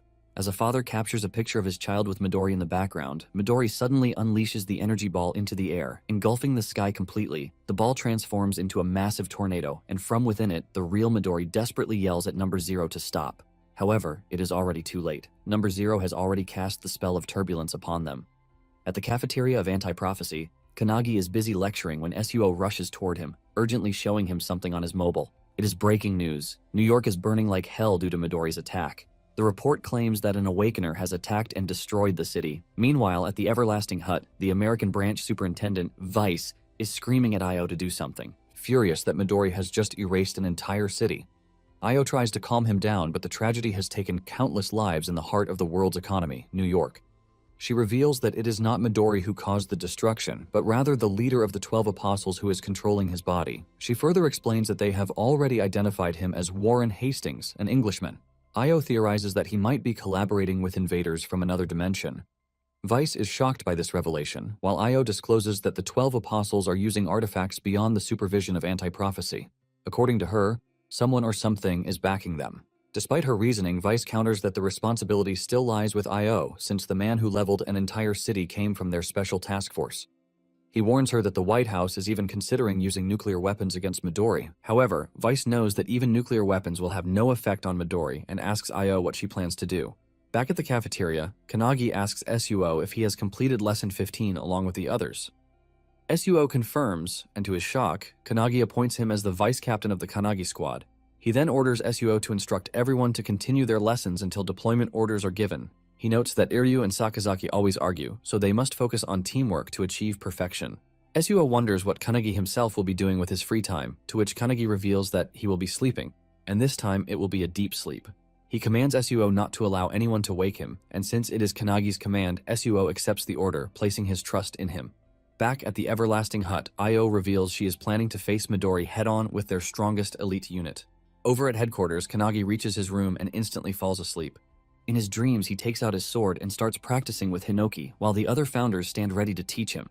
However, to Kanagi's shock, Hinoki slashes him into pieces in a single flash. He regenerates immediately, only for Hinoki to cut him apart once more. Hinoki reminds Kanagi that he was the one who insisted on not holding back in training, so now he will devour him. Saying this, he charges at Kanagi with his full force. Another founder attempts to intervene, but Wanak and Mage stop him.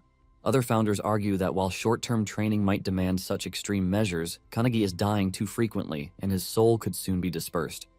Still, they all understand that Midori is the strongest awakener of this era, and the current Kanagi has no chance against him. It might be a desperate training method, but it is their only path to victory.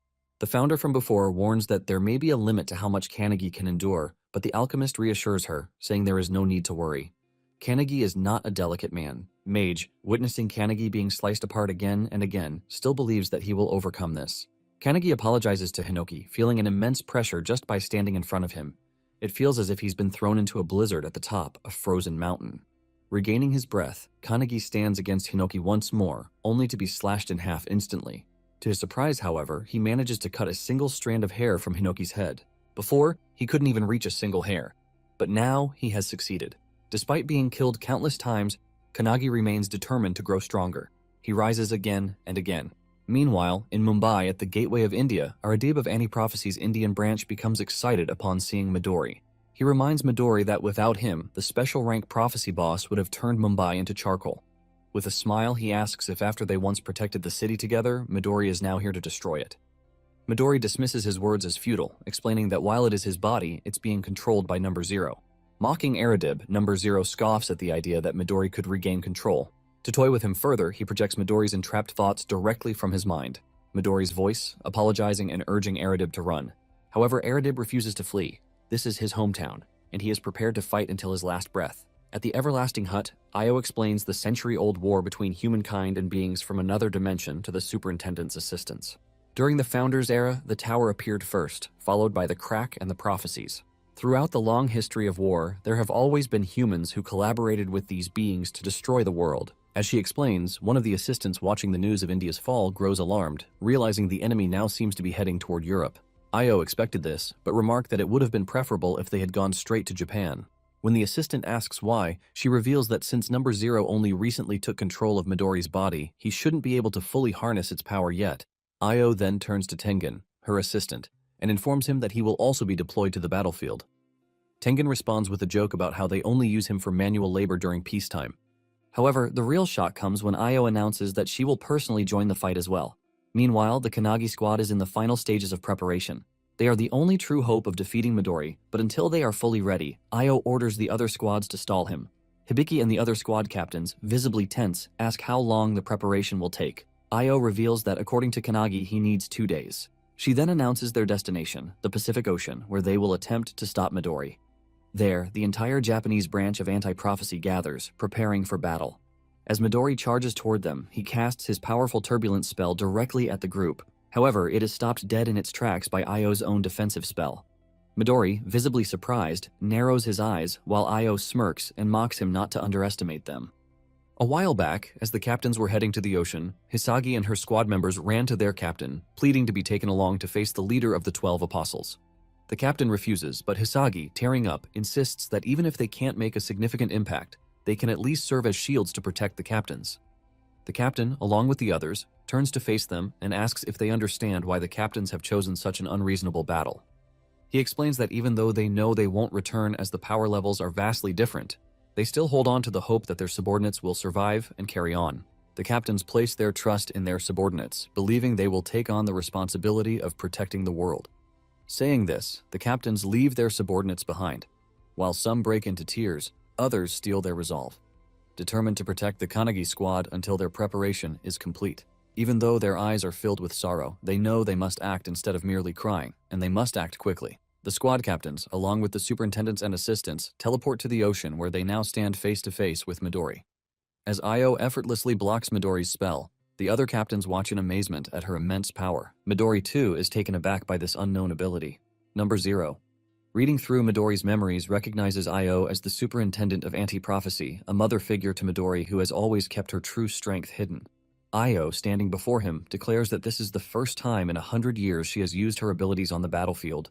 None of the captains have ever seen her unleash her full power before. But now, before their very eyes, she activates her 8-out mirror spell. This spell has 2 stages. The first allows Io to completely nullify any ability as long as she understands its effects, granting her a 100% defense rate. The nature of this ability is a direct countermeasure, combining perfectly with a mage's advanced analytical skills. Wasting no time, Midori follows up with his blazing turbulent spell, unleashing a barrage of powerful tornadoes toward Io. Seeing them, the captains realize this is the same skill that burned all of India to the ground. Fortunately, Io knows this ability and effortlessly deflects it. The second stage of her skill allows her to copy an ability once she has reflected it. As she sends her own tornadoes, they collide with Midori's and completely destroy them. Midori, now focusing on the battle, understands how her skill works, but grows annoyed as he senses someone trying to attack him from the side. One of the captains launches his infinite fist attack, bombarding Midori with a barrage of punches. Each time a punch lands, Midori feels his body growing numb.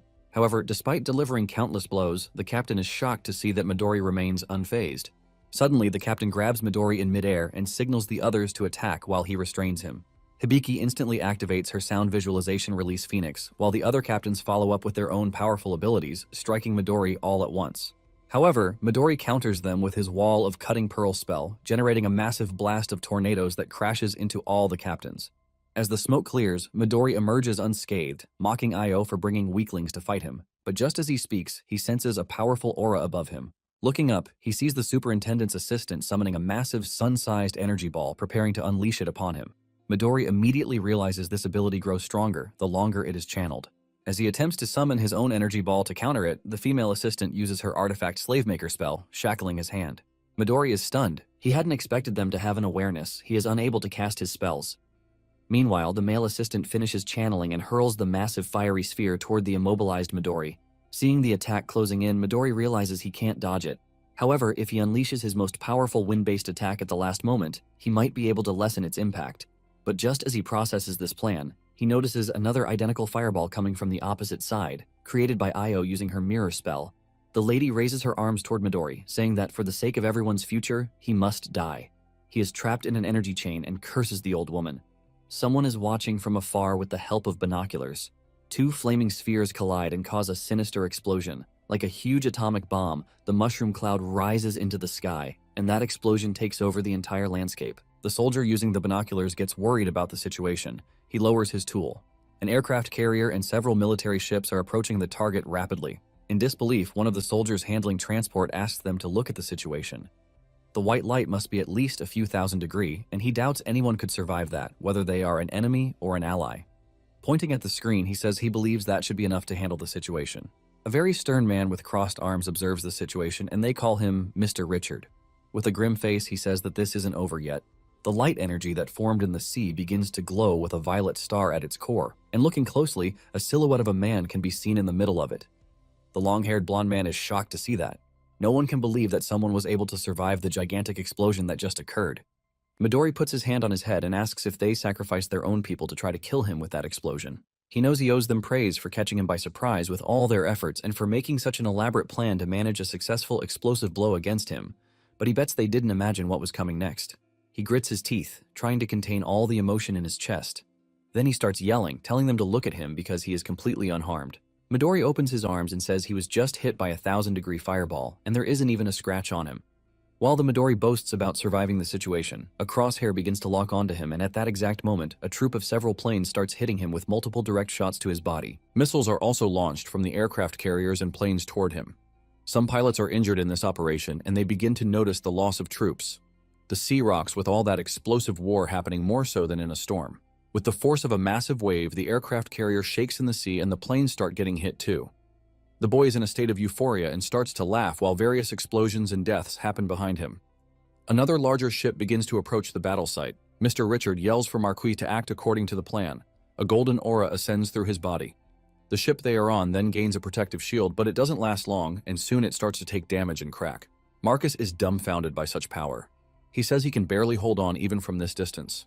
He knows that with the power of this magnitude, this guy would be capable of destroying the entire world if he wanted to. Mr. Richard clenches his fist, getting very nervous, and says no. He insists that this isn't over yet, and they cannot give up under any circumstances. Midori starts to feel an uncomfortable dizziness and puts his hand on his face.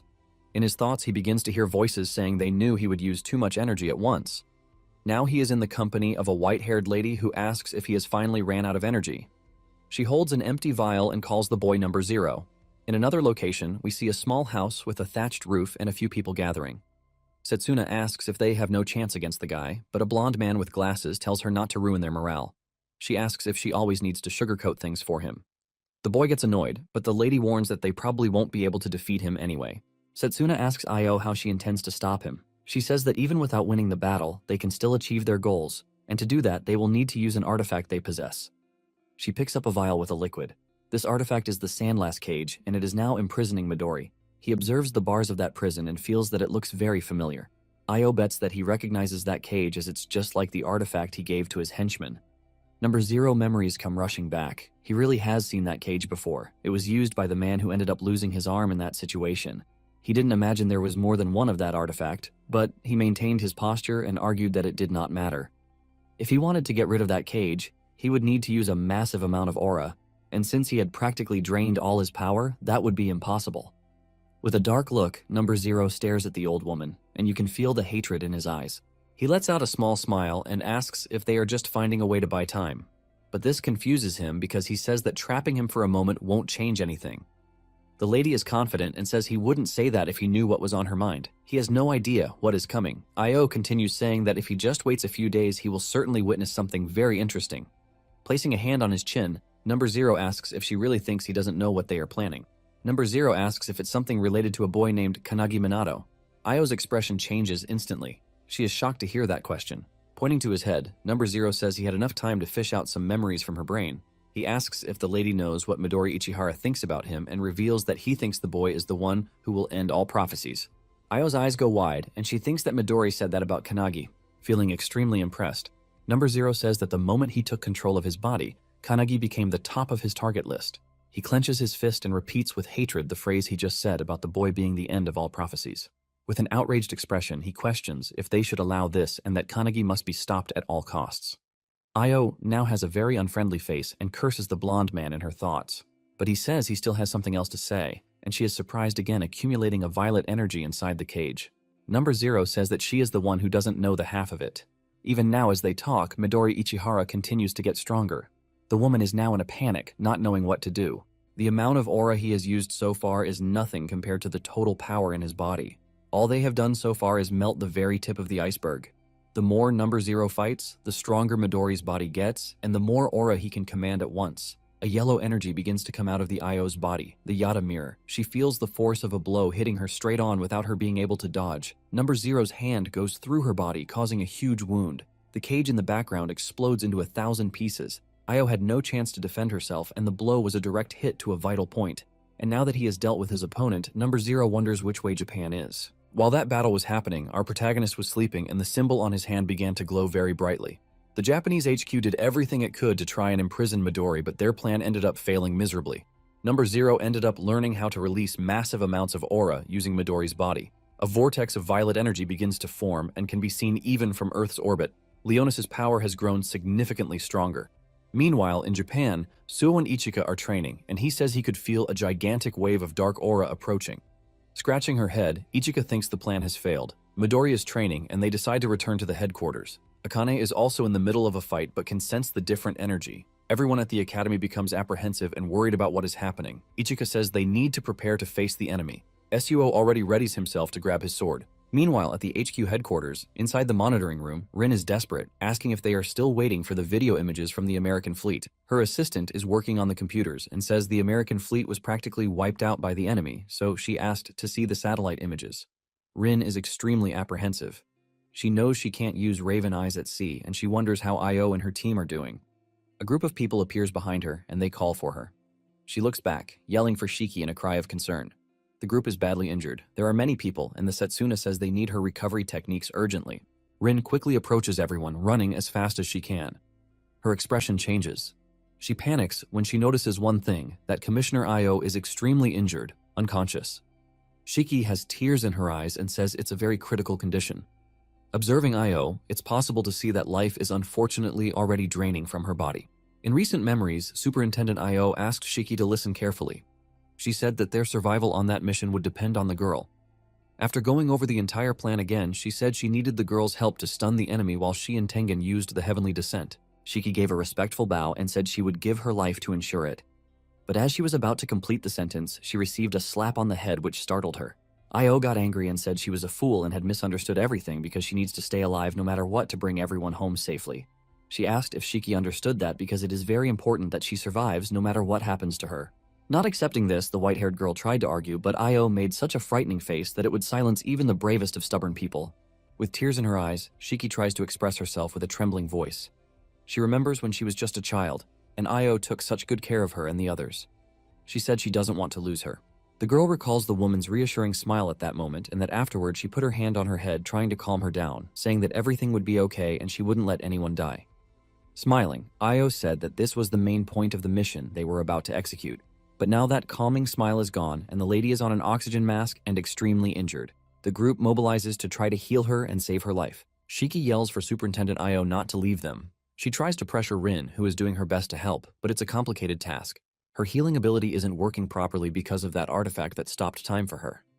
The woman with glasses and long hair tries everything to help, but says the most she can do is keep her alive for now. However, time only stays stopped for Io if she is inside the HQ, so the idea of taking her outside comes up, but she is in a very critical state. But a very loud noise interrupts everyone's conversation. Tengen, Shiki, and the others are surprised. Tengen looks up and realizes they have already arrived. Outside the HQ building, someone with their head covered by a turban can be seen observing everything. He is accompanied by 3 other people besides number 0, who is wearing a frightening smile. Shiki has fire in her eyes and yells that she will end the life of every single one of those bastards. Rin warns her not to do it, but it's already too late and the girl is gone. She appears near all those beings that emerged outside the HQ.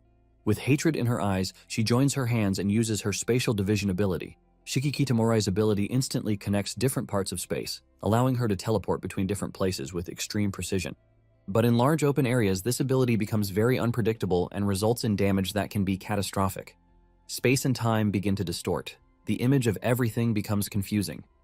Tengen is furious with the girl's recklessness and says that the commissioner lady is still there. Number 0 concentrates on observing the girl who has just arrived at the battle.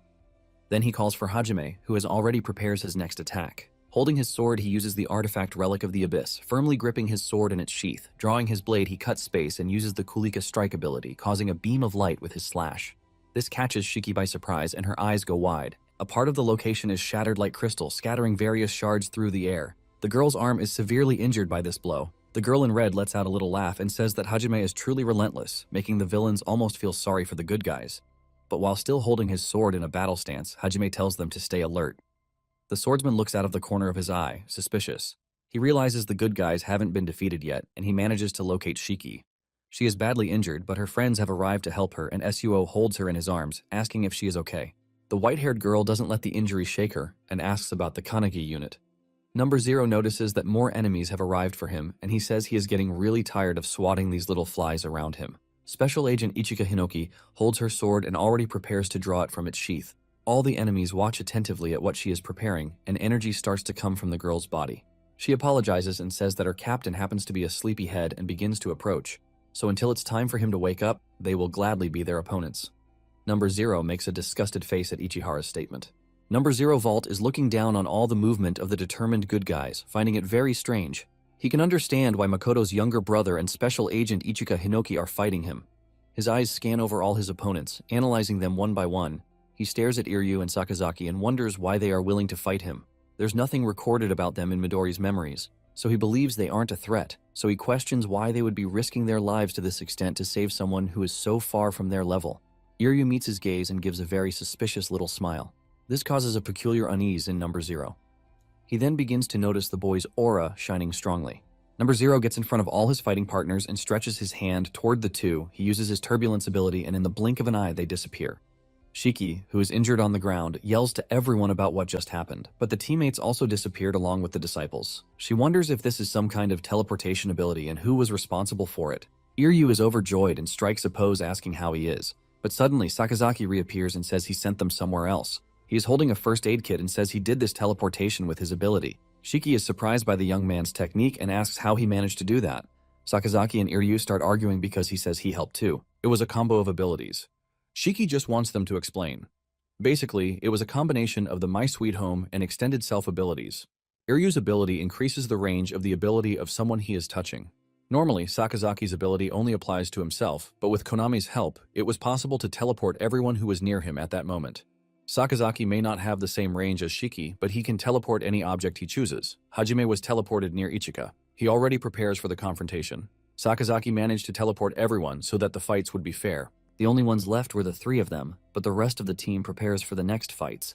The white-haired girl is surprised by this strategy. Sakazaki adds that he made a point of sending Number 0 to a special place just for him. We see Number 0 floating in a mysterious place surrounded by what looks like a red liquid. He is extremely confused and can't tell where he is or even which way is up or down. But something special catches his attention. A group of sea monsters appears in his field of vision. Shape-shifting sharks, octopuses, and even sinister fish are there. They begin to approach number 0 rapidly, forming an aquatic ambush. A man in a uniform holds his sword and looks at a kind of lake. He believes number 0 must be in the limestone cavern inside the HQ facilities now, specifically in the 17th rift known as Shimoahito. The rift is a passage to another dimension that grows approximately 4 in every year, and there is no way to stop this growth. Not even Midori figured out a way to stop this prophecy, so they'll see how number 0 fares while he's trapped there. Meanwhile, on Mount Nagano on Mitake, Hajime and Ichika are face to face. The white-haired swordsman looks up and wonders what this place is, questioning if someone teleported him there. Ichika can't hold back her laughter and starts to chuckle. As she approaches the young man, she says that apparently the divide and conquer operation worked.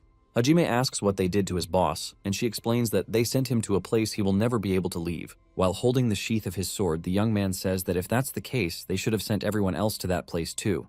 Ichika waves her hand and tells him not to be a fool, as one of them could have an escape artifact and ruin the whole plan.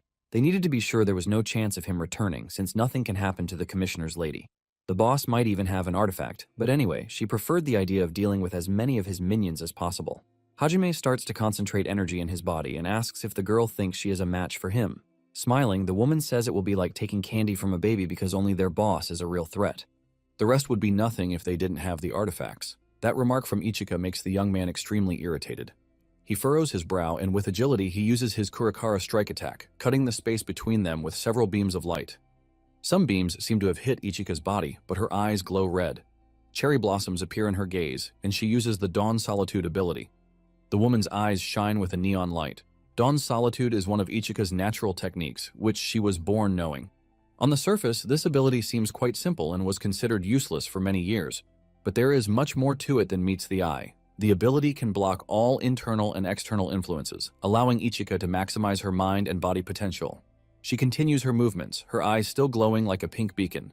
In short, the ability gives her 100% concentration in any circumstance, no matter where she is or who she is fighting. The girl can summon her full strength to deliver a lethal blow. She approaches her opponent and everything goes dark. Only the pink glow coming from Ichika's eyes can be seen.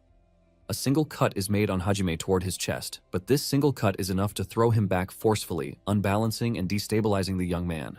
She finishes her attack. Transcendents specialized in martial arts spend countless hours honing their physical skills so they understand better than anyone the value of a perfectly trained body like hers. With a serious and superior look, the girl says he doesn't even compare to Makoto. Meanwhile, back at the HQ's large-scale practice area, a pair of good guys and a pair of villains face each other. With a mocking look, the girl in the red hat, Seta says it won't make any difference to change to a 2-on-2 battle. The pair of HQ warriors doesn't look frightened or anything like it. Seta turns to Asura and asks what their plan is now. It starts to rain at the location, getting all the warriors there wet. With his eyes closed and a sad expression, the man says he can fight them if she holds them, but a fist is already approaching his face. The punch hits him hard, and Asura flies far away from the force of the blow. Midori asks if he thinks they will just wait while they get trampled. Set watches the white-haired warrior advance on her teammate. While she is distracted, her opponent's long hair grabs her. He starts to recall memories of when he was a child. Makoto gently cutting his hair, and with hatred in his eyes, he asks if she is one of the bastards who killed Makoto. Already almost completely wrapped up by the boy's hair, she says she understands now. And with a smile on her face, she asks if he is still mad about that. Red lightning begins to appear in the sky, turning it dark red. The two good warriors have to dodge the lightning bolts that seem to be trying to hit them. With a maniacal look and surrounded by playing cards, Sai starts to laugh while her eyes widen. She uses her Queen of Hearts ability, and her cards start to grow legs and arms. The long-haired man notices that this ability seems to be some kind of telekinesis. She orders her loyal minions to disperse. A gigantic army of cards begins to appear, and she asks them to find Kanagi Minato for her, but her opponent is not willing to let her go after Kanagi. He starts to charge energy, and again a scarlet thunderbolt tries to hit him, but he manages to dodge quickly. The pair of HQ combatants is reunited side by side again. Asura appears through the mist and smoke and says that his ability allows him to physically manifest emotions. He puts his hand in front of his face and uses the Mask of Thousand Faces ability. With a sinister voice and a frightening aura, he tells them to prepare to die. Now his eyes are black. His face is unrecognizable. That is the face of anger ability. Dozens of lightning bolts begin to fall on the battlefield, causing a deafening noise all around. Meanwhile, in Tokorozawa, Saitama Prefecture, loud noises can be heard. Akane is using her even menace ability in a challenging battle. Her partner is fleeing from the unrestrained blows of the man with the bandaged head. With one of his arms much larger than the other, he throws several punches toward the blonde man who tries to defend himself. The villain's punches end up hitting the rocks and mountains around, causing a loud noise and a lot of destruction, and the big-armed man doesn't give up, persistently going after his enemy. But a familiar voice interrupts that distressing chase scene. It's Suo who appears using the Soaring Tengu ability. A smokescreen forms, and the enemy starts to try to clear a path through it with his giant hand, and he quickly succeeds in getting rid of that sand whirlwind. There are 3 HQ warriors down below, and they observe the enemy. Akane looks worried. She imagined this battle would be difficult, but the enemy manages to be even stronger than she imagined. He stares at them with empty, dreadful eyes. That bandaged man is named Dre, one of the 12 disciples of the Apocalypse. He deduces that since they survived his attack, they must be very strong warriors. But to him, the 3 of them are just a minor annoyance at best, so he prefers to save energy and finish this quickly. Hanada gives a small smile and says he seems pretty confident for someone who's about to lose his life. Suo starts to prepare an attack and says he will teach this idiot a lesson he will never forget. Akane notices that Suo is starting to lose his patience and fears he will act without thinking. Of course, she can understand why. She starts to remember the day of his brother's funeral, and that it was the 12 disciples who were responsible for Captain Makoto's death. Dre observes more carefully and says he noticed the red-haired boy might be related to the weakling Makoto Suo. With a provocative voice, he asks if he is that boy's younger brother. Suo just widens his eyes, feeling a chill run through his entire body. While showing his disgusting tongue, he asks what it feels like to have a pathetic brother who couldn't defeat a loser like them. That infuriates Suo, who really starts to lose his composure. Without thinking and consumed by mortal hatred, he charges toward the enemy, holding his sword. Dre's gigantic hand begins to transform into a strange flesh-like cannon. He is preparing his La Traviata ability, and from the tip of his anomalous arm, a purple energy ball begins to charge. The 3 good guys are caught by surprise by that move. They all look surprised in the direction of the ability. Meanwhile, at the HQ headquarters, a tense situation is happening. The women are still trying to heal Io with everything they have. They start to be able to feel a pulse. Rin takes the lady's hands and can feel her heart beating. She is relieved, unable to contain her emotions. A tear of relief and happiness starts to run down her face. The other woman yells for the Yushima unit to give an update on their situation. The girls reply that they have almost finished healing the captain's wounds. So, 4 other powerful warriors are ready to join the Kanagi unit, but the young man with the cap and sunglasses asks them to wait a bit. They will need to deal with one little thing first, and several cards appear in the location, looking for Kanagi. Tengen orders everyone to take their positions and says they need to keep Kanagi safe until he wakes up. So while one team fights to heal Superintendent Io, the other part of the warriors prepares to deal with the cards, but the man with the goatee notices an extremely large amount of energy that has managed to hit an entire area.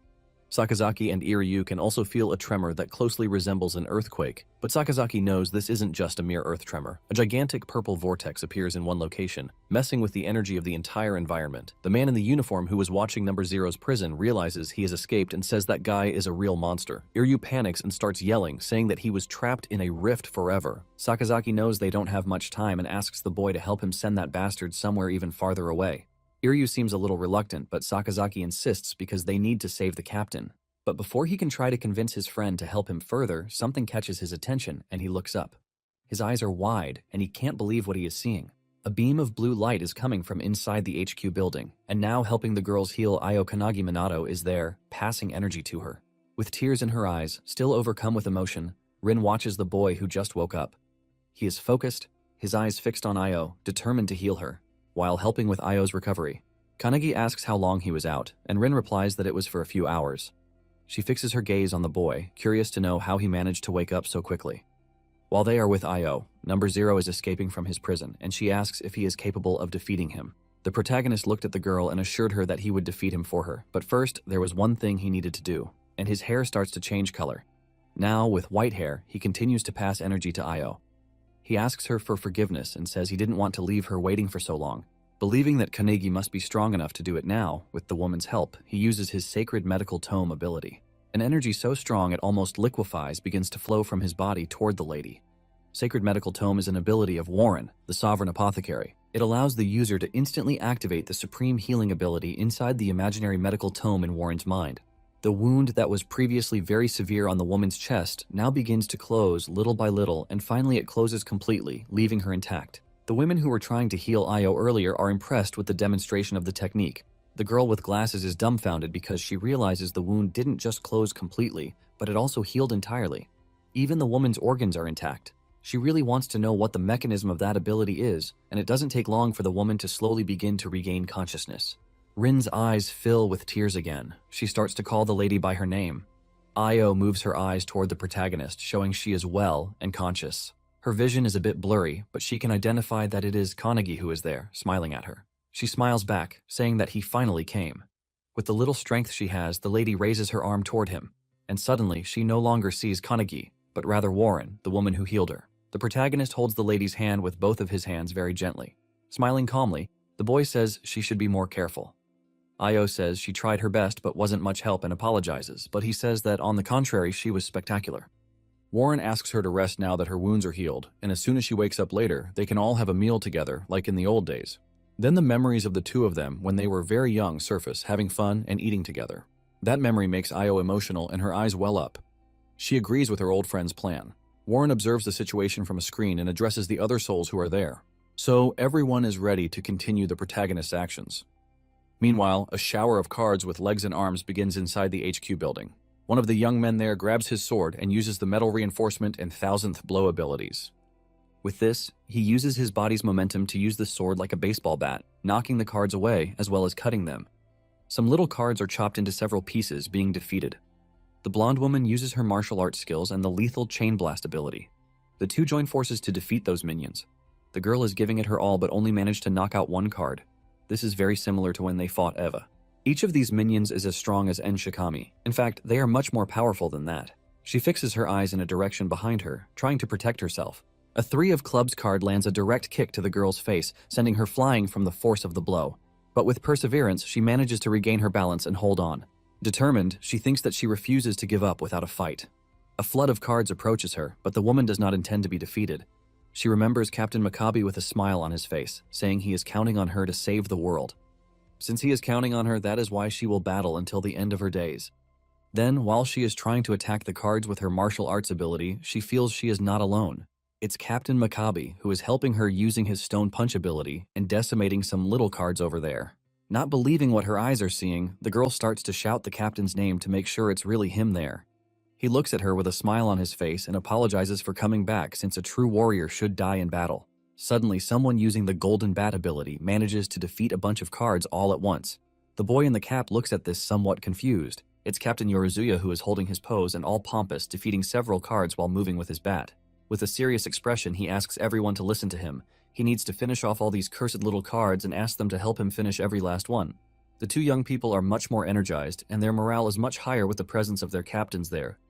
But before starting to move, Captain Maccabi asks them to wait a bit. He can see Kanagi up high near the armored batter. The protagonist is holding his sword in the middle of several cards, and Maccabi thinks he is about to do something. Then the boy changes his stance and holds the sword as the cards notice his presence and begin to approach. Concentrated, he charges the energy in his body, letting it flow to his arms like a drop of water falling into a river. It is the Hinoki style, the sword technique. And finally, he unleashes the Shadow Vortex ability with all his strength, quickly cutting down all the cards there one by one. Spinning his sword, he forms a true vortex with his blade, which covers the sky and leaves the boys down below impressed. A shower of paper begins to fall. All the little pieces of the cards he chopped up are now inanimate as they should be. Meanwhile, on the other battlefield, several red lightning bolts are still falling all over the place. C suddenly gets startled by something, her eyes widening. Asura asks his partner what is happening there. She can't believe her eyes because there were over 500 cards in total, and yet they were eliminated in the blink of an eye. With pure hatred in his eyes, the white-haired man asks if this is the work of Kanagi Minato, their main target, and now he promises he will kill him. Then his gaze turns to the opponents on that battlefield. The two are dodging the lightning bolts, and he says he has better things to do than fight with these little worms.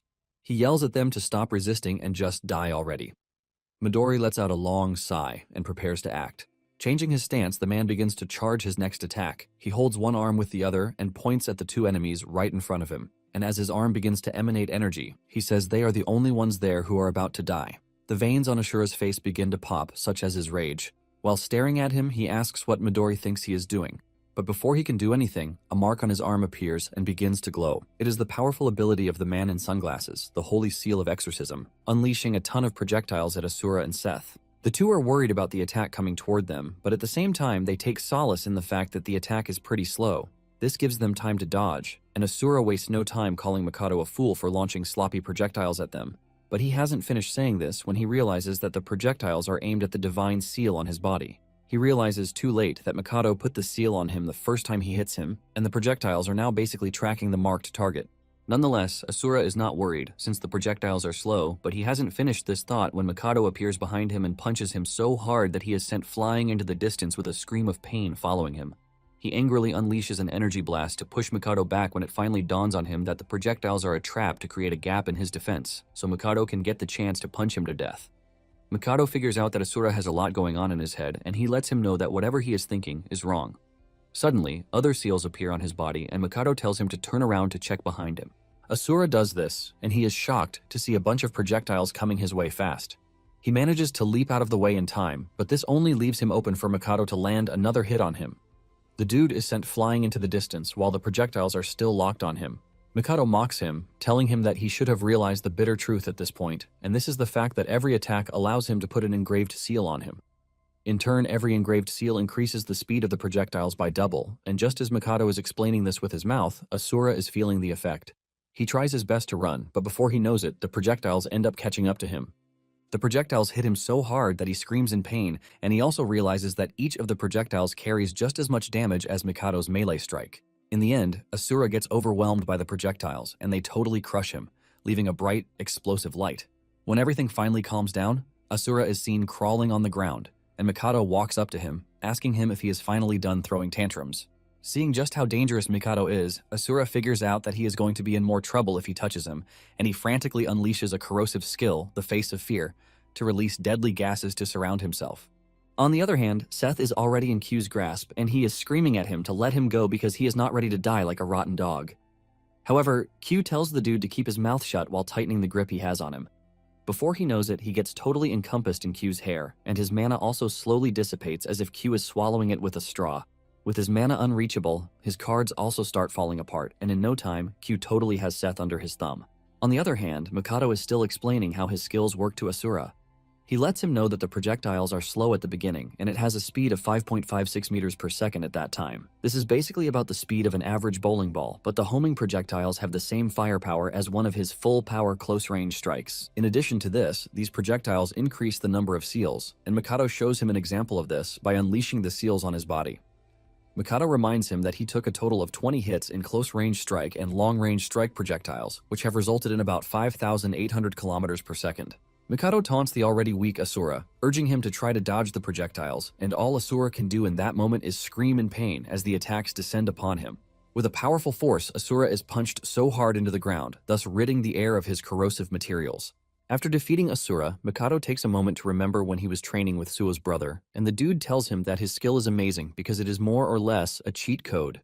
Suo tells Mikado that the moment he is hit, it is all over for him. However, Mikado argues that it is hard to use because the stronger the opponent, the harder it is for him to land a strike. In addition to this, it takes more than 10 seconds for the first seal to appear, which is really slow. Midori teases Mikado, asking him if such an enemy exists when he is practically dodging all of Mikado's strikes, proving the dude's logic right. Mikado talks about how weak his technique is, and Midori teases him, telling him to just get more muscle, but Mikado knows Midori doesn't know how it feels, since he is a freaking genius. At that point, Mikado yells his determination at Midori, telling him to wait until he becomes part of the task force. Midori, being Midori, teases Mikado, telling him that he can't wait till then, and he even suggests that they all have a fight together once everyone has gotten stronger. Now in the present, Mikado believes he finally has what it takes to hit Midori, even if it is just once. Mikado then walks up to Q, and Q admits that Mikado helped him shut down the thunder, but he lets him know that he is also done with his opponent. Lying beside him is the mana-dried-up body of Seth. Mikado then tells Q that it is time for them to go help Suo and the rest because it is hard enough to face an enemy at that level, even with 3 people. Q agrees with him, but lets him know that Akane said something strange. Meanwhile, Dre is still battling it out against Suo's squad, and it appears that Akane has something she is cooking, even though it is quite slow. It turns out that she has plans to destroy Dre's annoying cannon. Dre, on the other hand, is having fun with his cannon as he fires a massive attack on the squad. The attack is so fast and powerful that even Suo says it is hard to predict where the attack is going to hit. When the attack finally hits, Suo gets caught in it, and his colleague screams out his name to check if he is still alive. The attack clears off, and Suo assures his friends that he is fine because he was able to deflect the hit. However, Suo is worried that they don't have the capacity to continue blocking Dre's attack, which means Akane has to sort herself out really quickly. Dre notices that the squad is struggling, and he starts making fun of them, asking them just how much more they think they can take. Dre lets them know that he is going to show them what it feels like to be hopeless. It turns out that Dre has one more weapon in his arsenal, which his boss told him to keep as a last resort. But he believes it is finally time for him to unleash this weapon. Dre then whips out an ugly artifact with an ugly eyeball that several other eyeballs too. Dre assures them that this artifact is going to end them, and even the squad is terrified by the mere sight of the artifact since they have no idea what it is. Instead of explaining what it does, Dre decides to show them instead, and a ton of blasts emerge from the artifact. Dre lets them know that the artifact releases satellites, and they produce the same skill as the owner of the artifact. Suo and his squad look into the sky to realize that the satellite has the entire area covered, and Dre explains to them that his next attack will come from all of the satellites as well. Just then, Dre releases a massive firepower from the cannons, and he assures them that everything in the airspace is going to get fried by his cannon. As the attack descends on them, Suo realizes the bitter truth that he can't dodge all of the attacks. The yellow-headed guy also knows this, and he screams out Akane's name, and Akane comes in for the rescue, while telling them that she can finally see it. However, Dre lets her know that he can also see through her. In the end, all of Dre's attacks come together to form one giant ball of fire, and it lands on their location, ultimately frying whatever resides there. Dre confidently declares the squad is dead, and he boasts about how his boss gave him the coolest power. Dre remembers when his boss approached him to give him the artifact to replace his severed arm. The artifact merges with his arm and ultimately fuses with his body to imbue him with power, while destroying his body and making him ugly, which is why his sorry ass is forced to wrap his body like a mummy. Dre is raking in the joy of victory when he notices a green light in the distance where Suo and his squad are supposed to be lying dead. When the dust clears off, he gets to see Akane reflecting green light from her hand, and everyone on the squad is safe. Dre is pissed that he didn't get to kill them once, and he angrily unleashes a massive wave of cannon fire, but Akane nullifies this with her green skill. Dre is left in shock that his fire cannon didn't work, and Akane decides to explain the new reality of things to him. She lets him know that the skill she is currently using, which is known as Mafalazael, is a skill that allows her to change the nature of a skill that she has managed to analyze. Akane lets Dre know that she just changed the property of his attack into a healing skill. Suo and the Yellowhead confirm this because all of their injuries are fully healed. Akane tells them that she used the excess residue to strengthen them, which means their physical abilities would be enhanced for about a minute. Dre hears this and panics because Akane just rendered him ultimately useless. Akane smiles at him, telling him that he can't understand, but it is pretty obvious that it is over for him. Dre is wise enough to know that he is done for, and he tries doing the best thing he can do, which is to run away. But Yellowhead is not just going to let this happen. Before he can even make his move, he attacks him, delivering repetitive attacks to punish him. Dre gets hit all over his body at the same time without being able to reply to the attack, and by the time the Yellowhead is done, Dre is already bleeding all over. The Yellowhead admits that his body is lighter than it was, but since he is done playing around with Dre, he leaves the rest to Suo. Using Hinoki's one-handed sword style, the diced slash in combination with Autumn Thistle, Suo brings out a powerful matter annihilation skill. This unleashes a large area of lasers that sinks into Dre's body and ultimately turns him to dust. Suo mocks Dre for calling his brother trash, while telling him that he would have to face his dead brother again in the afterlife, if there is nothing left of him to go to the afterlife, that is. With this, Dre is defeated by Suo, Akane, and the Yellowhead, Hinata. After everything settles down, Akane is hit with a blowback of what she just did, and she collapses to the ground. Suo and Hinata rush over, and while she is unconscious, all she can think of is her desire to apologize to Midori. 7 years earlier was when Midori and Akane first met.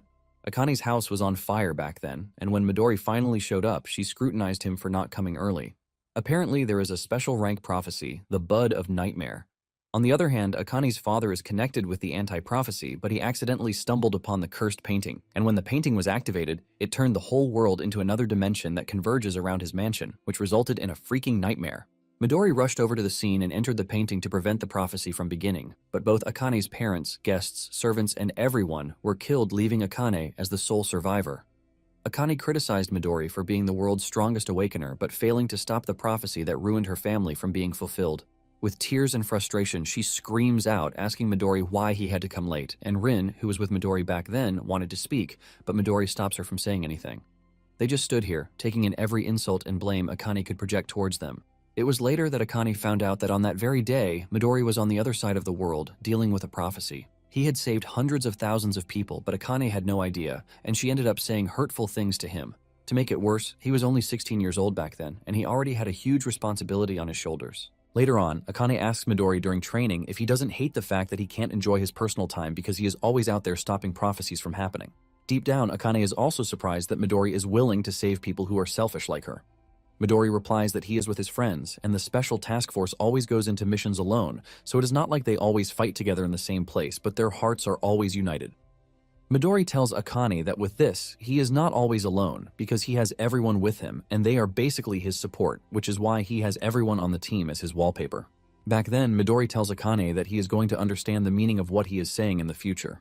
When Akane finally regains consciousness, she asks Suo and Hinata how long she was out, and they let him know that it wasn't even up to a minute. Akane then gets on her knees, and with a sincere heart and pain, she tells her comrades that she really wants to apologize to Midori. She hasn't finished saying her words when Suo lets her know that he would also like to say his gratitude towards Midori because he was an irreplaceable friend to his brother, Suu Makoto. Hinata also mentions that he would like to surpass Midori one day, which is why they all cannot allow Midori to die. Since they are all in agreement that they can't allow Midori to die, Akane tells them that it is time for them to go and save Midori. At the same time, Kanagi arrives at the limestone cave and Captain Tsurusaki is shocked to see him.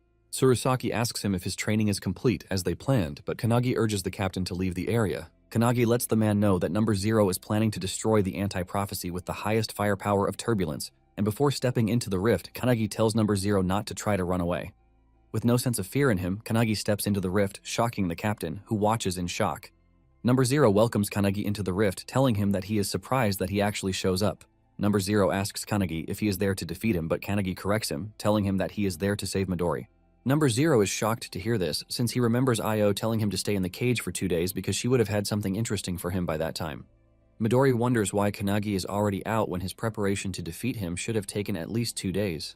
With this, Midori believes that Kanagi is still not ready to fight against him, and he is still trash-talking Kanagi when Kanagi dashes at him with a combination of skills. Kanagi lands a kick on his body, but he soon realizes that his attack didn't actually hit because Number Zero was able to stop his momentum with his defense. Number Zero makes fun of Kanagi, but commends him for being pretty fast. However, he lets him know that he is going to finish him. Number Zero then starts to take in a bulk load of power so he can unleash a massive turbulence. Kanagi figures out that Number Zero is trying to escape from the rift by using all of his accumulated aura to create turbulence. This is a skill that kills everything it comes in contact with, and in order to counter this, Kanagi unleashes his own turbulence. Meanwhile, the other founders are trying to get their comrade, the founder of Wind, Skirnir, to get active in the fight. While he is busy enjoying himself in the calm state of mind, Rowan, the founder of Dragon's Claw, bites him to get him off his lazy arse.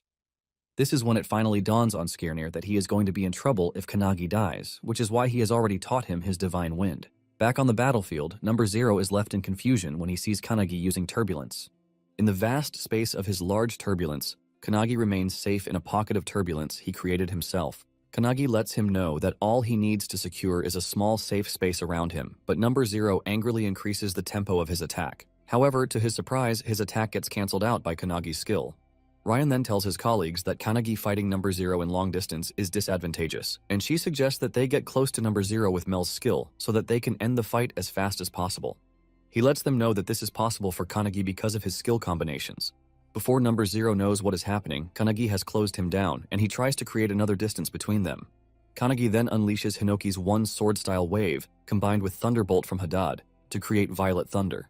This flies straight for Number Zero, hitting him so hard that he is pushed out of his turbulence. With Number Zero on the defense, Kanagi unleashes the Spear of Annihilation, which he combines with the deadly bow to create a deadly skill, the Moonring Annihilation. With nowhere to run, Number Zero gets hit with multiple skills all at once. This leaves Number Zero wondering what type of person Kanagi is because he is basically fighting with different attributes without even using any artifacts. It finally dawns on Number Zero why they call Kanagi the one who ends all the prophecies. Nonetheless, Number Zero remains unharmed even with everything Kanagi has thrown at him. He mocks Kanagi, asking him if he thinks he can injure him with his trash attacks. At this point, Kanagi is already sweating from exhaustion, and he hasn't even been able to damage Number Zero. Even Ryan becomes worried because he wasn't expecting Midori's growth to be this crazy. Number Zero starts to make fun of Kanagi, telling him that he is going to lose because he didn't have enough time to prepare. Number Zero is about to attack when Kanagi says something shocking. He mentions that Io is still alive, and the moment Midori's body hears this, he automatically tries to resist Number Zero's influence over him, stopping him from firing off his attack. Kanagi lets Midori know that basically everyone is alive, and he calls out their names for Midori to hear, so he knows that they are waiting for him. Kanagi also screams out, telling Midori that he hasn't even paid back his debt for all the favors he did for him. With Kanagi's declaration, Rion immediately calls Pantajali forward, telling her to carry out their plan. Pantajali then places her hand on Kanagi's back to activate a skill, full release, ultimately pushing all of his skill points into overdrive, leaving Kanagi brimming with an overwhelming energy. Number 0 is shocked when he sees this, and Kanagi lets him know that he is about to give the fight everything he has. Even though Kanagi appears to have gotten a power-up, Ryan doesn't look pleased, and the reason for this is revealed. While Kanagi was training with Hinoki, the founders were busy discussing with Ryan about the upcoming battle against Number 0. In the end, they came to the conclusion that, with Kanagi's current strength, it is going to take them at least 1 week to train him properly, and anything asides that puts them at a low chance of winning the battle. The rest of the founders are shocked when they hear this, and Ryan lets them know that Midori is still growing and at an alarming speed for that. He mentions that, based on the footage that they have while Kanagi and Hinoki were fighting against Midori and the testimony of the special task force about his childhood, including the scale of the destruction he caused in Detroit, they have been able to come to the conclusion that Midori will eventually reach the same level as the founders. Ryan mentions that even with Kanagi's growth speed, he still won't be able to reach the same level in a short period of time. The founders are shocked to hear this, leaving them to ask him what they are supposed to do about it. Rion then mentions that they have a method, but it is quite a heavy price. Pantajali, the founder of Support Buffs, says in the event that Kanagi wasn't able to contend with Midori's strength, she will have to open all of his chakra flow. She says the chakra points are the energy of humans' lives, and they can increase Kanagi's output power tremendously in a short space of time. However, his body and soul will suffer overwhelming damage as a result of this. Pantajali says in the worst-case scenario, the damage caused by this method might be irreversible. The founders are hesitant when they hear this, but Kanagi hears them even though he is busy training with Hinoki, and he urges them to carry out the method if needed. Hinoki is blown away that Kanagi is able to listen to the other founders, while keeping his focus on him too, and this is a sign that he is growing stronger. Kanagi lets them know that he is indebted to Midori, which is why he has to save his life no matter what. Since this is what Kanagi wanted, they had no choice but to follow his wish. With Kanagi's body overflowing with power, he is able to reach Number 0 before he knows it, and he punches him in the face, sending him flying into the distance. Number 0 cannot believe his eyes when he realizes that he actually received damage, which means Kanagi actually penetrated his defense. Before he knows it, Kanagi is already dashing towards him again, and Number 0 unleashes a big wave of turbulence, but Kanagi cancels it out. However, Number 0 screams at Kanagi, telling him not to underestimate him, and he starts trading power blows with Kanagi. Moments later, Kanagi places his finger on Number 0's chest, and he fires off a powerful skill, Tranquility, that shoots through his body. Number 0 is shocked when he tries to make his own move, but realizes that he is totally incapacitated from Kanagi's last attack. Kanagi then follows through with Hinoki's skill, the wave-cutting blade, and other attack techniques from Hinoki. Kanagi combines all of these to cut Number 0 really hard. Midori's body is riddled with painful slashes, and Number 0 screams out in pain, while the founders watch in satisfaction and shock. Ryan is blown away because it appears that Kanagi's potential is even higher than he expected it to be. Kanagi then concludes that it is time to finish the fight, and he uses a powerful skill, Splitting Clouds, to completely overwhelm Number 0. Number 0 soon realizes that he is dying, and he figures out that he has to make a wind wall at maximum power, but he is in the process of this when Kanagi shows up in Super Saiyan mode, telling him that he is not done yet. Number 0 watches in horror as Kanagi releases another wave of powerful attacks to really render him powerless. In the end, Kanagi touches Number 0's chest to fire off a skill, burning light into his body. This leaves a cloud of bright light that ravages through the enemy's body, causing him so much pain that he screams out in agony. Just when Kanagi rushes in to finish the fight, Number 0 whips out an artifact, an elixir, which is an item that grants a continuous and instantaneous recovery for 3 minutes. Number 0 smiles as he stares at Kanagi, and he increases his turbulence power to the max output, giving him the chance to burst out of the rift. He leaps into the sky, laughing out evilly, while saying he has finally gotten it done. Number 0 tells Kanagi that with the current artifact, he won't be able to kill him. Kanagi tells him that he doesn't care because all he has to do is just fight him until the effect wears off. Suddenly, Kanagi gets hit with the blowback of the skill he just used, and blood starts coming out of every hole in his body. Kanagi falls to the ground in pain, while Number 0 mocks him, saying he already knew that the strength he was using was burning away his life force. Number 0 believes that Kanagi won't have what it takes to hold out for long. Number 0 then tells Kanagi that it is time for him to die, and he fires off a powerful blast at him, but Akane shows up just in time to block the attack with her spell. In a flashback scene, Kanagi had called Akane to discuss something with him. He showed her turbulence, shocking Akane, who asked him how he is able to use Midori's skill. Kanagi smiles and tells Akane that he is going to explain everything once the battle is over. Kanagi asks her if it is true that she has completed her lesson 15, and she says yes. However, she lets him know that it will take her time to analyze it, and it soon dawns on Akane that the reason Kanagi called her was to analyze the turbulence with her skill. Kanagi tells Akane that he would like her to protect everyone once the battle with Number Zero starts, and this is exactly what Akane does. Number Zero is shocked when his attack gets cancelled out, and Kanagi even recovers from his injuries. Number Zero screams out in frustration, saying he just used the maximum output skill of the world's strongest, which means he should win.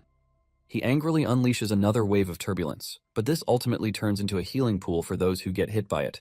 At this point, the whole squad is already present at the scene, and with a smile on Akane's face, she tells Kanagi that she has protected everyone, which means what is left is for him to give them his orders, as their captain. Kanagi is blown away by Akane's incredible skill, and he motivates the team, telling them that it is time for them to rescue Midori from Number Zero's grasp. Before Number Zero knows what is happening, he gets overwhelmed by the good guys, as they deliver several levels of attacks to his body. SUO believes that they can do it even though Number Zero keeps getting healed right after receiving damage. However, with the buff they received from Akane, defeating Number Zero is possible. Number Zero cannot simply contend with all the superpowered attacks coming at him at the same time. Hanada makes good use of the moment to punch Number Zero as much as he wants, while SUO and Kanagi prepare their Purgatory Sword against Number Zero. When Number Zero sees what they are cooking for him, he freaks out and he frantically creates a wall to try to block out the attack. However, his plan is ruined by the white-head girl who hits him with her Void skill. Number Zero freaks out when he realizes that a warp user has just joined the fight, and he is busy thinking of what to do when Mikado appears from underneath him and lands an uppercut that sends him somersaulting in the air. Mikado then screams at Midori, telling him to wake up and take back his body. Number Zero angrily hits Mikado with a cloud attack, but before he can even rest from this, Q grabs him using hair skill, the forbidden scarlet hair. With Number Zero restrained by Q's hair, the anti-demon divine seal appears all over his body, and in no time he is simultaneously attacked by Mikado's skill while telling Midori to wake up. Q notices Ichika standing in the distance, totally unbothered by the fight, and he asks her if she is not joining. Ichika replies that she doesn't need to join because she doesn't have anything to say to Midori. Ichika says what is left is to leave Midori to the younger ones, and at this point Number Zero has been badly beaten and his life force is barely holding on. Number Zero panics because it finally dawns on him that he is no longer healing, which means the effect of the artifact has ended, and he has to find a way to protect himself with the power of the wind. However, Kanagi tells SUO that it is time to end the fight, and together they tap into Hinoki's one sword style to unleash the spirit cut. In perfect sync, the two land a soul-cutting slash on Number Zero, cutting his soul into parts. Number Zero screams in pain and frustration with the clear realization that he is about to be defeated. The spirit-cutting skill leaves a large blue light that covers the entire area, ultimately expelling Number Zero from Midori's body, finally freeing the strongest from Number Zero's grasp. The spirit cut ability allows it to cut intangible things like a soul by using the sharpest sword energy. Apparently, it is possible for a swordsman to use this skill once they reach a certain level of swordsmanship without even using a real sword. Number Zero is left in shock as he cannot believe that his soul just got cut, and he screams out as he is expelled from Midori's body. Akane rushes toward Midori as he descends to the ground, while SUO cannot believe that they were able to pull it off. SUO is still trying to pull himself together when he senses his brother's spirit patting him from behind for a job well done. SUO frantically turns around, but he sees no one behind him. He knows he sensed his brother, and he looks into the sky as he mentions his brother. Midori, on the other hand, appears to be back to his real self, as he tells his friends that he can no longer sense Number Zero inside him. Without holding back, Akane lunges at Midori to hug him. Kanagi also walks up to Midori with a smile on his face, and he stretches his hand toward him for a shake. Midori prepares to take Kanagi's hand, and just as he is about to thank him for saving his life, Number Zero's life force dashes out of Midori's fingers and escapes into Kanagi's body. Midori screams out in horror when he realizes what just happened, and a bright light emerges, almost blinding them. Midori easily figures out that Number Zero is trying to hijack Kanagi's body, and he actually successfully does it. When everything calms down, Kanagi says he was aware that Number Zero had two artifacts that allow him to hijack someone's body. He already expected Number Zero to hijack his body once he was cornered. Kanagi says Ryan and Azure already predicted this, and while Kanagi is calmly speaking, Akane and Midori are freaking out. Midori tells Kanagi that Number Zero has entered his body, and Kanagi confirms this, but he lets them know that Number Zero made a mistake by choosing his body out of all the places that he can escape to. Meanwhile, Number Zero is rejoicing because he has finally made it into Kanagi's body, which means he actually doesn't need Midori again because he now has the body of the one who will end all prophecies. He is busy celebrating that Kanagi's body is his without realizing that the founders are all watching him in anger. By the time he realizes it, it is already too late for him, and Kanagi tells his friends that his body is the most dangerous place Number Zero could have escaped to. While he was talking, Number Zero, also known as Warren Hastings, was getting trashed by the founders, ultimately finding himself in a cycle of pain, and in the end, his soul vanished. With a bright smile, Kanagi tells his comrades that it is all over and it is time for them to head back home. Meanwhile, Ichika runs into Hajime, who appears to be still alive. Ichika lets him know that his boss is dead, and Hajime refutes this, saying he wasn't even loyal to the dude in the first place. Hajime asks Ichika why she let him live, and Ichika replies that the dude still has room for improvement. Hajime is left dumbfounded when Ichika cuts down his chains while taking down the tree behind him with it, urging him to get his wounds treated. With an evil expression, Ichika lets him know that she is going to train him so hard that he will beg for death. And thanks to Ichika's authority, Hajime's life is spared, so he can become Ichika's apprentice. On the other hand, Midori lets out a big smile when he sees Mikado and Q. Mikado dashes toward him, aiming to punch him, but he doesn't even move, and Mikado stops just before his punch reaches him, telling him that he is glad that he is back. Mikado doesn't waste the opportunity to treat Midori how he wants, as he easily lifts him off the ground with one hand. In the end, Midori was dragged into a search mission left by Number Zero in England. In the HQ, Io finally wakes up to the news that Midori is back, and she learns that it is all thanks to the Kanagi squad. With tears running down her face, Io's granddaughter, Shiki, tells her grandma that she is glad she is finally back. Io thanks them for the help, while telling them that it would be nice if she could make tea for Midori. At the same time, two agents are watching the whole scene from a distance, and they are relieved that everything is over, even though there were loads of casualties. The senior agent tells his junior Yushima that they still have to decide on what they are going to do about Midori. However, he figures out that they are just going to allow the group to enjoy themselves. The group is seen talking about the whole mission and admitting that they never expected Midori to be that strong. Hanada, on the other hand, yells at Midori, asking him what he must do to get stronger, while Akane is the only one shielding Midori from their gawking eyes. She urges them to limit their questions to 10 seconds per person because Midori is still injured. While they are all celebrating, Kanagi is standing behind with a smile on his face, but he suddenly loses consciousness, and he passes out, immediately drawing the attention of the others to him. They rush over to where Kanagi is in panic, and in a shocking turn of events, his crest of nothingness changes from the usual bright blue into black, which is a sign that it is no longer active. With this, Kanagi enters into a deep coma from which he won't be able to wake up. Akane wonders what might be wrong with Kanagi because his wounds are all healed, leaving them confused. Just then, they hear Kanagi groaning, and Midori is the first to sense that what he is sensing is not Kanagi himself. He remembers that he has sensed something like this before, and this was when he fought Kanagi back at the school for the very first time. Midori then asks whatever presence is talking to them if they are Kanagi, but the presence turns out to be Ryan, and he has no choice but to introduce himself. He tells the team he dwells inside Kanagi's body, and he is one of the founders. The moment the team hears this, they are all left stunned, as it is totally not what they expected. Ryan mentions that they didn't want to reveal their existence until the last moment, but as it turns out, it appears that they have no choice. Ryan tells them that he has a favor to ask them, since they are all close to Kanagi, and it is a simple request to save Kanagi. Later on, Midori watches a video recording left for him by Aradib, telling him that by the time he checks the video, he might be dead. He mentions that he is trying to stop him from losing control of his body. He knows fully well that he is going to die after facing Midori, but he wants to at least understand the situation, and with a smile on his face, he lets Midori know that everything that happened is not his fault. Aradib tells Midori that the problem is the 12 apostles of prophecy because they are the enemies of the world.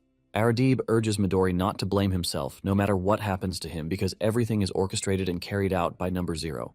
With a bright smile, Aradib tells Midori that he hopes they meet again because he has finally arrived in Mumbai. Midori finishes watching the video, and before he can start crying from losing his friend, Mikado and Q show up, suggesting that they play ball. Meanwhile, at the Hut of Everlasting, news is being displayed on the TV about Midori's death to prevent the world from freaking out in panic. The news claims that Midori was defeated by the American-Japanese Navy, but in reality, the blonde head official knows that they couldn't even do anything. Io lets him know that they have no choice because they can't allow the public to know about the existence of the prophecy, which is why they have to bend the story. Io lets him know that this is the best ending that they can have, and the man agrees with him. As he prepares to leave the room, he mentions that there are still many super rank level prophecies and above, and they can't lose Midori as it stands. The man plans to have Midori work for him once he regains his sanity because they obviously need him to help keep the world safe. While Midori is playing ball with his friends, Mikado asks him if he is fine because he has just been downgraded from the world's strongest into the world's worst disaster, who is believed to be dead. Midori then replies that it would be strange for the anti-prophecy unit to remain famous, but he assures them that he is going to remain careful going forward, even though their enemy is pretty dangerous. Mikado then throws a powered ball at Midori, forcing him to use his power while asking him how he feels. Midori replies that he has completely recovered, and Mikado commends him but tells him that he has to stitch the ball back. As Midori prepares to leave, Mikado tells him that he has to make sure he returns safely this time around and he must prevent Kanagi from dying. Midori acknowledges this, assuring Mikado that he is fully aware of the responsibilities ahead of him. Meanwhile, inside the ICU of the anti-prophecy, Midori joins Akane and the others. Akane asks them how Kanagi is faring, and they tell her that nothing has changed and that he still has not regained consciousness. Kanagi's body is wrapped in bandages with tubes passed into his body to keep him alive. Suo mentions that Kanagi is actually changing for the worse because his natural instinct to breathe has stopped. He mentions that they can't stop the bleeding from his wounds, and to make it worse, their skills are not working on Kanagi. Suo fears the worst if this continues. Midori finally calls on Ryan, asking him if he can hear them. Ryan emerges, expressing his surprise that Midori is finally back, and he lets them know that in exchange for the tremendous power that Kanagi used, his life force was drained. Thanks to this, Kanagi's physical and astral bodies are in a critical condition, but this is not the only thing that is happening. He mentions that this has activated a string of unexpected events because their enemy has managed to intervene. The team freaks out when they hear this because they know it can't be good. Meanwhile, Kanagi finds himself in a vast space covered in flowers, and he is confused because he doesn't even know if he is still sleeping. Kanagi is confused, and he starts calling out his friends, expecting them to come out from where they are hiding. Suddenly, he hears a voice telling him that his body and mind are on the verge of death, which is a result of his sacrifice. He turns around to see a dude in black, holding a multi-outlet ugly kettle, talking about how it is a rare opportunity which has allowed him to seal the crest of nothingness that he possesses. Kanagi is shocked and stunned, forcing him to ask the dude who he is, and the aura around the guy immediately changes as he replies that they are called the Clusters, and they are the ones who created what they know as prophecies. With a face covered with ugly eyes and an evil smile, they let Kanagi know that they were the enemy of the world, ultimately signaling another chapter to battle against clusters of destruction. At the same time, Ryan tells Midori and the others about the clusters, revealing that they are beings from another dimension that created the tower 300 years ago, making them the founder's nemesis. Ryan lets them know that the one who can face the clusters is one who possesses the crest of nothingness, and that person is none other than Kanagi.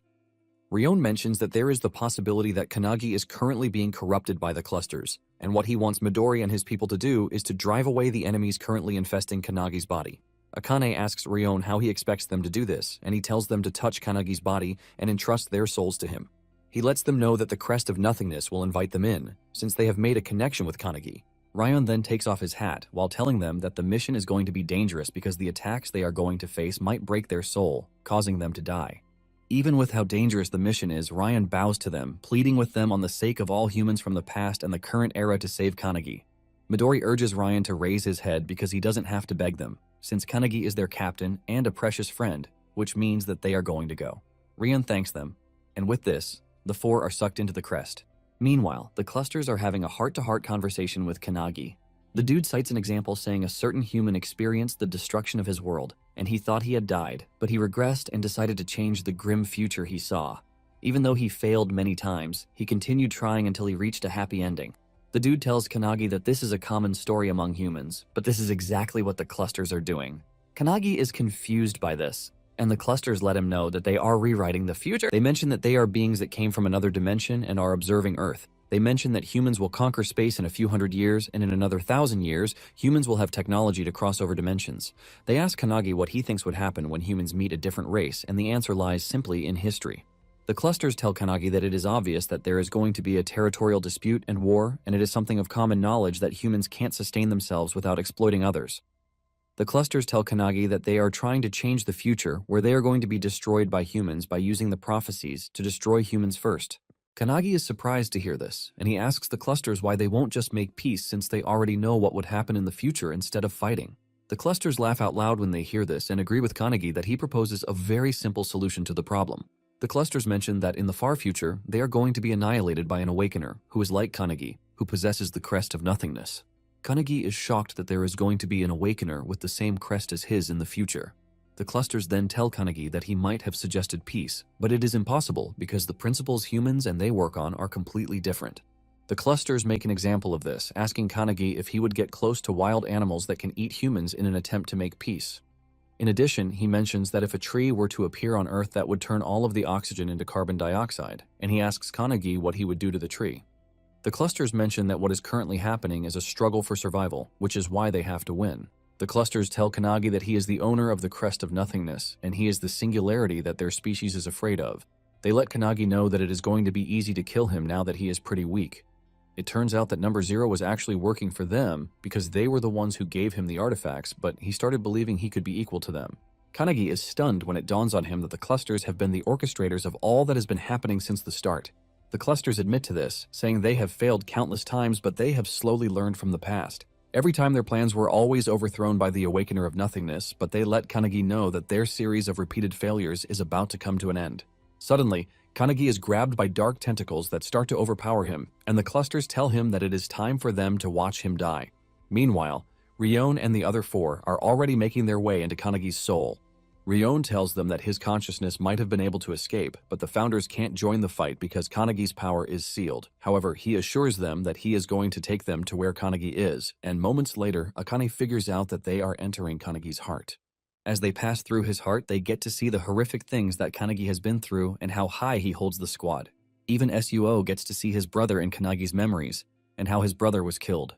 They see just how broken Kanagi was because of what happened, and while they are busy staring at the sad images, Ryan tells them that he has found Kanagi.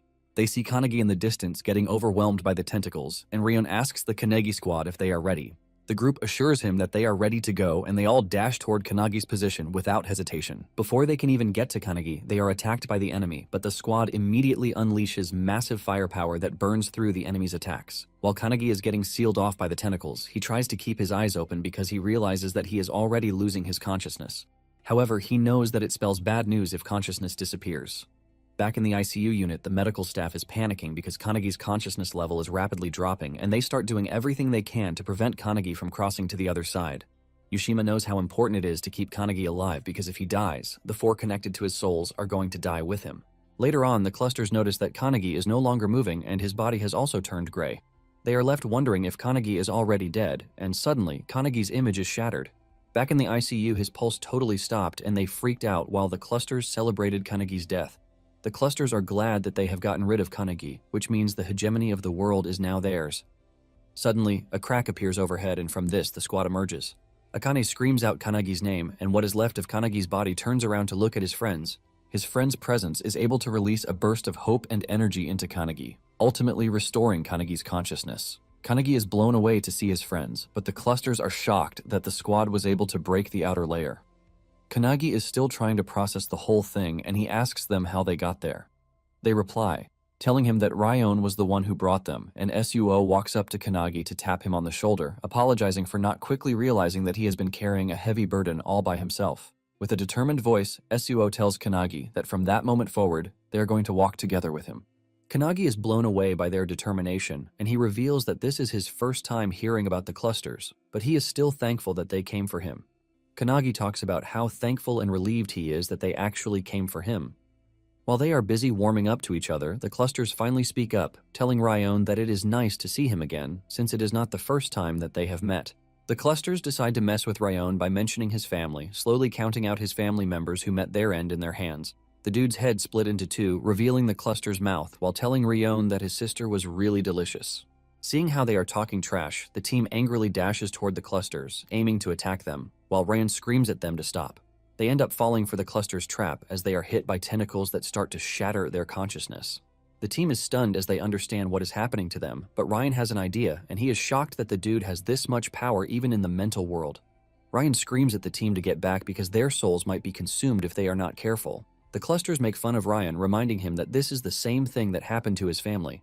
The dude tells the team that it is time for him to devour them all. Suddenly, a sudden blast of energy appears from above, hitting the ground really hard, shocking everyone who witnessed what just happened. They look up in shock to see who just displayed such incredible power. 2 individuals appear in the sky and, commending the squad, tell them that they were able to gain access after the outer layer was destroyed.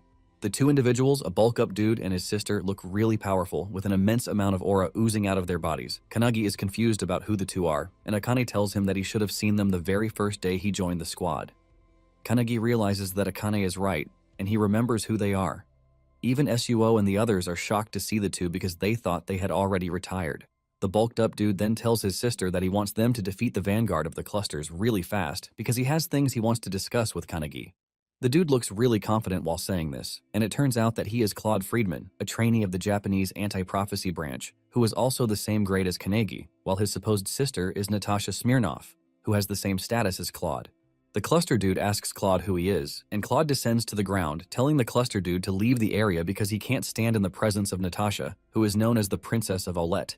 The team is shocked when they learn that Natasha is a princess, but while they are all freaking out about this, Natasha is just sleeping on her teddy, totally unbothered. Even the yellow head has no idea where Aulette is located.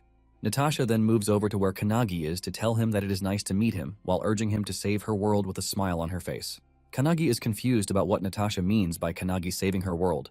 Seeing how confused Kanagi is, Natasha urges him to calm down, telling him that if he helps her, she is also going to help him escape the mental world where he is currently trapped. Just then, the cluster dude finally understands that the whole thing is about Aulette, but he lets them know that Kanagi's death is absolute. With anger, he adds that Aulette is a weak world and should just stay out of their way. He angrily unleashes the disgusting tentacles on the team, rendering them useless. Even Midori figures out that his power is out of his reach the moment he comes in contact with the tentacles. Claude then calls on Natasha, telling her that they need to solve the tentacle issue first, and Natasha agrees, but she tells Kanagi that this will be her upfront payment. With a simple command, Natasha activates her skill, Spark Light, and the tentacles immediately come to a halt. The cluster dude freaks out when he realizes what kind of power Natasha has.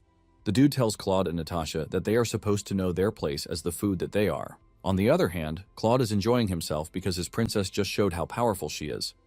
He boldly walks up to the cluster dude and he touches him on the head, firing a powerful energy blast into his head. This ruins every atom in the cluster's body, and he screams out in anger, asking Claude why he would dare interfere with their only chance to kill Kanagi. He assures Claude that he is going to make him regret what he did, but Claude tells him that he is not going to let it happen. To everyone's surprise, the dude turns to dust, and Kanagi finds it hard to close his mouth in shock. The others are also healed after the dude is defeated, and suddenly, a blue light emerges under them. Natasha calmly mentions that the mission was a success and she is already sleeping because the whole space is cozy. Kanagi is forced to scream at her not to sleep inside him. Claude comes to the rescue, telling Natasha that it won't be good if she stays inside Kanagi for long, and Natasha agrees to this. Natasha smiles and she suggests that they talk in the real world later. As the two are expelled from Kanagi's space, Natasha tells Kanagi not to forget that they are putting their bet on him. Shortly afterward, Kanagi screams out in horror, and when he calms down, he realizes that he is in a weird room, which he doesn't know. He also notices that his injuries are healed, and when he looks closely, he finds the entire squad sleeping close to him. They all look exhausted, but choose to stay with him, and Kanagi lets off a smile. Just then, Rin enters the room, and she is surprised that Kanagi is already awake. Rin later explains to Kanagi that by the time Midori and the others arrived, her skill had finally worked on him. She mentions that she used her skill to reverse time and heal Kanagi, and Kanagi sincerely thanks her for the help. Rin also thanks him, saying she is grateful because he saved Io and Midori. Just as they are finishing up their cute conversation, Akane wakes up, and as usual, she screams out in shock that Kanagi is finally awake. This immediately wakes the rest of the squad, and they express their happiness that he is back with them. Moments later, Claude and Natasha show up in the room, and Natasha is still on her teddy, sleeping. When Claude speaks out, Suo expresses his shock that this is how the dude speaks. Claude then tells the team that they must have figured out that they are not from their world. Since the conversation is getting serious, Claude wakes the princess, and she humbly greets Kanagi. She then reminds him of what she said when they were in his mental space about saving her world. Kanagi is totally confused about this, and he asks Natasha where he is supposed to start because he didn't even promise anything. Natasha confirms this, but lets him know that towers are currently falling down on her planet, and this immediately catches their attention. It dawns on them that she is talking about the same towers that were conquered by the founders in their world 300 years ago, and even Ryan is shocked when he hears this. Natasha confirms this, revealing that the tragedy that struck Earth in the past is now engulfing her own planet too. Claude then adds that the clusters are planning to use their world as their foundation to invade Earth, and this sends a wave of shock through the team. With a calm voice, Natasha tells Kanagi that she wants him to destroy every tower without leaving a single one because he is the only one who can do that. It turns out that Claude and Natasha left their planet on the brink of destruction, but Natasha promises to return with the owner of the Crest of Nothingness so that they can save their planet. Natasha then explains to the squad that the reason Earth is being entangled is that inside the universe, there is a war of supremacy between different dimensions. This leaves the squad questioning what they know, and Natasha proceeds further by saying they obviously know that even on their planet there is always war. There is war to obtain territory, resources, and human labor. She mentions that in the past, great nations would compete against each other, and this is the same thing happening in the universe, but on a greater scale. Kanagi is blown away by everything he just heard, and he apologizes for being so dull. Natasha understands he won't understand everything she is saying, and she suggests that they take a walk for a bit. She tells Claude to handle this, and Claude prepares a portal for them to use. Moments later, they find themselves in a bubbling town, which Natasha tells them is her hometown. She mentions that it is a small country on the planet, Urad, and this country is called Aulet. Akane is enjoying the view when a young girl walks up to her, giving her a flower. Akane thanks the girl, and just as she is about to pet her, she realizes that she can't touch her. Natasha lets her know that she can't touch them because she is currently using an artifact which allows them to reconstruct vision from their memories. The squad is blown away by this because the entire area is lively. They soon notice Natasha's posters on the wall, and Akane asks Claude what is written on the posters. Claude reveals that the information on the poster says there are 5 days until the coronation. This is when SUO finally realizes that Claude wasn't messing around when he said Natasha is a princess. Natasha nervously shows them where her former house is, and they are blown away because it looks like a magical castle. Midori is stunned, and he confesses that it is different from what he heard. Kanagi watches more closely and realizes that the people of the town are really happy, and seeing how a mother treats her child, this makes Kanagi remember his mother. He really wishes his mother were living healthy back home. Kanagi compliments Natasha, telling her that her hometown is really nice, and she thanks him for the compliment.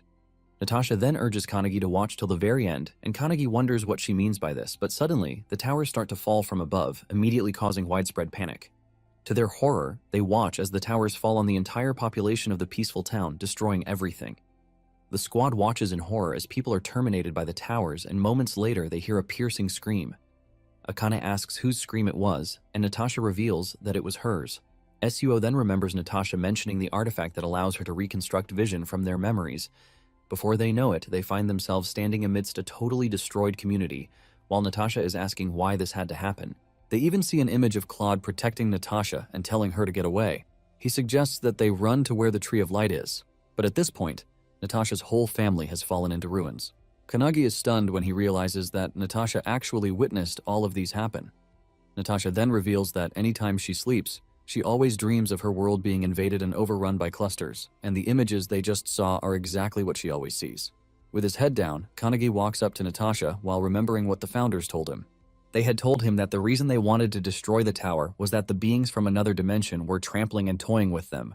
The founders were basically mad because of what they witnessed happen to the weak, and after seeing what Natasha just showed them, Kanagi finally understands what Mel's was telling him back then. Without hesitation, Kanagi taps Natasha on the shoulder with the rest of the gang behind him, and he asks Natasha what she wants them to do to save her planet. Natasha was already in tears when Kanagi asked her this question, showing just how visibly disturbed she was about the whole thing. At that moment, Kanagi's crest comes back to life, and with it, the founders also return to his body. With a commanding voice, Kanagi tells the founders and his squad that they have to kill the clusters. By the time they returned home, preparations started to try to save Natasha's planet. The entire squad is willing to do this voluntarily except for Iryu, who is already dreaming of a vacation after saving Midori. They had to tie him down because Iryu cannot believe he just finished one mission, but he is already getting dragged off to save another planet. Iryu is the only one questioning everything because even Io gave her the go-ahead the moment she heard about it. Iryu believes that Io is just being soft toward Kanagi, and he starts regretting his decision to be in the Kanagi squad. At this point, he wishes that he were in Hibiki's squad so he could be pampered. Iryu turns to Akane for solace, but even Akane screams at him, and this is when he realizes that he is in a bad spot. The only person he can blame at this point is Kanagi, who dragged him into this annoying mission. Earlier that day, Kanagi had a meeting with the founders, and they apologized for not being able to do anything because they were restrained by the cluster. Every member of the squad believes that they messed up, but Kanagi lifts their spirits by thanking them for their help. Kanagi thanks Rion especially, but Rion lets him know that he doesn't have to thank him, and he suggests that they talk about their next plan. Kanagi lets them know that the next thing on his list is to save Natasha's planet. Kanagi wants them to tell him how they were able to defeat the clusters in the past. The moment he asks this, the founders are immediately lost because they didn't think they did anything special, rather than just fight and take down the enemy. Kanagi cuts in, telling them that this is not what he means, but Ryan tells him that they are probably right. He reminds him that the clusters failed to kill Kanagi, which means that they are most likely planning out their next move. Ryan tells Kanagi that the best defense is offense, and he should head straight to the planet Urad to strike Outlet without wasting time. Kanagi is shocked to hear this, asking Ryan if he means he should head out to space immediately. Hinoki lets him know that they don't have the time to waste, and Kanagi agrees with him, but he thinks they are rushing things. Rion then tells him that the first thing they should do is to visit the place where he first met the founders. It turns out that this is the reason Kanagi and the squad are heading to the mausoleum of the founders, as it appears that there is a massive portal device that is hidden there. Just as they approach the location, a big light descends upon the mausoleum, and while everyone is wondering what it is, Kanagi just tells them that they can use the light to go to Natasha's planet. Even Claude is blown away because they had to go through dangerous planets before they were able to reach Earth. Natasha is completely dumbfounded, saying she has never heard of a portal device that could teleport this many people at once in the past. Just then, they run into a bunch of monsters, and Hinoki asks Kanagi if he remembers the monsters he fought at the mausoleum. Kanagi says yes, saying it was a dormant monster from the tower, and after saying this, it finally dawns on him that they were also clusters. Hinoki confirms this, saying the monsters are reacting to the activation of the portal and they are gathering in large numbers. Hinoki is so hyped for the battle that he is already screaming at Kanagi to lend him his body. Without wasting time, Kanagi, now possessed by Hinoki, leaps out of the vehicle, ready to take on the annoying bugs. Kanagi is preparing to take on them when Midori also steps out, saying he is prepared to fight. Hinoki reminds Midori that he still has a score to settle with him, and Midori tells him that he is free to challenge him anytime he wants. However, Midori tells Hinoki that this is not the time to challenge him because he is currently frustrated with his incompetence. He still remembers everything that Number Zero did with his body, and he urges Hinoki to give him the chance to vent a little. Hinoki then agrees to work with Midori, and he urges Suo to step on the gas. Just then, a giant monster also shows up on the scene, and Hinoki is really hyped to take on the monster because it's been a while since he last ran wild. Hinoki activates his splitting cloud technique and unleashes an energy blast cut that slices down the giant snake monster with relative ease. Everyone is blown away by this, and even Midori is shocked to see just how powerful the skill is. Midori knows that Kanagi back then wasn't as strong as he is currently, and Hinoki confirms this, saying Kanagi's body has grown stronger from the first time he used the skill. Meanwhile, Iryu is busy trash-talking the monsters as they drive through them, as if he has done anything useful since the journey began. He soon swallows his words when he realizes just how much they have to deal with, and he starts to beg Sakazaki to use his warp to get them out, but the dude tells him to shut his mouth already. Soon afterward, they run into a giant monster goo in front of them, but Suo trusts Midori and Kanagi more than to step on the brakes. As they approach the goo, Hinoki closes his eyes, raises his sword, and takes a deep breath, tapping into one of his old-time skills. He sees himself standing in rain, storm, and harsh seasons during his training years just to acquire this skill. When he finally opens his eyes, he has all the enemies where he wants them, and he unleashes the droplets cut, ultimately wiping out the monsters in one fell swoop. This clears the highway of the annoying monsters, leaving Midori ultimately stunned. Midori then remembers going to see Io after he recovered to talk to her about what happened. Io tells Midori that he is carrying too much burden, and Midori asks the old lady what he is supposed to do from that moment forward because his body has killed countless people, including Aridib. Midori is left asking how he can actually atone for his sins. Io answers him honestly, telling him that she has no idea how he can, and even her answer shocks Rin and Shiki. Io tells Midori that everything that happened was a result of his carelessness against Number Zero's malice. Even though she doesn't want to burden him with more things, she is pretty sure that his mind still can't be at ease. Io then makes a suggestion that she thinks is the best, telling him to continue fighting until he finds an answer to the question burning in his mind. Io tells him to return to his duties, forget the past, and move forward to the future because even in the darkness, he will definitely find light, as long as he continues to move forward. Back on the highway, Suo soon notices that there are civilians in the car ahead of them, but they have no idea how to save them. Suddenly, the car is enveloped in a sphere of wind, shocking them. They turn around to see that the sphere was made by Midori, using turbulence. Turbulence is basically a skill that produces a storm to destroy everything it touches. But Midori has found a way to tame the destructive power of the storm and fully control it to perfection to protect the people and his friends. Surprisingly, Midori creates a bunch of it to protect everyone in the area, while also creating a storm to destroy the monsters. Akane is blown away because she never believed Midori could make a lot of these winds at the same time. Moments later, the bugs come together again to form a snake shape, dashing towards the vehicle. While those in the vehicle are freaking out, Hinoki is laughing out loud, commending Midori's new skill. The two then stand back to back, unleashing a wave of terror on the monsters as they approach their destination. Suo commends them both, telling them that they are going to arrive at their destination soon enough, which is the mausoleum of the founders. Meanwhile, a strange guy is waiting for their arrival at the mausoleum, and he appears to be the guardian of the mausoleum, Hanayagi Rui. When they finally arrive at the mausoleum, they are welcomed by Rui, who introduces himself as the caretaker of the mausoleum. He explains that his family has been taking care of the mausoleum for generations, and since there is a house inside the mausoleum, he is more or less a monk working at a temple.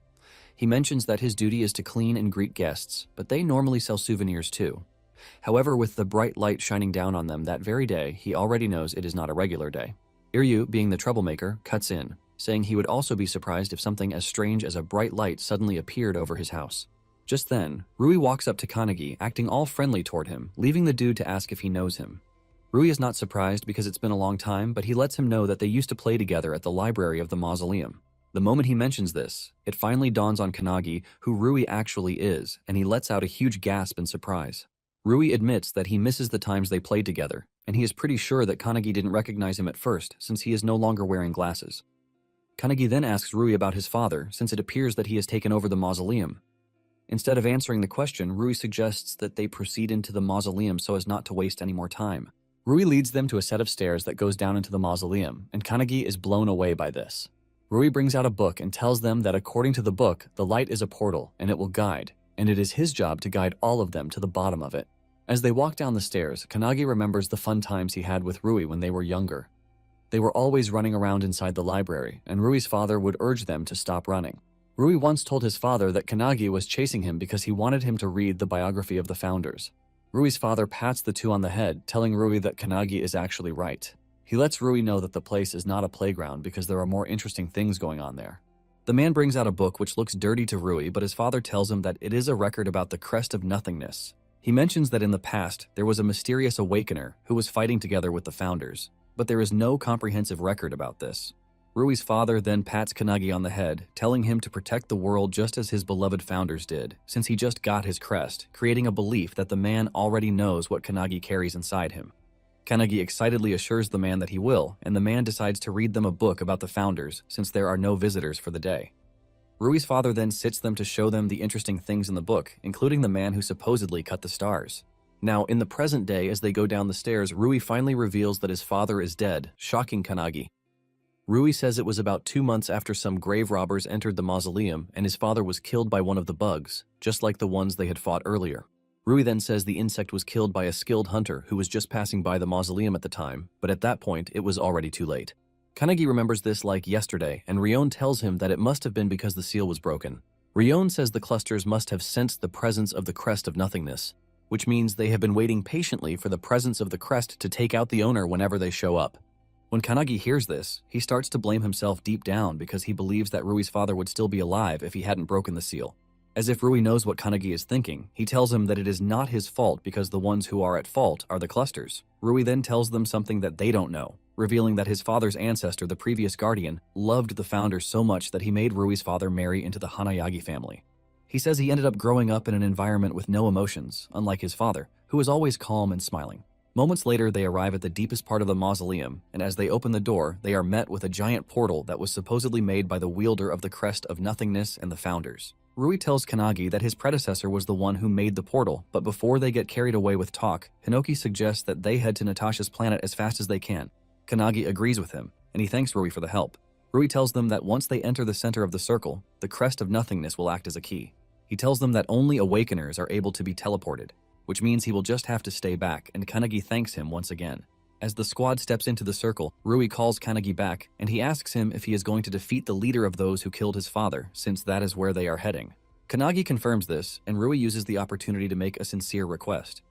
Rui breaks down in tears as he urges Kanagi to avenge his father because he can never forgive the clusters. Since he can't fight the clusters by himself, he is putting his fate in Kanagi, who can.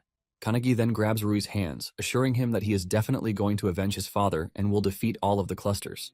After his promise to Rui, Kanagi joins the rest of the squad in the circle and apologizes for making them wait. The moment he steps into the circle, the portal activates and heads straight for Aulette. The release of energy from the portal is so overwhelming that Rui has to bow down, and once the squad is in motion, he wishes Kanagi luck on his mission. As they travel through the portal, Kanagi is left raging because of everything the clusters have done, and he promises not to forgive them. Soon afterward, Kanagi and his squad arrive on Natasha's planet, and from above, they can see the once thriving hometown of Natasha in complete ruins, with the towers dominating the entire space. Even the castle has been taken over by the towers, and Claude and Natasha watch in horror. Everyone watching the destruction, including the founders, is raging like crazy.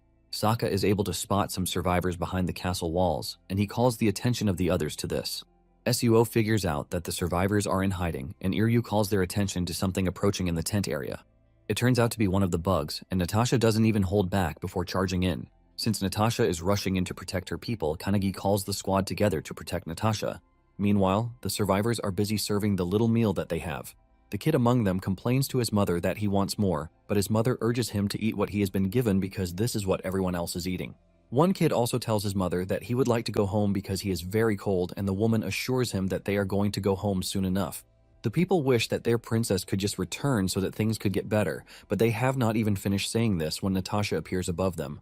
She looks teary and broken, and she apologizes for making them wait too long. Deep down, Natasha is broken because she is pathetic and weak, forcing her to sincerely apologize to her people. Instead of the survivors trashing her, they are actually happy that she is finally back, and they start rejoicing. They celebrate because their princess didn't abandon them, and with a joyous voice, they welcome her, causing tears to run down her face. Natasha is crying because she might have left for their sake, but at the same time, she still left them. Natasha then screams out loudly, telling everyone that things are going to be alright because she has brought their strongest allies. She is in the middle of this when a giant monster appears behind her, leaving the people to believe that she is about to be eaten. However, Sokka and Iryu use their skills to block the monster, preventing it from touching Natasha, while the others come together to simultaneously wipe out the giant monster. The people are blown away when they see this, and Natasha is able to use this as a medium to tell the people that she has brought allies capable of defeating the clusters. The people start to thank Kanagi and his squad for the help, and Akane tells the squad that they have to protect the people at all costs. Suddenly, a new enemy on horseback shows up on the scene, and while Kanagi and the others are wondering who the dude is, Claude and Natasha instantly recognize him. It turns out that he is Natasha's elder brother, Mikhail Smirnov, and he looks absolutely terrifying as black goo pours out of his mouth and eyes, revealing that he is under the influence of the clusters.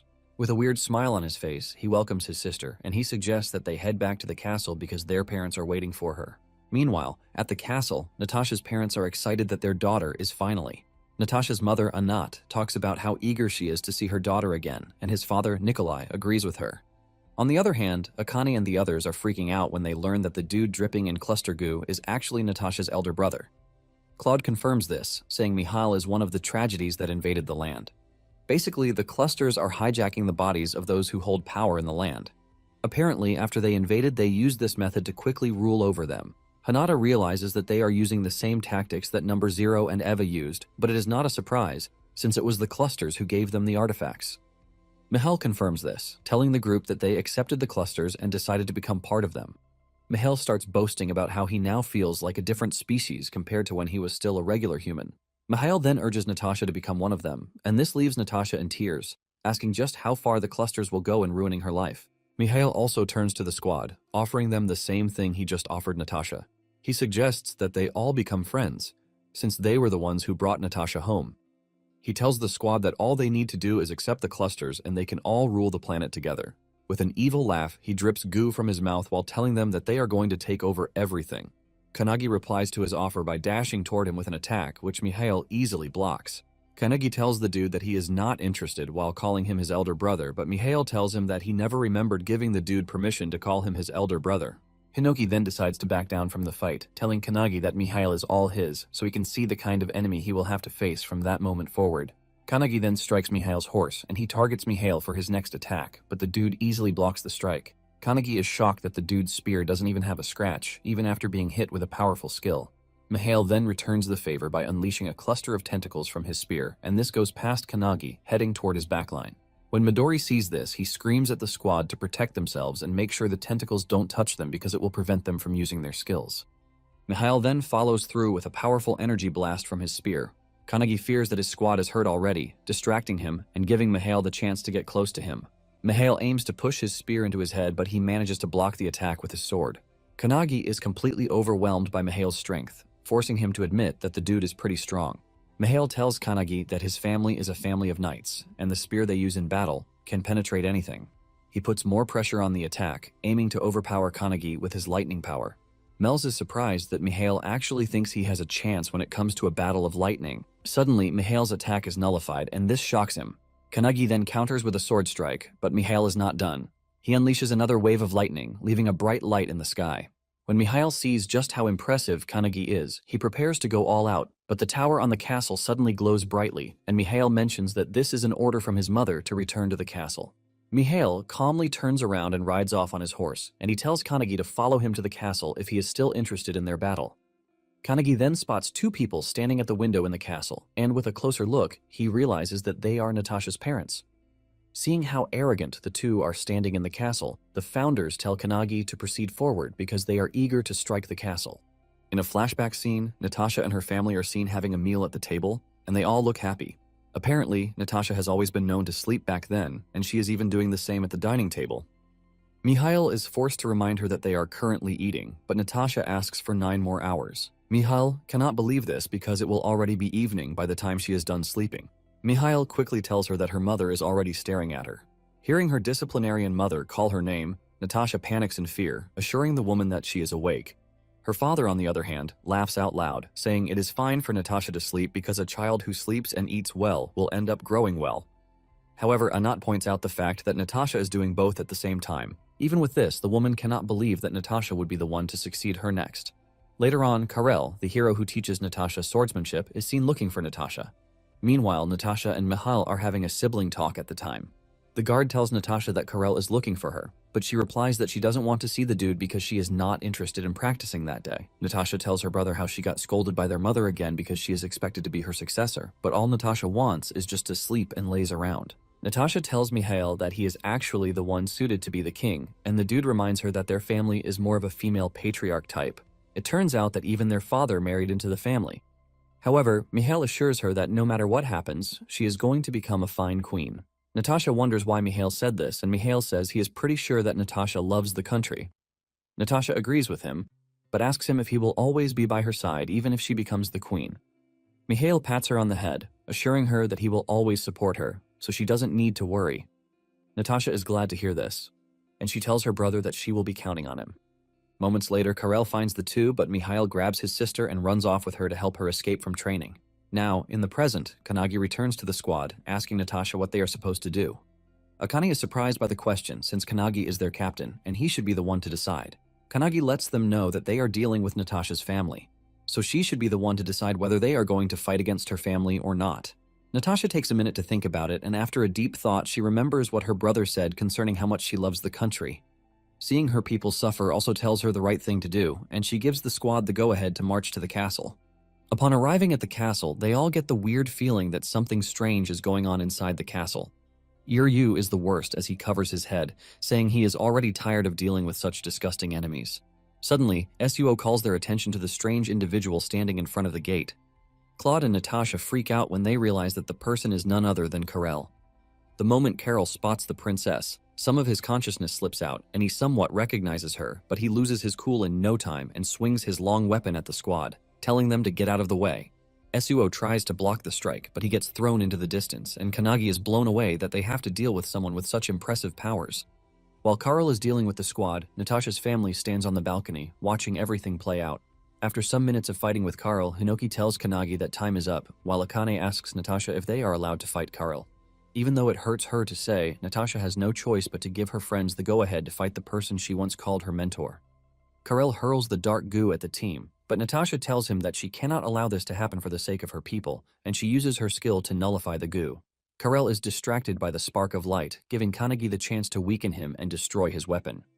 Hinoki tells the dude that he would have preferred to have a proper fight with him, but they are running against the clock. Hinoki then prepares for a powerful cutting skill, the diced slash, which he uses to cut Karel internally. This cuts out the effect the clusters have on Karel, releasing all the goos that have affected his body. They watch as the goo is released into the sky and Karel crashes to his knees, telling Natasha that she's grown really well. With the last of his strength, he urges Natasha to save the country, and Natasha assures him that she knows this. Natasha then unleashes her spark of light, ultimately finishing Karel off. It turns out that those whose bodies have been taken over by clusters can no longer return to their original state. With Karel's defeat, Natasha's family walks back into the castle in disappointment. Since the gate is open, Kanagi urges the squad to go in quickly because they don't have much time left. Moments later, they arrive at the entrance area of the castle and Kanagi tells the squad to get down.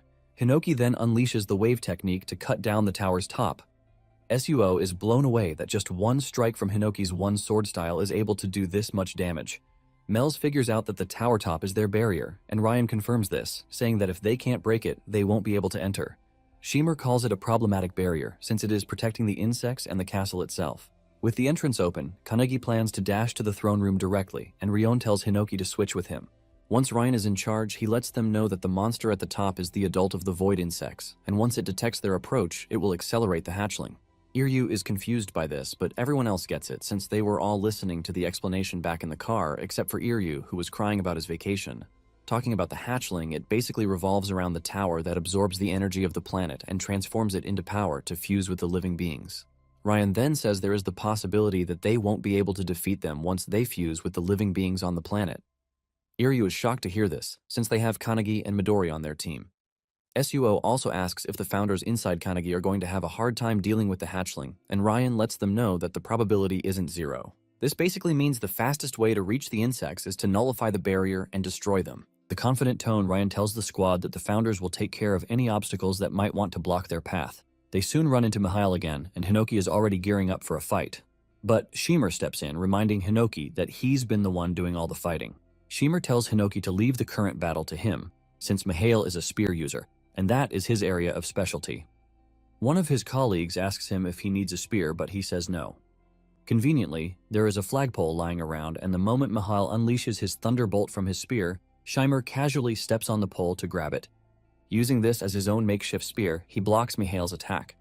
Claude and Natasha are stunned by how Shimmer is able to easily block Mihail's attack and even stop it.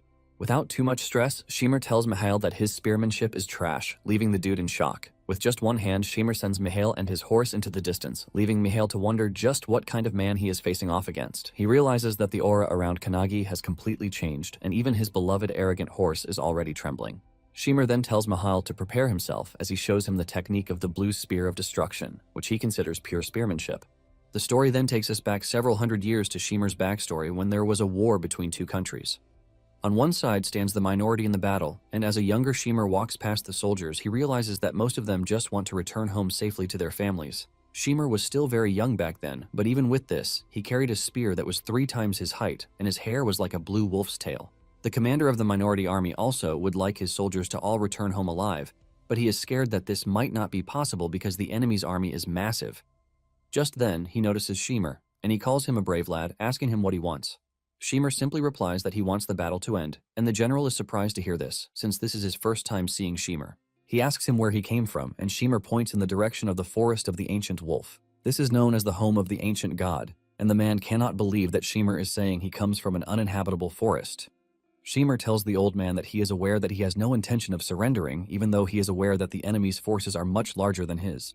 The man confirms this, and Shimmer asks him if it is true that the enemy burns all their enemies, castles, fields, and even people. It turns out that Shimmer has seen this firsthand because the enemy actually burned the forest he was raised in, which is why he came. Since Shimmer wants the battle to come to an end, the commander points in the far direction to a small hill behind the base of the enemy camp. He tells Shimmer that there is a flag that stands above the summit, and under it is the enemy's general. The man tells Shimmer that they will end the battle once the general is defeated. However, he believes that to do this, they will have to break through the enemy's formations. While he is busy explaining what they have to do, Shimmer gets into position, and he points his spear in the general's direction. Just like a sniper, Shimmer locks in on the general, and he unleashes a powerful wind attack from his spear that travels through the enemy's formation toward the enemy's general. Only one of the enemy soldiers is able to figure out that something just flew past them. Moments later, Shimmer tells the commander that the enemy general is dead, and he confidently walks away, saying the battle is already over. The commander thinks Shimmer is playing around until they start hearing commotion in the enemy's camp. Shimmer tells the friendly soldiers that they can now return to their families. The commander still doesn't believe this until he whips out his telescope, and to his surprise, the general is actually dead. He is stunned that Shimmer's spear was able to end the battle in a flash. Thanks to this, the casualties in the battle were just one, and this was the general. Shimmer returns home to his mother, believing that their forest is saved. Suddenly, a rift appears in the sky, and what follows are the towers. Shimmer watches in horror as the place where he was born is completely destroyed, including the entire environment.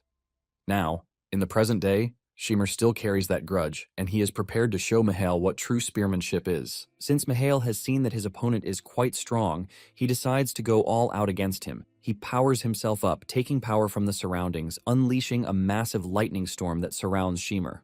Mihail is so fast and agile that Kanagi, who is watching from inside his mind, is extremely blown away. He realizes that the entire hall is Mihail's domain, which means he has the advantage. On the other hand, Shimmer doesn't even look worried, and he is busy thinking about the soldiers from back then, wondering if they were able to meet their newborn children. Shimmer hates himself, believing that things would have been better if he were stronger back then. In fact, he wonders just how many tragedies he could have prevented, and the fact that he is going up against the clusters again just makes him vexed. Basically, every founder has their own share of tragedy, and some even become stronger after blaming themselves for what happened. Even though they have been in the mausoleum for a long time, it is pretty obvious that they are not going to forget what happened. This is the major reason they have all been waiting for the crest of nothingness, the destroyer of tragedies, the one who shall end all of the prophecies, and this is none other than Kanagi. As Shimmer prepares to engage Mihail, he thanks Kanagi for giving him and the others the chance that they have been waiting for. Meanwhile, Mihail still believes that he has the upper hand because of the speed the black lightning gives him. In addition, he is convinced that the roar and flash of the lightning will render Shimmer's vision and hearing useless. Just as he is preparing to strike with everything he has, Shimmer fires off an energy blast from his spear, which immediately creates a hole in Mihail's chest and even sends him crashing into the wall. Mihail hangs off the wall in the most embarrassing way, and Shimmer lets the clusters know that all of his friends are all gearing up to defeat them. Even though his friends are eager to take down the enemy, Shimmer is given the rare opportunity to fight, and Shimmer lets the clusters know that there is no way in hell he would have given them even an opportunity to do what they want. As Mihail slowly loses control of the goo that has infested his body, he feels a sense of calm in him, and he is forced to admit that Shimmer's spearmanship is truly superior. Shimmer then walks up to Mihail, asking him if he has any last words. Mihail brings out a necklace, and with a sincere heart, he urges Kanagi to give it to his sister. Kanagi collects the chain, and just then, the ground below Mihail gives way. He and his beloved horse crash into the lower flow, and before he dies, Mihail pats his horse, commending it for serving him well. Just as he is about to close his eyes in death, he notices Natasha's portrait in the distance, and he manages to crawl over to the portrait, talking about how he would love to see Natasha's coronation. Just as he reaches the portrait and is about to touch it, he turns to dust. With Mihail out of the way, Shimmer prepares for the next opponent, but just then, Rowan drags him, and it appears that Rowan would like to take over the next battle. Elsewhere, Claude, Natasha, and the rest of the squad are making their way to the throne chamber. Since Mihail was the one waiting for them at the Great Hall, Claude figures out that the enemy that will be waiting for them in the throne room is none other than Natasha's father. Upon entering the hall, they find the man playing piano in the distance. Nikolai figures out that Mihail is dead, which is why the squad was able to make it to the throne room. Nikolai starts to laugh with tears coming out of his eyes, calling Mihail's death a funny tragedy. Natasha is ultimately pissed by this, and just as she is about to charge in anger, Midori stops her, telling her that he will handle the fight. Midori stretches his hand toward Nikolai, preparing to engage him, but suddenly, the memory of him killing innocent people when Number Zero took over his body plays in his head. This hurts him mentally, causing him to crash to the ground. Midori groans in pain with the realization that his body can't actually forget about the countless people that he has slaughtered. This is basically the curse left behind by Number Zero, and now Midori finds it hard to attack humans. With Midori incapacitated, Nikolai dashes toward him while the rest of the squad panics. Surprisingly, as he reaches where Midori is, he ignores him and asks to hug Natasha instead. However, Natasha is able to categorically tell him that she is no longer his child. Natasha then unleashes her spark of light, aiming to catch Nikolai off guard, but surprisingly he dodges it. Suo also tries to cut him in the air, but he dodges it. Iryu is shocked when he sees this because Nikolai is pretty fast despite his huge size. Nikolai teases his daughter, asking her if the sparklight is a new skill she learned after her visit to Earth. Nikolai admits that the skill is not good for them because it will hinder the clusters. This immediately causes Nikolai to get pent up in anger, asking Natasha who taught her the power and where she learned it. Natasha replies that she won't tell him, but lets him know that the person who taught her is the founder of the Wanderers. Everyone, including the squad, is shocked when they hear this because they never expected her to mention a founder. Nikolai angrily dashes toward Natasha in an attempt to finish her off, but Claude is able to get her out of the way. However, Nikolai is not about to give up because he is interested in knowing where Natasha learned the skill. While he is busy raging, Natasha simply tells Nikolai to look behind him.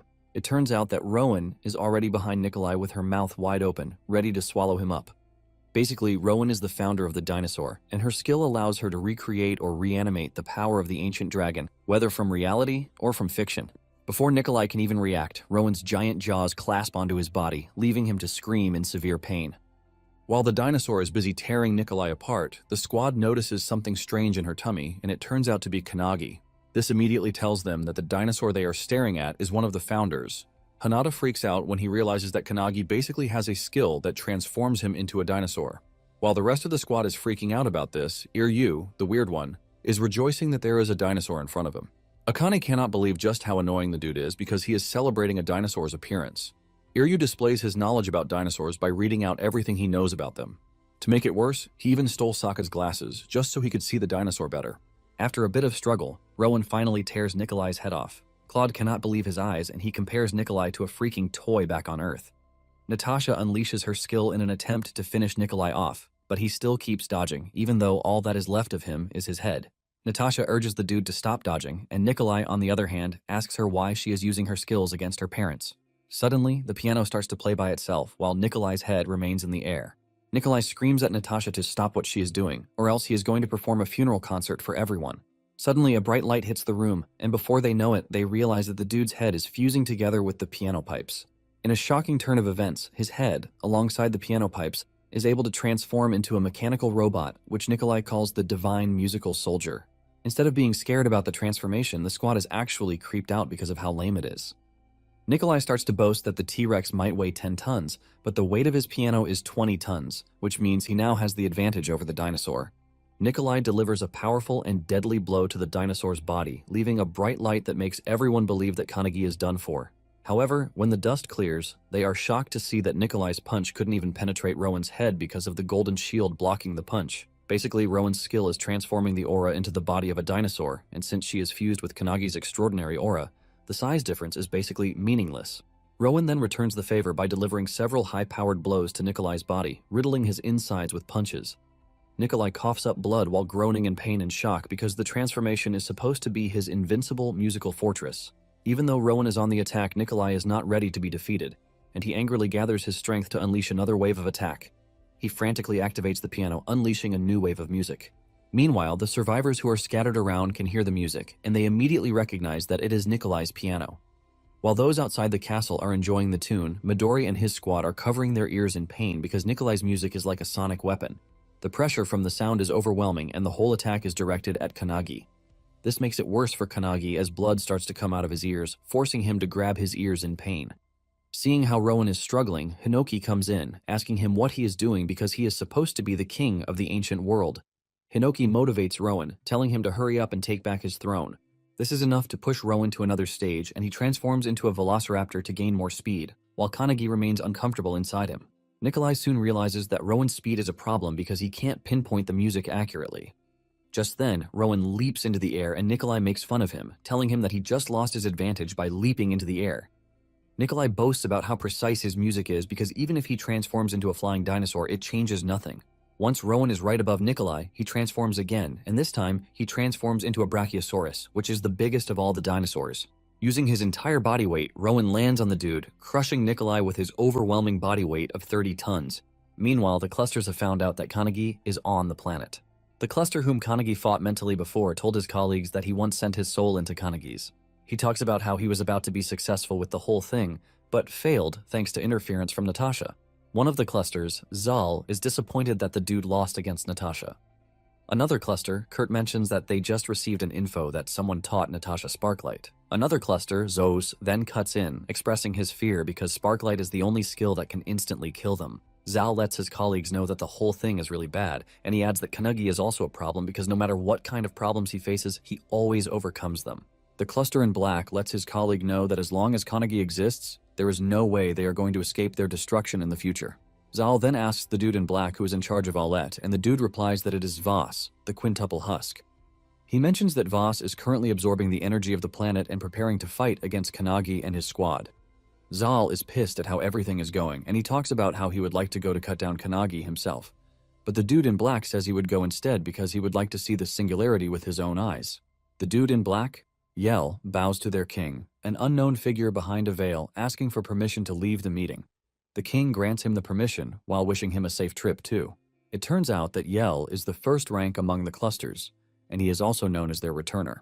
Back in Aulette, Nikolai's head has been split in two, and just when they think it is over, his head starts to come together. Nikolai forms a small body for himself while telling Natasha that he has been waiting for her. He crawls toward Natasha, suggesting that they play the piano again. However, just as he is about to touch the piano, Nikolai turns to dust and vanishes just like Mihail. Claude is broken by his boss's death, and the rest of the squad expects Natasha to be heartbroken. She turns her back to the squad, preventing them from seeing her expression while telling them that they need to move forward. Kanagi realizes that Natasha is only looking forward with a brave heart, even though it is pretty obvious that it is hard to lose her family. Moments later, they arrive at the end of the castle, which is the throne room, and they find Anat on the throne, waiting for them. Surprisingly, Natasha's mother doesn't look disfigured like her husband and son, and this leaves Claude shocked. The woman commends Natasha for bringing Natasha back, and Claude maintains his loyalty as he bows to the woman. Deep down, Claude is hopeful that Anta is still the same person because her appearance and voice are the same as in the past. He believes this because Carl managed to regain half of his self-awareness, and he is confident that Anat was able to break the spell. Claude then tells Natasha that her mother might still be fine, and Natasha gets off her ride. She walks toward her mother, and the rest of the squad also believes that Anat is fighting the clusters with her strong will. Natasha's mother then tells Natasha to forgive her because the day the clusters came in, they could not resist them. She talks about how Mikhail and Kurl tried to save them, but were swallowed up by the clusters. With tears in her eyes, the woman says she is glad that her daughter was able to safely escape to Earth. As Natasha climbs the stairs to the throne, she tells her mother that she doesn't have to worry because as the last royal member of Owlet, she is going to rebuild the planet. Anat agrees with Natasha, saying she has grown really well, but Natasha cuts her off, telling her that she is not talking to her, but to her mother, whose consciousness is currently trapped in the body she is staring at. Her supposed mother lets off an evil smile, and Natasha screams at her in anger, asking her how she dares to have the same voice as her mother. With anger, Natasha screams at her, asking her how she dares to tarnish the pride of the royal family of Olet. Natasha calls out the clusters, and the real being living inside Anat finally displays itself, revealing that the cluster was actually active from the start. She tries to use the opportunity to attack Natasha with her insect-like limbs, but Natasha is quick to activate her skill, shattering her limbs. Unfortunately, she is able to escape into the air, saying she is already familiar with Natasha's skill because this is the second time she has tried to kill her parents. Natasha is frustrated that she wasn't able to get the cluster once and for all. Just then, Kanagi taps Natasha's shoulder, and by the time she looks back, she realizes that Kanagi has an overwhelming force around him. Kanagi angrily tells the cluster that it is an honor for it to have chosen to nest inside Anat, the queen of Owlet. Kanagi lets the cluster know that they might not be able to revert Anat back to her normal self, but he lets the clusters know that he is going to burn all of them to ashes, so they won't tarnish the royal pride again. The overwhelming aura emanating from Kanagi's body this time around turns out to be that of Mel's. When the cluster sees how Kanagi is talking and the aura from his body, it immediately recognizes Mel from 300 years ago. The cluster confidently boasts about how it is not like the weaklings that they have faced so far, and she prepares her powerful attack. Mel's is also doing the same with her skill, Burning Light, which envelopes the entire area in a bright, blinding light. Talking about the clusters, they are a hive of organisms, and the black goo is basically the cell of each cluster. Apparently, the hierarchy of the hive is determined by the density and purity of the cells, and now that they are facing off against the cluster inside the queen, it appears that the cluster is connected to the breeding factory of the insects. This obviously means the density and purity are at the highest level. After unleashing the powerful firepower, the queen turns to ashes, but before they can start celebrating this, they realize that the cluster is perfectly safe behind another layer. Mel's figures out that she has made multiple layers of the goo into solid armor to block the heat. The queen laughs out loud, asking if Kanagi is done attacking her already because what she just witnessed is really weak. While attacking Kanagi and hitting him around the battlefield, he starts to trash talk him, saying his body is weak, which is why the founders are unable to fulfill their maximum potential. Kanagi simply ignores her claims, and once he is in the clear, he screams at Midori to execute the plan. Before the queen knows it, Midori and the others dash past her since she is already occupied with Kanagi. Before getting to the throne room, Rion had created a battle plan for them. Akane is tasked with analyzing and destroying the barrier protecting the insect by combining the maximum power of turbulence and Natasha's anti-cluster skill, Sparklight, in an attempt to destroy everything. Ryan tells them that the towers are connected to the insect sitting at the top, and they are sucking the energy of the planet, thus feeding it to the insect. Ryan believes that they can win if they reverse the flow of the energy to all towers with Sparklight. He tells the team that the founders will distract the queen, and the moment the signal is given, it is up to them to analyze and destroy the barrier. With the plan now in motion, the queen finally realizes that they have been aiming for the insect from the very beginning. She is desperate to stop them from reaching their target, and she shoots her limbs at them, but Kanagi takes down all of her attacks, leaving her ultimately surprised. Mel's lets the queen know that she is nothing, but she doesn't want to accept defeat to a bunch of ancient ghosts. She angrily unleashes a barrage of long-range attacks at Kanagi, but Mel still has the time to tell her that she is wrong when she said Kanagi is holding them back because of his weak body. Mel's then tells the queen that from that moment forward, she is not getting anywhere near Kanagi's friends. Mel's then decides to go all out by chanting a magic incantation that produces a massive blue light. When talking about incantation, it is a process of drawing a blueprint on one's body to create a phenomenon called magic. Mel's is the Mage of Truth, and by this, she can control all magic without incantation, but the only reason she is even chanting is that Kanagi's body is still developing. Looking on the bright side, it is a big achievement that a powerful being like Mel's is able to exert an overwhelming mana with Kanagi's weak body, and this is thanks to incantation. The queen is pissed that Mel's is toying with her, and as she sends out her attacks, she boasts about how magic won't work against her. Mel's ignores her, and the moment she is done with the incantation, she releases a powerful ice spell that freezes the entire room over, including the queen and her attacks. Mel's then tells her that there are many methods to deal with the clusters, like sparklight, parasitic extermination, and extreme cold. Mel's explains to her that she is an organism made from liquid cells, which means all she has to do is freeze her to the core over and over. Mel's urges the queen not to underestimate the founders because they are driven by their anger towards annoying clusters like herself. The frozen over queen shatters, and Mel's finishes the job with a fireball to completely disintegrate her, putting an end to her reign of terror. Meanwhile, Midori and the others are still trying to break the barrier around the insect. After a strenuous push, Akane is able to remove the barrier, and she leaves the rest of the job to her teammates. Kanagi also shows up on the scene, thanking Akane for her help, and he tells the others that it is time for them to end the battle once and for all. Since the barrier is already destroyed, the insect has been exposed, and if this were 300 years ago, it would have meant the end. But little does Kanagi and his squad know that the clusters have also been evolving in case they finally have a rematch battle with the founders. Inside Voss's husk, he hears Yell calling out to him, and he tells Yell that his hatchling is almost done so he can take on the enemies. Yell then tells Voss that his enemies are too strong for him, which is why he is going to pull out his consciousness and fuse it with the empty husk. Voss agrees to what Yell wants as long as it is for the prosperity of the clusters. Basically, 1 second inside the world of consciousness is much longer compared to the outside world. But even with the difference in time flow, something shocking happened. An attack suddenly flies past Kanagi and Midori from the husk. This is an attack that is so fast a normal person won't even notice it, which is why only Midori and Kanagi were the only ones who got a glimpse of it. Kanagi freaks out because there is no way he is going to make it even with Midori's turbulence or Mel's thunderbolt. It turns out that the target of the attack is Akane, and Kanagi quickly calls on Hinoki to take over. Since Hinoki's slash is faster than Mel's thunderbolt, Kanagi trusts him to get the job done. With Minoki now in charge, he is able to deliver a fast slash that cuts the tentacle just as it is about to impale Akane, but it still leaves a cut on her chest, showing just how deadly the attack was. Hinoki then unleashes one of his powerful attacks at the insect, leaving an overwhelming force that destroys everything in its path. Just as everything settles down, they see an empty vessel of a cluster leaving the insect, leaving them wondering how possible this is, since they have already defeated the royal family who fused with the insect. In reality, when one is fighting against an extremely tough foe, people sometimes think that they can overcome the situation by using wisdom and ingenuity. It is normal for them to think that they are the only ones who can counter their enemies, as if they are the only ones who have grown stronger. However, this thought is pretty shallow because, in reality, the enemies are all improving day by day. Since it is a race for survival, it is a battle that puts the survival of both species at stake. Before the team went to Aulette, they held a meeting where Ryan told everyone what he knew about the clusters according to the information he had from 300 years ago. He lets them know that the first thing the clusters do is to drop towers onto a whole planet, and the moment the towers touch the planet, it starts to absorb its energy. After this, they put an insect that has access to the towers to concentrate all of the planet's energy into it.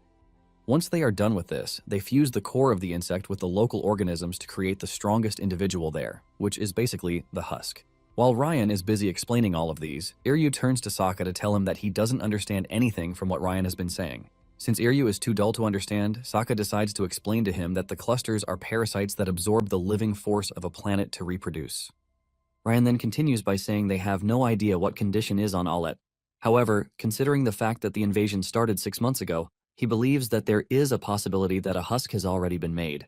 Suo then asks if this husk is really strong. Ryan confirms this, saying the husk is pretty strong and their power can be classified into 8 different ranks. If he were to rank the team Suo by the husk, Suo would be at the 8th rank. In fact, he lets them know that Kanagi is currently 5th rank, while Midori is 4th rank at best.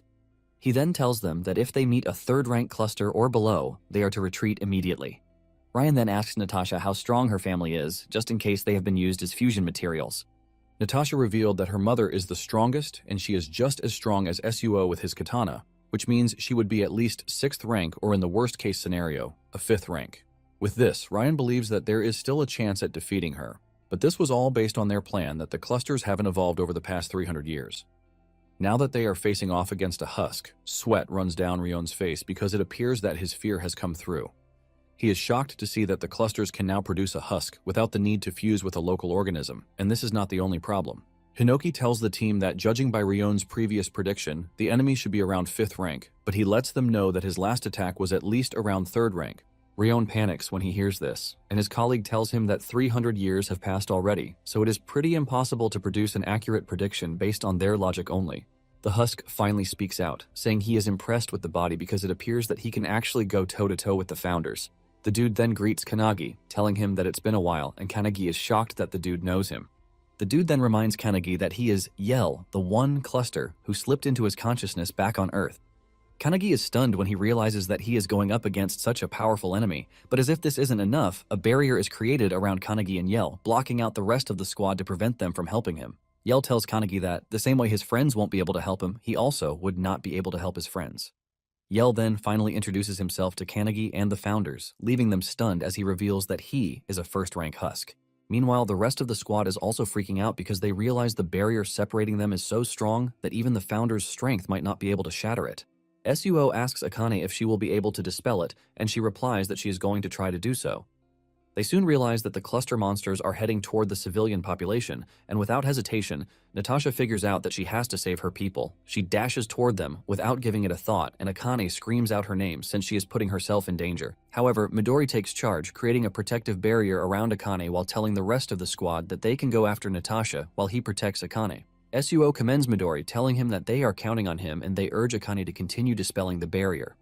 Suo lets Akane know that they are dealing with the boss-level cluster, which is pretty strong, and she assures him that she is aware of this fact. In fact, she can feel a tremendous amount of pressure coming from beyond the barrier. Seeing how dangerous the whole thing is, all Akane can do is pray that Kanagi doesn't die before she finishes dispelling the barrier.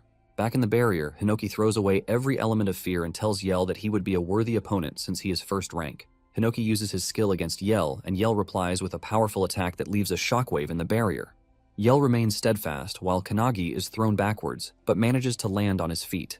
Hinoki commends Yell, telling him that he is pretty good, and just as Hinoki prepares to go all out against Yell, Kanagi suddenly loses mobility, leaving him incapacitated as Yell dashes toward him.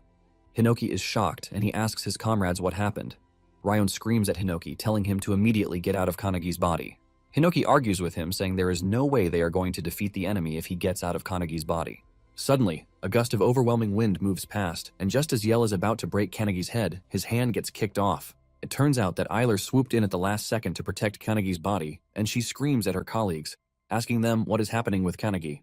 Ryon lets her know that the synchronization rate is too fast, and he lets Hinoki know that he has been using Kanagi's body too much that day. In addition to this, Ryon says Kanagi's body might be completely taken over because the synchronization rate will keep increasing. Hinoki cannot believe that there is a time limit of 1 minute, but he is more concerned about what they should do since they can't allow the clusters to make direct contact with Kanagi. Eiler says she was able to deflect the last attack from Yell, but she is pretty sure that she can't do it forever.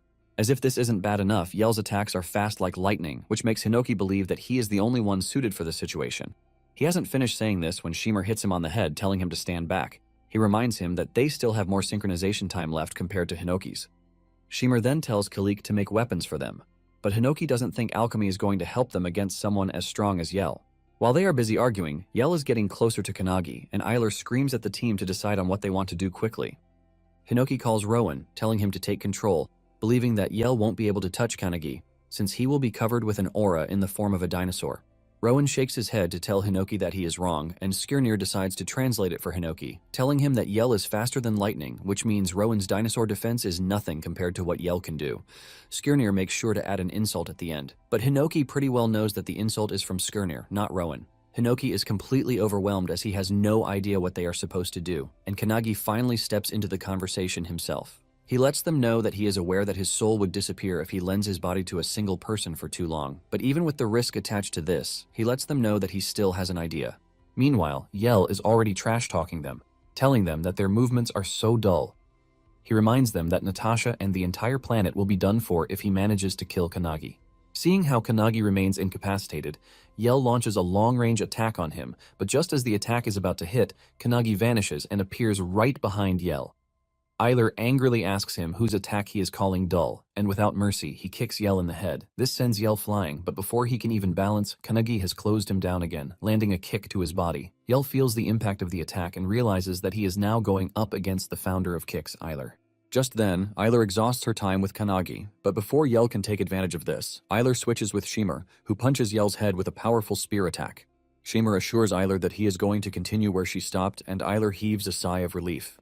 It turns out that Kanagi's plan is to switch the founders around at high pace in an attempt to overwhelm Yell with their attacks, but he lets them know that he will be the one to decide who is switched on. Talking about the clusters, they are organisms with a hive mind and a desire to conquer everything in their path. This was how they operated at the beginning by baiting their prey. while craving the avenue to escape from their predators. They also wanted shelters to protect themselves from heat and cold. Later on, they noticed that animals could conquer territories, and thanks to their warm and hydrated body, the clusters realized that they actually don't need to starve or be preyed on. Because of this, they started by parasitizing small animals at first, and as they continued to parasitize the land, their numbers grew exponentially. Just when the clusters finally conquered the land, beings with high intelligence landed on the planet with their space rocket. These beings were venturing into the stars, but it provided the perfect opportunity for the clusters. And thanks to the science and technology provided by the beings, the clusters started to conquer the whole planet. After this, they crossed the stars, other dimensions, and even space-time itself. Not long after this, they started to rule the stars, and they were called star clusters. Finally, 10,000 years after their star migrations, the evil parasites made their way to Earth. The clusters were eager to conquer the planet as they had always done, but little did they know that Earth had been holding tremendous hidden powers. To make it worse, the founders were all active and waiting for them, ultimately handing them their first defeat. Back in the barrier, Yell gets dismantled by Shimer's spear attacks, but even with this, he continues attacking.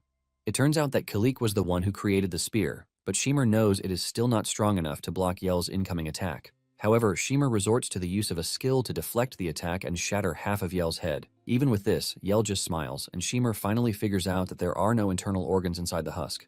He believes that instead of attacking Yell in a single place, they need to strike him in a line. Mel cuts in, saying it would have been good if their melee fighters like Eiler could fight. Shimer then tells them that it is fine, as he calls on Margit to take over. Margit acknowledges this and tells Kalik that he will be counting on him.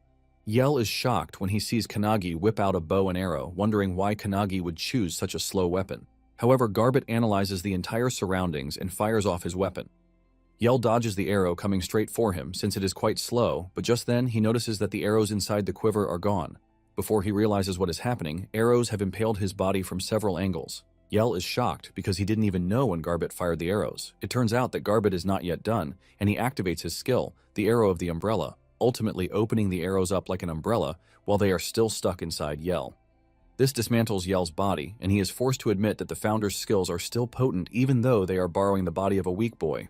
It dawns on him that he is finally facing off against the annoying Founders.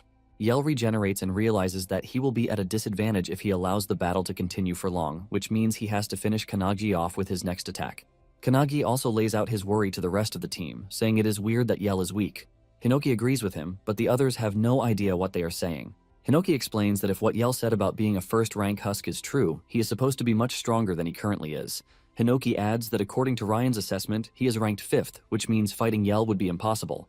Hinoki confirms this, saying if Yell is truly a 5th rank, he should be strong enough to fight against him in his prime, and Kannagi freaks out because this means Yell is super strong.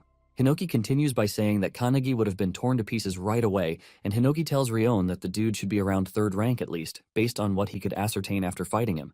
Ryon doesn't want to believe that Yell was lying, and Kannagi tells them that there is a possibility that Yell has the same connection, just as he has with the Founders. Kannagi says Yell's body is 5th rank based on observation, but inside it is Yell, who tried to kill his soul. He lets them know that Yell is a 1st rank who is currently controlling a 5th rank body, which is why it is so strong. Kannagi explains that his current status is 5th rank, and if their body levels are the same, it means the time limit is 5 minutes. Hinoki smiles when he realizes that the battle will be decided by either them, the Founders, or Yell, the special 1st rank. However, Ryon is worried because he believes that Yell has not yet shown them all he can, since the husk they are currently fighting didn't exist 300 years ago.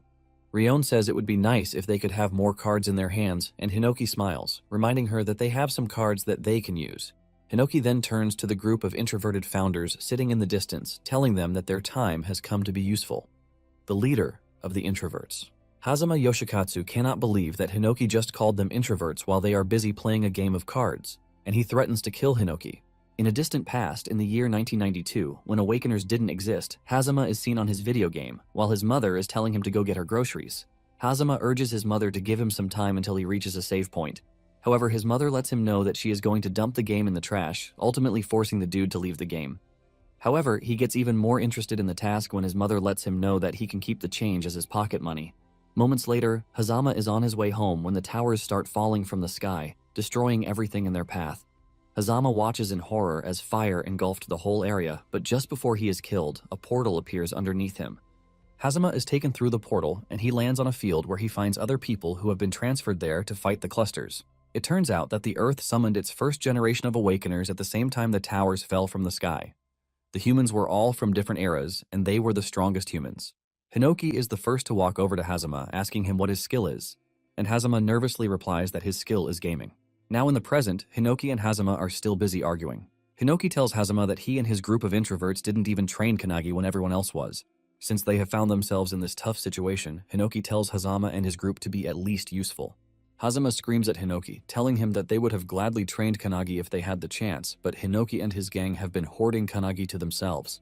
Hinoki cannot believe that this is Hazama's excuse because all he needed to do was join in the training, but they have been standing back and mumbling. It turns out that the introverts actually wanted to join, but their introverted nature made it really hard for them to say anything. Hazama screams at Hinoki, telling him that they were scared to talk because Kanagi could have looked down on them. While the two are busy arguing, Garbit screams at them to keep their mouths shut, and he tells Hazama to join the fight if he would like to because Yell is already getting used to his attacks. Just as Garbit predicted, Yell is able to dodge his next wave of attacks, and Yell tells him that he has figured out that Kanagi's body has reached the limit with Garbit. Yell hurls a long tentacle at Garbit, destroying his bow while almost taking Kanagi's head off. Kanagi manages to escape the situation with just a cut to his face. Yell is surprised that Garbit was still able to dodge his strike, but he lets him know that he doesn't have the leeway to use his bow while defending. Kanagi freaks out when it dawns on him that Yell was basically testing out the power of a founder, and without making rash moves, Yell was able to predict ahead while waiting for an opportunity to deliver a decisive blow. Meanwhile, the founders haven't come to an agreement yet, even though Kanagi's life is at stake. Hazama is supposed to switch with Garbit, but as he walks toward Kanagi, he finds it hard to express himself. It gets worse when Kanagi turns around to look at him. Hazama starts to tremble, and he almost loses his mind when Kanagi speaks to him. Kanagi is surprised as he doesn't understand what is going on, but Hazama nervously replies, telling Kanagi that they have always been watching him. The other introverts are also dying inside, hoping that their leader, Hazama, would be able to smooth things over. Hazama continues stammering as he asks Kanagi if they can borrow his body too. Kanagi is surprised to hear that Hazama is willing to fight alongside him, and Hazama nervously confirms this. Hazama then tells Kanagi that it might be a bit difficult since he doesn't know their names, but Kanagi corrects him, telling him that he does. Kanagi shocks him when he tells him his full name, and he proceeds to the next person.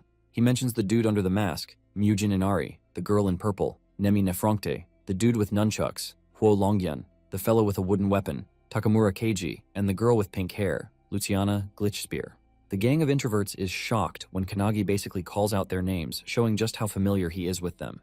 Kanagi mentions that he has always admired all of them all his life, and he calls them his favorite founders. With a bright smile on his face, he urges them to lend him their strength, which leaves them in tears. Hazama then calls his gang together, forming a circle and telling them that Kanagi has done his best to motivate them, which is why they now have to fight.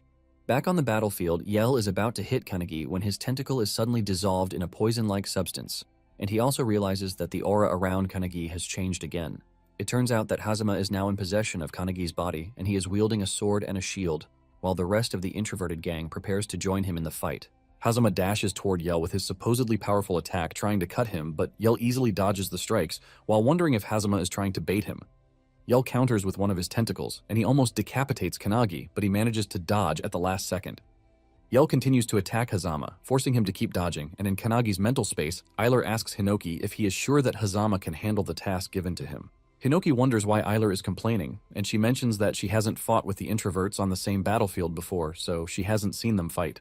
Luciana then cuts in, telling Eiler to keep quiet and watch because Hazama won't even lose against someone like her. Eiler nervously replies that she is not trying to discredit Hazama, but Kanagi cuts in, telling Eiler that Hazama is crazy strong because he is also a founder. Hinoki seems to know what is going on, and he tells his comrades to calm down and watch how a hero fights. 300 years ago, when the founders were together, Hazama and the introverts were always seen playing a game of cards, while the others were having fun. Even though Hazama is always the most excited during the games, he is always the one losing, and he will accuse his teammates of cheating. There was even a game run that he lost 12 consecutive times, and while he is still raging about this, someone calls his attention to Luciana, who just arrived days ago. While the other founders are having fun, Luciana is sitting behind a tree, and she fits their persona really well. Since Hazama is the leader, the other introverts push him to recruit Luciana to their ranks. Hazama manages to walk over to where Luciana is, offering her the chance to join them in playing a game of cards.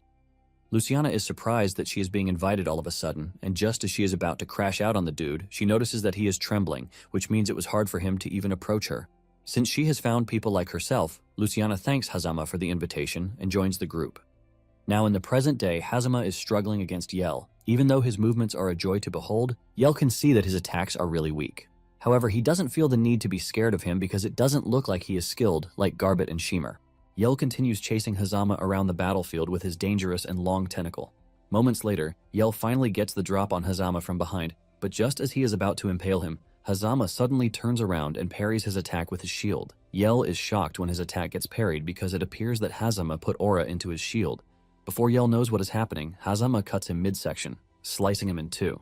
The extrovert founders are shocked when they see this. Yell, on the other hand, has now confirmed what he fears, and this is the fact that Hazama's main skill is aura control. With an evil smile and expression, Hazama tells Yell that the sword is poisonous. The extroverts almost crap their pants because Hazama's face looks so scary. Even Eiler is forced to ask what sort of hero Hazama is, and Hinoki laughs out loud before revealing that Hazama had no combat experience when he was teleported. He says Hazama was just a normal student, and he was even weaker than Kanagi when he awakened. However, he became stronger after undergoing a ton of training from Hinoki. Hinoki says Hazama might be a crybaby and a whiner, but whenever he is in the tower for a battle, he never runs away. In fact, when he was scared and his feet were shaking, he managed to keep his fears suppressed so he could continue moving forward. Hinoki tells his friends that Hazama is a courageous fellow, which is why he is a hero. As the battle continues, Hazama is shaken by the pressure of fighting Yell, and he is already trembling. He figures out that he is not going to last long, but then it dawns on him that Kanagi allowed him to use his body despite the odds stacked against him. Hazama is about to lose his footing when he hears the introverted squad cheering him on, telling him to keep it up as their leader.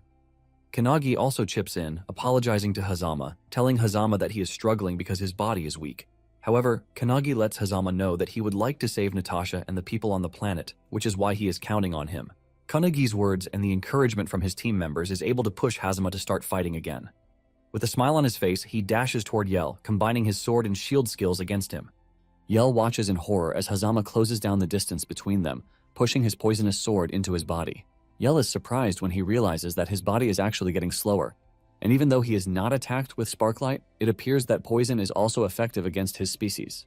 Yell taunts Hazama, telling him that he has been degraded from 300 years ago, but Hazama replies to him with a powerful shield charge while telling him that he is the degraded one. Hazama smiles at Yell, suggesting that they finally have a good battle. At this point, Yell is totally confused as he doesn't know if Hazama is trying to push him into a corner with his poisonous shield. Deep down, Yell believes he is going to turn the battle around because he already has a read on Hazama's attacks, but suddenly, his arms get shredded. Yell is totally confused as he doesn't know if he just got attacked by another founder or if Hazama changed weapons. It turns out that Inari has taken over with his double short swords, providing speed for Kanagi to use. After Inari switches out, Luciana comes in, hitting Yell ferociously with her whip. Nemi then jumps into the action, and after this, Huo steps in too. Before Yell knows what is happening, he has been reduced to bits thanks to Kanagi switching out in split seconds to use combo attacks on him, giving him no chance to counterattack. This is when it finally dawns on Yell that Kanagi is not the same as when he defeated an insect back on Earth. With Yell fully vulnerable, Kanagi switches with Kenji, telling him to finish Yell off. Kenji lands his devastating attacks on Yell, further shattering his cells, preventing him from regenerating. As Yell turns to dust and vanishes, he screams out Kanagi's name in horror because he simply made him exhaust the limit on the husk. With Yell's defeat, the introverted squad jumps up in celebration, but little do they know that by the time they defeated Yell, the self-destruct switch of the planet had been turned on. On the outside, Suo and the rest of the squad are also battling it out with the monsters, reducing their numbers to the best that they can. Meanwhile, Kanagi is already feeling the effects of lending his body to the founders for too long. Suddenly, they feel a rumbling in the ground, and this is when Kanagi realizes that something is wrong because even after defeating Yell, the barrier has not disappeared. Just then, he hears a voice beside him, and this startles him. He demands to know who he is talking to, and Voss introduces himself to Kanagi. He lets him know that he is the original owner of the husk that he just defeated, and since he was watching his battle against Yell, he has been able to ascertain the fact that Kanagi has a variety of weapons and techniques. Kanagi takes a moment to think about it, and Voss clears the air for him, telling him that he is the commander of the clusters on the planet. It turns out that he is also the one who created the barrier. Kanagi asks Voss why he is showing himself when he knows he just defeated an enemy far stronger than him. Voss tells him that he would like to give him a reward for his fighting spirit, and he lets Kanagi know that he just made the core of the planet go out of control. Even though the founders don't understand what this means, they are pretty sure it is something bad. Ryan is the only one who figures it out, and he tells them that Voss is telling them that he has messed up with the planet in such a way that it would explode from within its core, causing it to disappear into cosmic dust. Kanagi freaks out when he hears this, and he asks Voss why he is doing what he is doing. Voss reveals that he is taking this extreme measure to make sure he kills Kanagi this time around. He mentions that the energy core from the planet is quite valuable to them, but they are willing to sacrifice this just to kill Kanagi. Kanagi is surprised to hear that the clusters are willing to go to the extreme just to eliminate him. Voss tells Kanagi to be proud of himself because they had to go this far just to take him out. The whole planet starts to shake with natural disasters hitting it from every corner. Natasha immediately tells Claude to secure the people because she could sense that whatever is happening is not a natural disaster. At the same time, she wonders if Kanagi is fine. Back in the barrier, Voss hurls a projectile at Kanagi, and Kanagi tries to block it, but he gets hit real bad. Voss lets him know that he is already weakened after his battle with Yell, and he tells Kanagi that he is going to continue playing with him until the planet finally explodes. Before Kanagi can pull himself together, he gets hit again, and Voss lets him know that he might not be strong like Yell, but he is confident that he will be able to hold him off until the planet is done for. However, Voss lets Kanagi know that he would also prefer to defeat him before the planet goes kaboom. As Kanagi continues to suffer, Hinoki urges him to switch with any founder that he can because, at the rate at which it is going, he is definitely going to die. Kanagi gets hit again, and he gets thrown to the floor with blood coming out of his mouth. He tells Hinoki that he can't switch with anyone.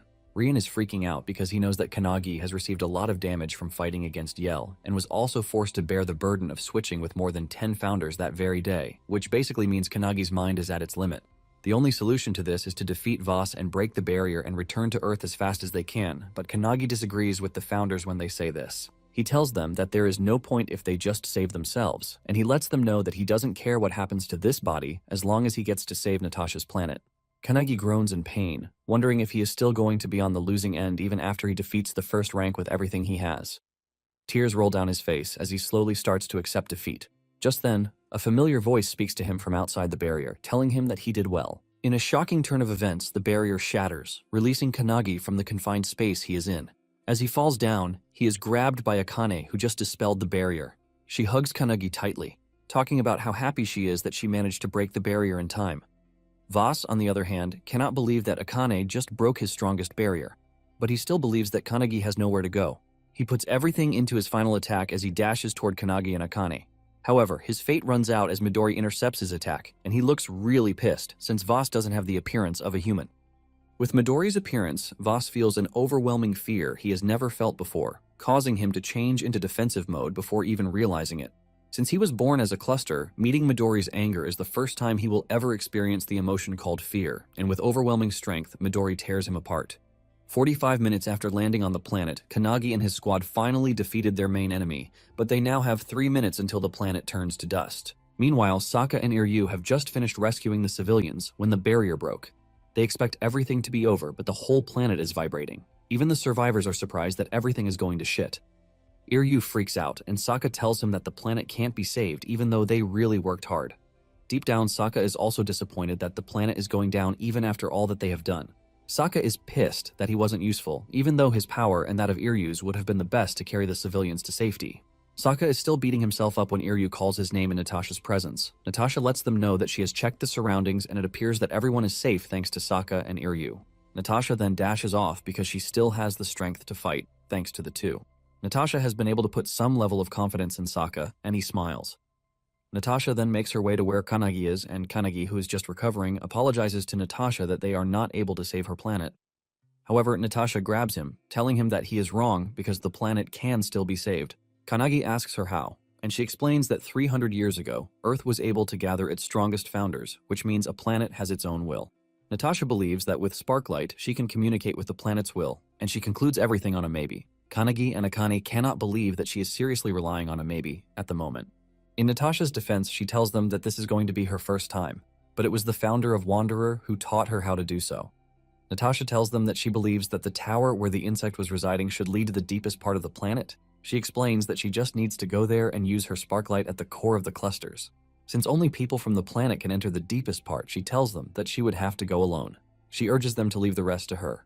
And just as she is about to leave, Kanagi gives her the necklace that her brother dropped for her. He apologizes for not being able to give it to her earlier, and he lets her know what Mihail said when dropping the necklace. This is enough to put a smile on Natasha's face, and she dashes off with all the determination to save the planet. Before entering the core, Natasha puts on the necklace while thinking of everything that the clusters have taken away from her and her family. Because of all the pain they have caused her so far, Natasha is also not ready to lose the planet. With 2 minutes left until the explosion, Natasha speeds through the pathway on her ride and soon runs into clusters that are there to stop her. Even though it is dangerous, Natasha doesn't think she has the time to deal with the clusters blocking her path because she has used too much of her sparklight that day already. She sees herself as a useless princess who can't protect her people even after she escaped and got Sparklight. Since she couldn't do it alone, she had to rely on the heroes from Earth.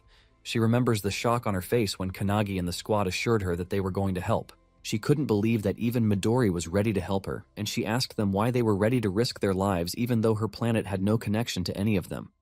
Suo replies that it is the bond of teammates, and Hinata confirms this. Akane mentions that experiencing the pain of missing people one holds dear teaches someone to help others because she has experienced that. Midori, on the other hand, tells Natasha he is trying to make up for his sins, while Sokka says he is doing it for his own goal. Iryu tells her that he might not want to go to a dangerous place, but he finds Natasha to be cute, so he has no choice. As for Kanagi, he says he doesn't know, shocking the entire group since he is the captain. Kanagi tells them that the founders inside him are furious, and after what Natasha showed him in her memory, Kanagi makes it his mission to be able to stop her tears. Everyone in the squad cannot believe that Kanagi just said a whole bunch of crap. Kanagi ends it by telling Natasha that he also likes how she smiles. Now that Natasha is heading into the danger zone, she realizes that the squad gives her courage, and the fact that everyone has always helped her, she wants to answer them with the same. Just as she is about to push herself into the heart of the danger, Claude shows up and clears the path with his skills. Natasha is shocked to see her butler when she thought all hope was lost. With a smile on his face, Claude tells Natasha that he is going to handle the clusters so Natasha can save the planet. Natasha then proceeds into the core, and she spots what she needs to destroy to save the planet. She prepares to use her biggest and final sparklight against the cluster, but just as she is about to touch the cluster, she gets impaled by cluster spikes. Natasha coughs up blood with a broken heart and the realization that she failed at the last minute. Just then, the necklace her brother gave her falls off and drops on the cluster, providing a semblance of light and hope for her. With this, Natasha is able to push through the wall of hopelessness, and she is able to touch the cluster, ultimately releasing her biggest sparklight into it, shattering its power and breaking the spikes lodged in her body. This generates a light so bright that even Claude, who is not near her, almost goes blind from it. On the outside, Iryu and the others are already freaking out because things are getting worse. They notice that the clusters are heading toward the core of the tower, but Midori swoops in to clear them off. This is when the sudden beam of light hits the planet, leaving everyone in shock. The civilians are even broken, as they believe that the bright light is a weapon from the enemy. The light only gets brighter, overshadowing everything else, and in the end it lets off a loud bang that destroys every alien presence on the planet, ultimately purifying the planet. When the light finally subsides, Hinata and Suo are shocked to see that all of the clusters have been erased. Akane also wakes Kanagi to show him the beautiful view, and Kanagi realizes that Natasha was able to save her planet. Later on, Natasha opens her eyes to a bright morning, and Akane is the first to greet her. She is shocked to be alive, and before anything else, she starts to smell a beautiful scent. She looks to her front to see Kanagi cooking a pot of soup. Using Hinoki's skill, he cuts down ingredients into tiny bits, while Tokigenza, the founder of Chinese Town, takes over the cooking. In no time, he finishes up with the dish, and he tells them to serve it. Claude takes up the large plate to serve it to the survivors, and he urges the kids not to rush because there is a lot to go around.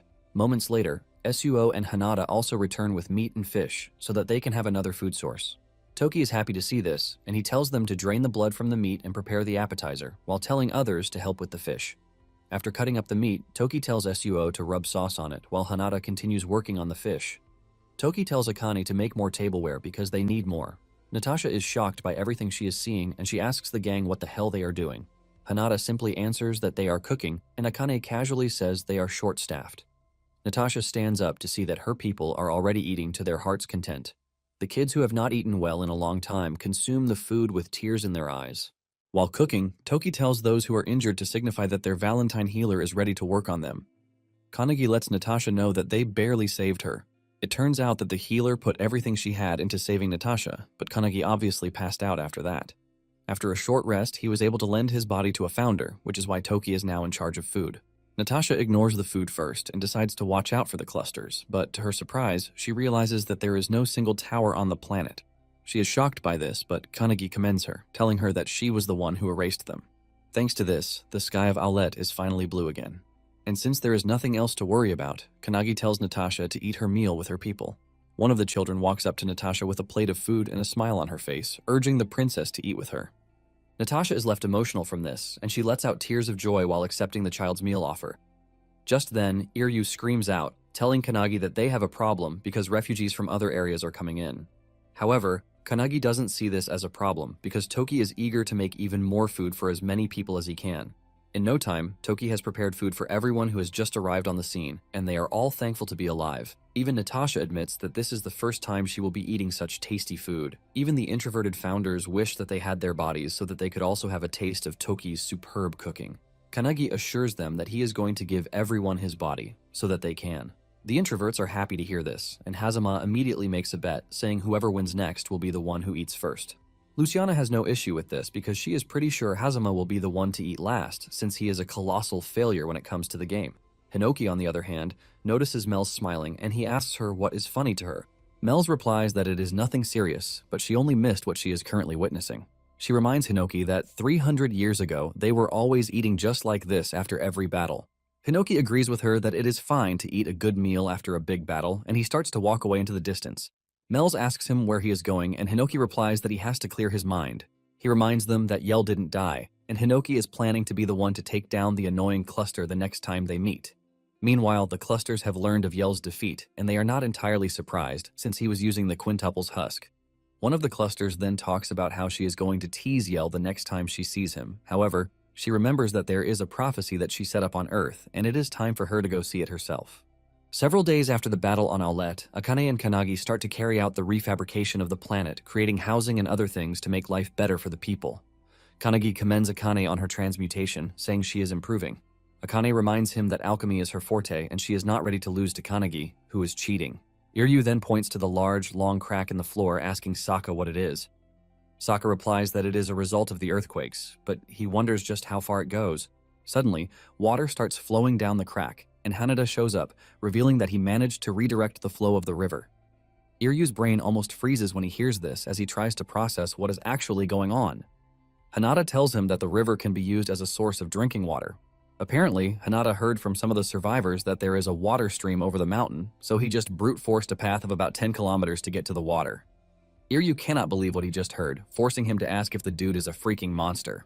Kanagi then shows up, asking Hanada about Suo. Hanada reveals that Suo is still away, cutting some trees from the river. Just then, Suo shows up with a mountain of wood, asking if it is going to be enough. As if that is not enough, Iryu and Sokka see Midori removing the rubble on the planet with his power. Iryu simply conclude that he is rolling with pretty scary people. Kanagi is glad with all the supplies they have gotten, and Kanagi tells her that all they have to do is work on the waterway so it can support the people's daily necessities so that they can finally go home. Kanagi then asks her where Natasha is, and she lets him know that she is heading in the direction of the castle. Akane tells Kanagi to have a chat with Natasha before they go back home, and Kanagi agrees to this. Akane, on the other hand, goes down to meet the kids, suggesting that they have a meal together. Moments later, Kanagi finds Natasha and Claude staring at the ruins of the castle. Natasha apologizes for not showing up since he started building the camp. Kanagi, on the other hand, apologizes to her, saying they destroyed a lot of things. But Natasha tells him that she doesn't mind. However, she lets Kanagi know that since she was born, she has always been with her family, and coming to the ruins is her last chance to meet them. In all humility, Natasha and Claude bow to Kanagi, thanking him and his squad for what they did. Kanagi is shocked to see this, asking the girl why she is doing this all of a sudden, and Natasha reminds him that he is the savior of their planet. With fierce determination, Natasha tells Kanagi that she is going to repay the debt, but Kanagi tries to tell her that she is already promising too much. Natasha mentions that the first thing they are going to do is build statues of bronze for the members of the Kanagi squad, but thinking of how embarrassing it is going to look, Kanagi urges her not to. However, Natasha insists that she is going to, while telling Kanagi that the people of the planet will never forget him no matter how many generations pass by. Kanagi is totally blown away by this, and he shakes Natasha's hand, thanking her for the courtesy. That evening, the squad heads to the teleportation point, ready to return to Earth. The people of the planet are shocked to see that the squad is already going back, and they start pleading for them not to go yet. Even the kids are crying, saying they still want to play more with the squad, turning the evening into an emotional hullabaloo. Even Iryu tells Kanagi that he would like to stay another week, but Sokka simply knocks the fool out before he drags them back. Akane turns to the people, telling them that they have to leave because they have to protect their world too. Hanada assures them that they will come visit again, and with a thunderous voice, the people of the planet thank the squad for their help. Just then, Claude makes a suggestion, urging Kanagi to marry the princess. This immediately triggers another wave of context, and in Claude's defense, he reminds Kanagi that he saved their country. He also reminds Kanagi of what he said about his desire to stop Natasha's tears. The people start celebrating, since they are in favor of what Claude said. However, Natasha urges them to calm down, reminding them that she and Kanagi don't have the time to think about this. Kanagi also adds that they have to protect Earth from the clusters, which is why they have to go. Natasha agrees with him, assuring him that she is going to do her best to rebuild Olette. Claude asks the two if they know just how hard it is about to be, and the two assure him that they are prepared. As they step into the teleportation point to leave, the people send them off with bright faces and a thankful heart. Soon afterward, the squad arrives at the mausoleum of the founders, and Iryu celebrates that they are finally back home. Sokka cannot believe this dude because he was begging to stay back on Olette for another week. Akane is glad that everything has finally come to an end, and Kanagi reveals that he would like to visit Olette again when everything calms down. Hanada reminds him that they can always visit Olette when they want.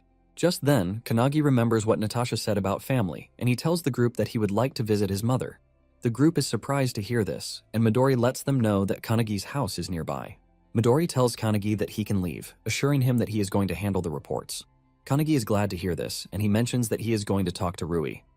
Kanagi then runs off with excitement, hoping to see a bright smile on her mother's face once he gets back home. Unknown to him, the second rank cluster, Ella, who wanted to come to Earth to check her prophecy, has somehow found Kanagi, and she is already edging to fight him. 2 minutes after their arrival on Earth, Kanagi gets a call from Rui, scolding him for not telling him that they are back. He mentioned that he only went to check the mausoleum because it was so bright, but by the time he got there, there was no one there. He lets Kanagi know just how worried he is, and Kanagi tells him that he was planning on doing his report, but he had to visit his family. The moment Kanagi hears this, it reminds him of his late father, and he finally agrees to meet later, as he is fairly certain his mom has been lonely. Moments later, Kanagi arrives at his house, and his mother is shocked and glad to see him. Without wasting time, his mother has collected his clothes to wash and even entered the kitchen to prepare a meal for him. She tells Kanagi that he should have at least given her a call when he was coming because she would have prepared a meal for him. Kanagi apologizes for this, telling his mother that his mission was nearby and he decided to just visit. Kanagi is about to let out the secret that Midori is still alive, but manages to caution himself at the last minute, telling his mother that he got permission from his leader. It is pretty obvious that the world believes Midori is dead, and Kanagi is not about to change the narrative for his mother. Toki tells Kanagi that he would like to show their gratitude to his mother by cooking for her, and Kanagi offers to help his mother in the kitchen. His mother disregards the offer, assuring Kanagi that she can manage by herself because she doesn't remember Kanagi knowing how to cook.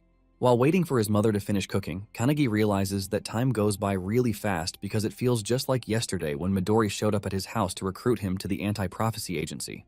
Moments later, his mother finishes preparing his food, and he thanks the woman for it. He takes some of the dish, and with a bright smile on his face, he finally gets back the taste of his mother's soup. He realizes that his mind is always filled with missions or incidents, but at the moment, he feels so relieved. While eating, his mother continues staring at him because it feels so nice to see him in person, even though she has been receiving news about him. His mother then mentions what she notices about him, saying he looks really well, while also asking if his work is going well.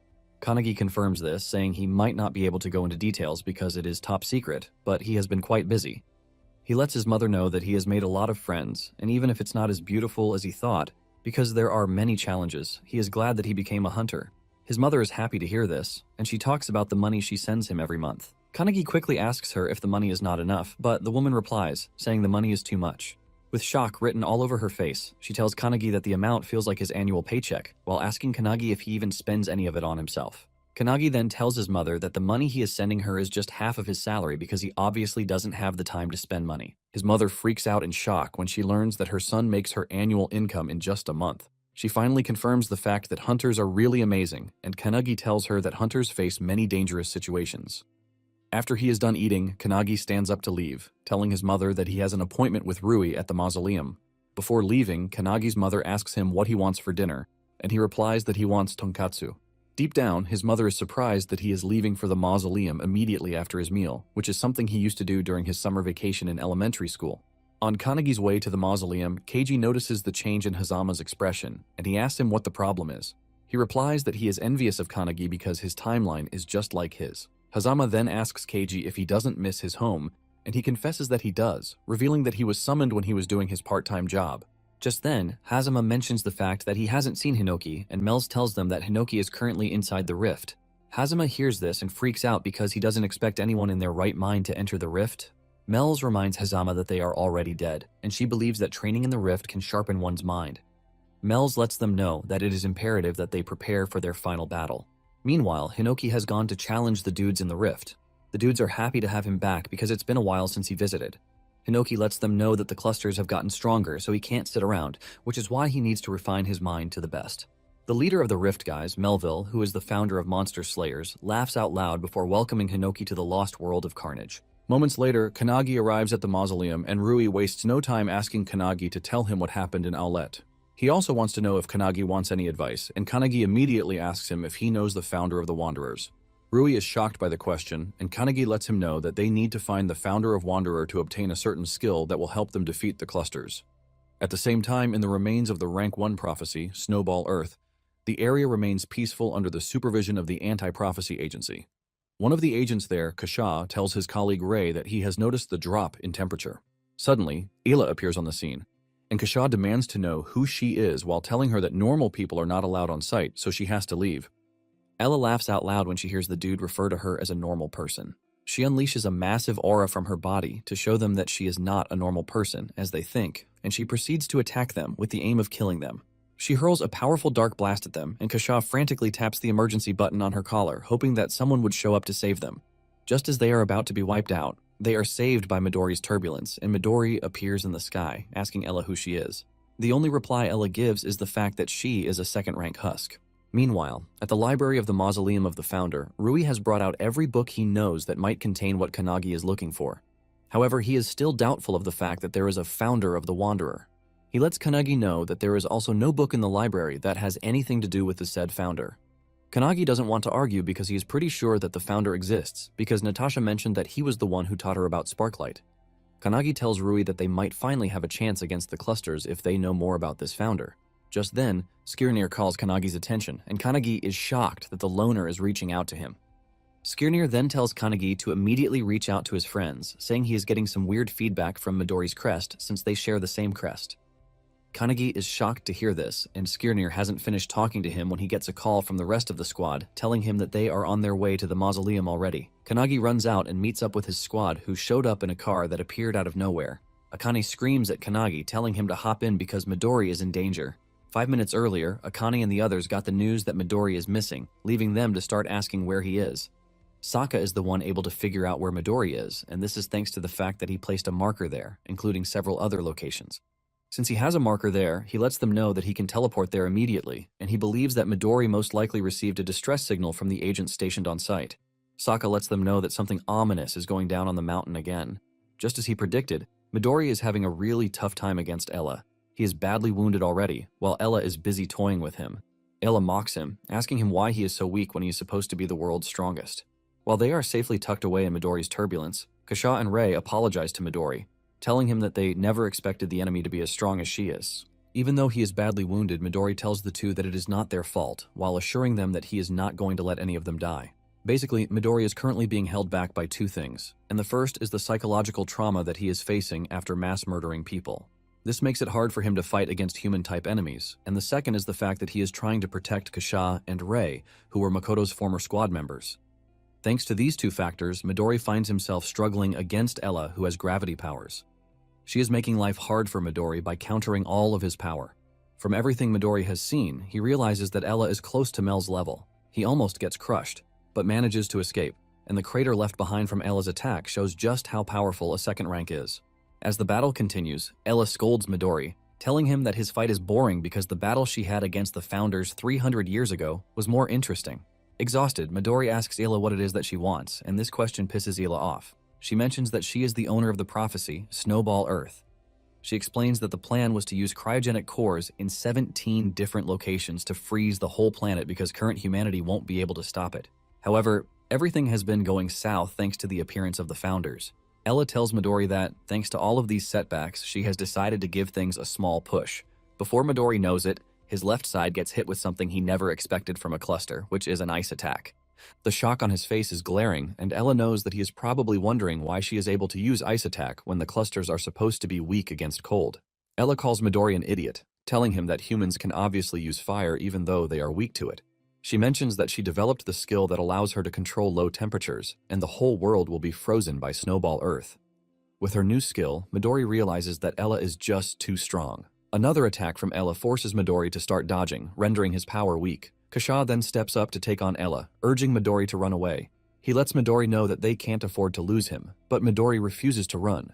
Kasha asks him why he won't run, and Midori tells the two that they are the keepsake left by Makoto. Hearing this from Midori immediately gets the two emotional. Midori is ready to die to protect them because the two are proof that Makoto prevented the Snowball Earth prophecy, and he is not about to allow that to go to waste. Suddenly, Ella reaches Midori before he can even blink, and he punches him into the distance, away from the two that he is supposed to protect. As he flies through the air, Midori realizes the sad truth that he can't win against Ella. This reminds him of his childhood and how he was always called the cursed child because of his power. He had no friends, and to make things worse, he had just killed a lot of people recently. Midori ultimately reduces his reality to a kid who can't protect but to destroy. Midori then convinces himself that he is truly a cursed child. Just then, he remembers how Io saved him, and this immediately forces him to rethink his conviction because Io didn't save him for nothing. Midori starts to remember all the people who have been saved from Io, down to Makoto, and even Kanagi. However, he figures out that it is hard for him to properly fight Ella because she looks just like a human. Midori is pissed at himself, and he declares that he is not the world's strongest, while unleashing a powerful turbulence with his maximum output at Ella. This is able to pin Ella down, and Midori ends the combo with a tornado that sends Ella flying off. This creates a large and long crater in the ground, leaving Kasha and Rei to believe that Midori has won the fight. Thanks to his last attack, Midori is completely exhausted, with blood pouring out of his body. The dust finally clears off, and Ella appears, totally unharmed, and this tells the trio that they are screwed. Ella then decides that it is time for Midori to die because he has used his most powerful attack, which appears to be really weak. Ella unleashes a powerful attack at Midori, and with no way to block it, Midori knows that they are dead, but he hates himself for not being able to protect the two Makoto left behind. Just as the attack is about to hit, Mills' Seal of Truth appears out of nowhere to nullify the attack. Ella is shocked to see this, and when she turns around, she sees Kanagi and his squad arriving in their cars, with Kanagi's aura farming on one of the cars. Mel's realizes that the whole situation almost went badly, and Kanagi expresses his happiness that he made it on time. Ella is surprised to see Kanagi showing up really fast, and she tells him that she is not expecting him since he is supposed to be the main dish. Without hesitation, she hits them with a powerful gravity attack that sends the squad scurrying away for their lives. Midori immediately warns them, telling them to be careful because Ayla is second rank. After giving the warning, he passes out from exhaustion and blood loss. Surprisingly, Kanagi thinks it's a blessing that the dude is actually out cold. Ella is pissed that Kanagi is facing somewhere else instead of the battlefield, and she unleashes a powerful ice meteor on the team. Everyone freaks out, but Iryu takes it to another level as usual, holding his head in frustration because he believes he is about to die. However, Melz tells Iryu that he has nothing to be scared of because during their few days in Aulet, they were able to train Kanagi some more. Melz then unleashes her power, Starlight, revealing a fiery meteor that meets the ice meteor halfway, resulting in a big explosion in the sky. The ice shatters, resulting in nothing but steam, and Ella is impressed by this. Deep down, Melz is worried that her power is still not enough against Ella because the key is Midori. Meanwhile, Midori wakes up in his consciousness, wondering where he is, believing that he is dead. Just then, he hears Skirnir's voice behind him, telling him that he is wrong. Skirnir relaxes on the grass field, saying he was always cramped in Kanagi's mental space, but Midori's is far more convenient. Midori is shocked to see a strange person in his mental space, and he asks him who he is. On the outside, Ila is still making life hard for Kanagi and his gang. Iryu is hiding behind their vehicle, and he even suggests that they run away from the area. However, Saka lets him know that his idea to hide behind a car is really dumb. He hasn't finished saying this when Ella hits them with a gravitational attack that causes them to start falling sideways. As expected, Iryu is the worst, as he screams out like a goat. Kanagi spots Midori's body falling off, but before he can act on this, Ella engages him, reminding him that she already told him to stop looking elsewhere. She dashes toward Kanagi, hoping to catch him off guard, but Hazama takes over Kanagi's body just in time to parry the attack with his shield. Nonetheless, she is able to unleash a powerful ice attack. Meanwhile, Suo is able to catch Midori, and he tells Kanagi to focus on the fight, assuring him that they are going to take care of Midori. Hazama lets Kanagi know that Ella is not an easy foe because he can easily feel her power from the last attack. Ella lets Kanagi know that she was only joking when fighting Midori, who is the appetizer, but since the main dish, Kanagi has decided to show himself, she lets him know that she has no choice but to go all out. Ella then unleashes another ice meteor, leaving the team utterly freaked out. Seeing how bad the situation is, Melz tells Hazama to switch with her. Melz then asks Saka and Iryu if they can teleport the team away, but Iryu says it is impossible because knowing everyone's exact location is impossible. Melz agrees with him, and instead of whining, she just unleashes her own fire meteor to counter Ella's attack. It is at this point that Melz has no choice but to admit that Midori is quite amazing because he was able to hold out against Ella for nearly 5 minutes, and she starts praying for Midori to come back soon. Meanwhile, in Midori's consciousness, Skirnir finally introduces himself, telling Midori that he is his junior because he possesses the same crest as him. He mentions that he is the founder of the wind, and he apologizes for stirring his soul. Midori is overwhelmed by this, and he asks Skirnir why he is inside him. Skirnir mentions that they are connected via the crest, and he can just see him as his special teacher. He explains that an awakener is someone who goes far beyond human understanding, and he lets him know that his position at the moment is only at the entrance of the said domain. Skirnir tells Midori something important, which he has to know, and this is the fact that he has the dormant potential to defeat the clusters. As the battle rages outside, Suo asks Melz if they can win against Ella, and she lets them know that they have no chance, shocking Suo, who asks how they are supposed to stop Ella. Ryan then comes in, telling them not to give up because a strategist should think about the next moves, whether they are losing or not. Melz assures Suo that as long as the founders are alive, there will always be a way out. When Ella hears them say this, she laughs out loud, telling them that it is impossible to survive against her. She sends out an attack against the team, but Melz is able to block it while revealing that they are all hoping for Midori to awaken. Ella laughs even more when she learns that Midori is the one they are waiting for to come and save them. She increases the output of her power while asking the team what they plan to do when Midori finally wakes up, and Melz confidently replies that they are going to defeat her. In Midori's mental space, he doesn't want to believe that he actually has the power to overpower Ella, but Skirnir lets him know that he is the only one who can do it. He tells him that even if he enters his soul, he won't be able to use him like Kanagi, which means he will be the only one fighting. Midori holds his head down, telling Skirnir that he wouldn't have been suffering if he had gotten stronger beforehand. Midori tells Skirnir that he has been going through serious training since his childhood because he wanted to protect the people from the threat of the prophecies. Midori wants to continue expressing his feelings, but he can't find the right words, and Skirnir assures him that he knows how he feels, since they are the same. He mentions that they are always looking to save those who survived the attack from clusters, but it turns out that every time he needs power, his hand lacks it. Skirnir tells Midori that all of them are still suffering from the roots of the evil that they allowed to exist.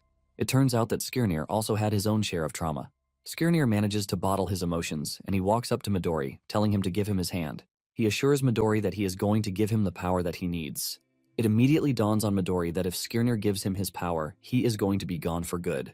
Even though it all looks sad, Skirnir assures Midori that he is happy because this only means he gets to finish his mission sooner than his fellow comrades. Skirnir then grabs Midori's hands, and immediately, all of his power starts to flow into him.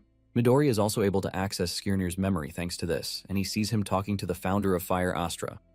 Astra asked Skirnir if he was truly going to the mausoleum, and Skirnir said yes because when he asked Valentine to examine, it appeared that he was becoming useless, thanks to the fact that he used his power beyond the limit, causing his soul to be torn apart.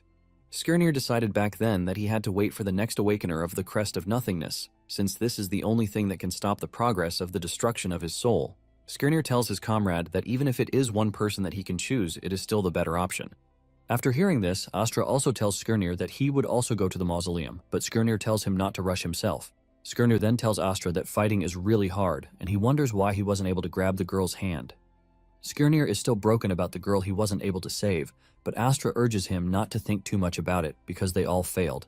Nonetheless, Astra believes that one day will come when they can entrust someone to save the girl that they couldn't save. With tears in his eyes, Skirnir tells Astra that he doubts if someone like that would ever exist because it would be very nice if it did. Now in the present day, Skirnir's existence finally vanishes after passing on his power to Midori. Midori groans in tears, and just then, Suo notices that his crest is glowing. On the battlefield, Ella is pissed that Melz even has the thought that Midori would defeat a cluster like herself. She screams in anger, saying Midori couldn't even stand up against her, while mocking him for being nothing but a modern awakener. She calls Midori a weakling, whom she can easily freeze and break. While saying this, she continues to max out her power, and she soon unleashes an overwhelming gravity skill, Nebula Graphy, that knocks everyone on the team to the ground. Melz tries to dispel this, but Ella lets her know that it is already too late. Before Kanagi knows, he gets hit from behind with Ella's freezing power. Melz tries one last time to cast the right spell, but she is totally overwhelmed by Ella's power. As Kanagi slowly gets frozen, Melz realizes that Skirnir might not have made it in time, which is why they are about to lose. With everyone now under her thumb, Ella releases a massive gravity attack, aiming to finish them off, but she suddenly realizes that she's missing a major part of her body from an unknown attack. By the time she realizes what is happening, she understands that she is being attacked by a small but powerful ball of wind, which is tearing her body apart. In no time, she gets caught in a massive windstorm that starts to throw her around, ultimately rendering her spell ineffective. Ella watches in horror as Midori appears in front of her, unleashing several wing blows to her body, which sends her crashing into the ground. Missing her right arm and her body falling into pieces, Ella can only scream in annoyance. Midori finally shows himself in an elegant fashion just to Aura Farm, while standing in front of Kanagi as their personal savior before telling Ella that it is time for them to finish their fight. With Midori's arrival, Kanagi realizes the sad truth that Skirnir is gone, but before he starts crying over this, Mel's tells him not to be sad about it because Skirnir has fulfilled his duty. Ella regenerates her missing body parts, preparing for a rematch with Midori. In a quick revelation, it turns out that Number Zero found out a really crazy fact the day he hijacked Midori's body. That very day, he used Midori's power to wipe out Manhattan Island, and when he tried to use Midori's full power, he immediately backed off. He watches in horror because of what he saw that very day. He realizes that Midori couldn't use his full power because the Earth would be destroyed along with them. Talking about theory, wind will never exceed the speed of Mach 1 because the moment it exceeds the sound barrier, shockwaves will appear. This basically results in the wind tearing itself apart, but Midori could overcome this limit by using his aura together with the wind. Thanks to this, he can generate a wind with the speed of Mach 3, and this is a wind that shouldn't have existed in the first place. The creation of such a wind should have caused the Earth to be swept apart like a bullet tearing through it because the massive vortex would penetrate from the stratosphere into the depths of the Earth. The ejected materials from the underground would also pollute the air and affect the circulation of Earth's atmosphere. All kinds of disasters, such as earthquakes, tsunamis, and abnormal weather events would happen, and the details of the prophecy that the world would be destroyed by Midori, which was written by Gita, weren't exactly an exaggeration. It is a known fact that humankind will perish if Midori decides to go all out, and it turns out that the turbulence made by Number Zero was a breeze compared to what Midori can actually do. However, Midori has finally learned to control his power thanks to his meeting with Skirnir. As Midori prepares to engage Ella, he figures out that the first thing he needs to do is create a vacuum where air doesn't exist, and this is called the void wind. Midori calculates the whole situation, and he figures out that he just has to put his enormous wind aura in this vacuum. And if he concentrates all of the energy of a Mach 3 tornado into a single point of void wind, it would be deadly against anything and everything. If he now decides to add other skills on top of this, it would become a time bomb. Without a doubt, Midori declares that he is the perfected form of a wind awakener. Ella is tired of Midori standing in one place, and she decides to attack him first with her ice spears, but just as they are about to reach Midori, they are deflected. Even Ayla herself gets thrown to the ground, leaving her to wonder why her skill is striking the ground instead of the intended target. Before she knows what is happening, Midori reaches her and punches her so hard that she is sent flying into the distance. It turns out that Midori has found out that once he can predict his opponent's movements and place his void wind accordingly, he can force the enemy to move the way he wants. In addition, if he uses his void winds as relay points, he can accelerate himself to increase the power of his attacks, giving him the speed of the Flash, while retaining the punch power of the Hulk. Before Ella knows it, she starts getting thrown around the battlefield with no way to respond to Midori's attacks. Kanagi and the rest of the team are left in shock as Ella gets thrown around like she is nothing. Even Ella cannot understand why Midori suddenly got stronger. She wonders why Midori is not being eroded even after touching her, which means he is attacking her with his wind aura. Frustrated, Ela tries to cook up something powerful, but Midori easily blocks her attack before it even gets anywhere, and he lets her know that whatever she is trying to do is useless. Just by grabbing her hand, Midori releases a massive attack wind that tears her arm apart. This is when Ella realizes that she has no chance and she has to escape, but most of her body gets disintegrated by Midori's attack. As she crashes to the ground, she cannot help but admit that Midori is a freaking monster. Seeing this, Ella decides that she is going to use everything she has to kill Midori because he cannot be allowed to exist. Ella then combines her two powerful attacks, but before they can finish forming, Midori nullifies the attack. Ella is left in shock, and Midori tells her not to worry herself because the entire airspace is already under the control of his void wind. Ella looks down to see her lower body getting destroyed by Midori's void wind.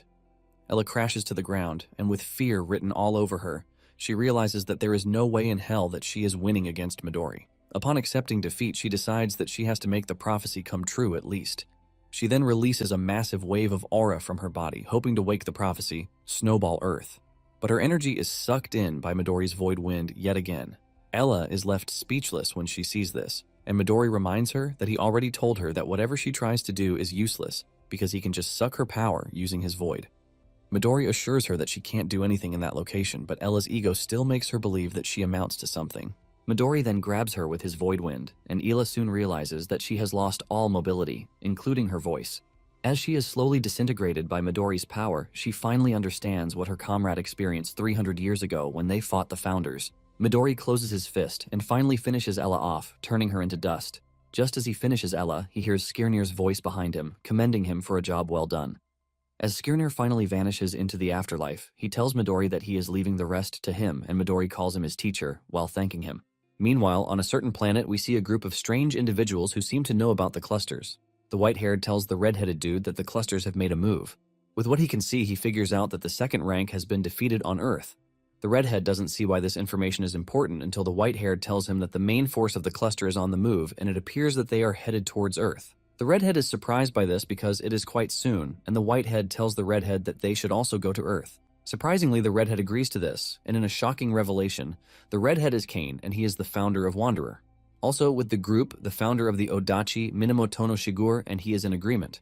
Lastly, the whitehead is Kanagi Itaru, and he is Kanagi's predecessor, the user of the Crest of Nothingness. They are all aware that the battle that is about to ensue is going to be the final battle. Back on Earth, Suo expresses his shock that Midori was able to defeat Ella on his own. Midori is also stunned, and he cannot believe that he just used a portion of a founder's power. Suo freaks out when he hears Midori say that what he just used is just a portion of the power he has. Midori tells the team what Skirnir told him about how an awakener is a being that is beyond human understanding. Since he is still at the entrance, Midori figures out that the concept of an awakener is much deeper than what he knows. Midori starts acting weird, like a baby who is trying to grasp a weird situation. After he is done mumbling, he concludes that he wants to go deeper. Kanagi then calls his name, and when he turns to Kanagi, the first thing he tells him is that he is hungry. Just after saying this, he passes out on the ground. Later on, Midori wakes up in Kanagi's room, but he is disoriented and doesn't know where he is. Meanwhile, downstairs, the rest of the squad is enjoying the magnificent dish prepared for them by Kanagi's mother. Iryu is the first to tell the woman that he wants more because the food is just too delicious. Even though Saka is swallowing the dish like his life depends on it, he still tries to correct Iryu, telling him to have some shame. Rui is also present, and he admits that it's been a long time since he ate the woman's delicious food. Everyone present in the room has something nice to say about the woman's delicious food. The woman berates Kanagi for telling her ahead of time that his friends would be coming over because she can't keep up with cooking. Not ready to lose their delicious dish, Iryu and Saka offer to go get whatever the woman needs to make a delicious dish.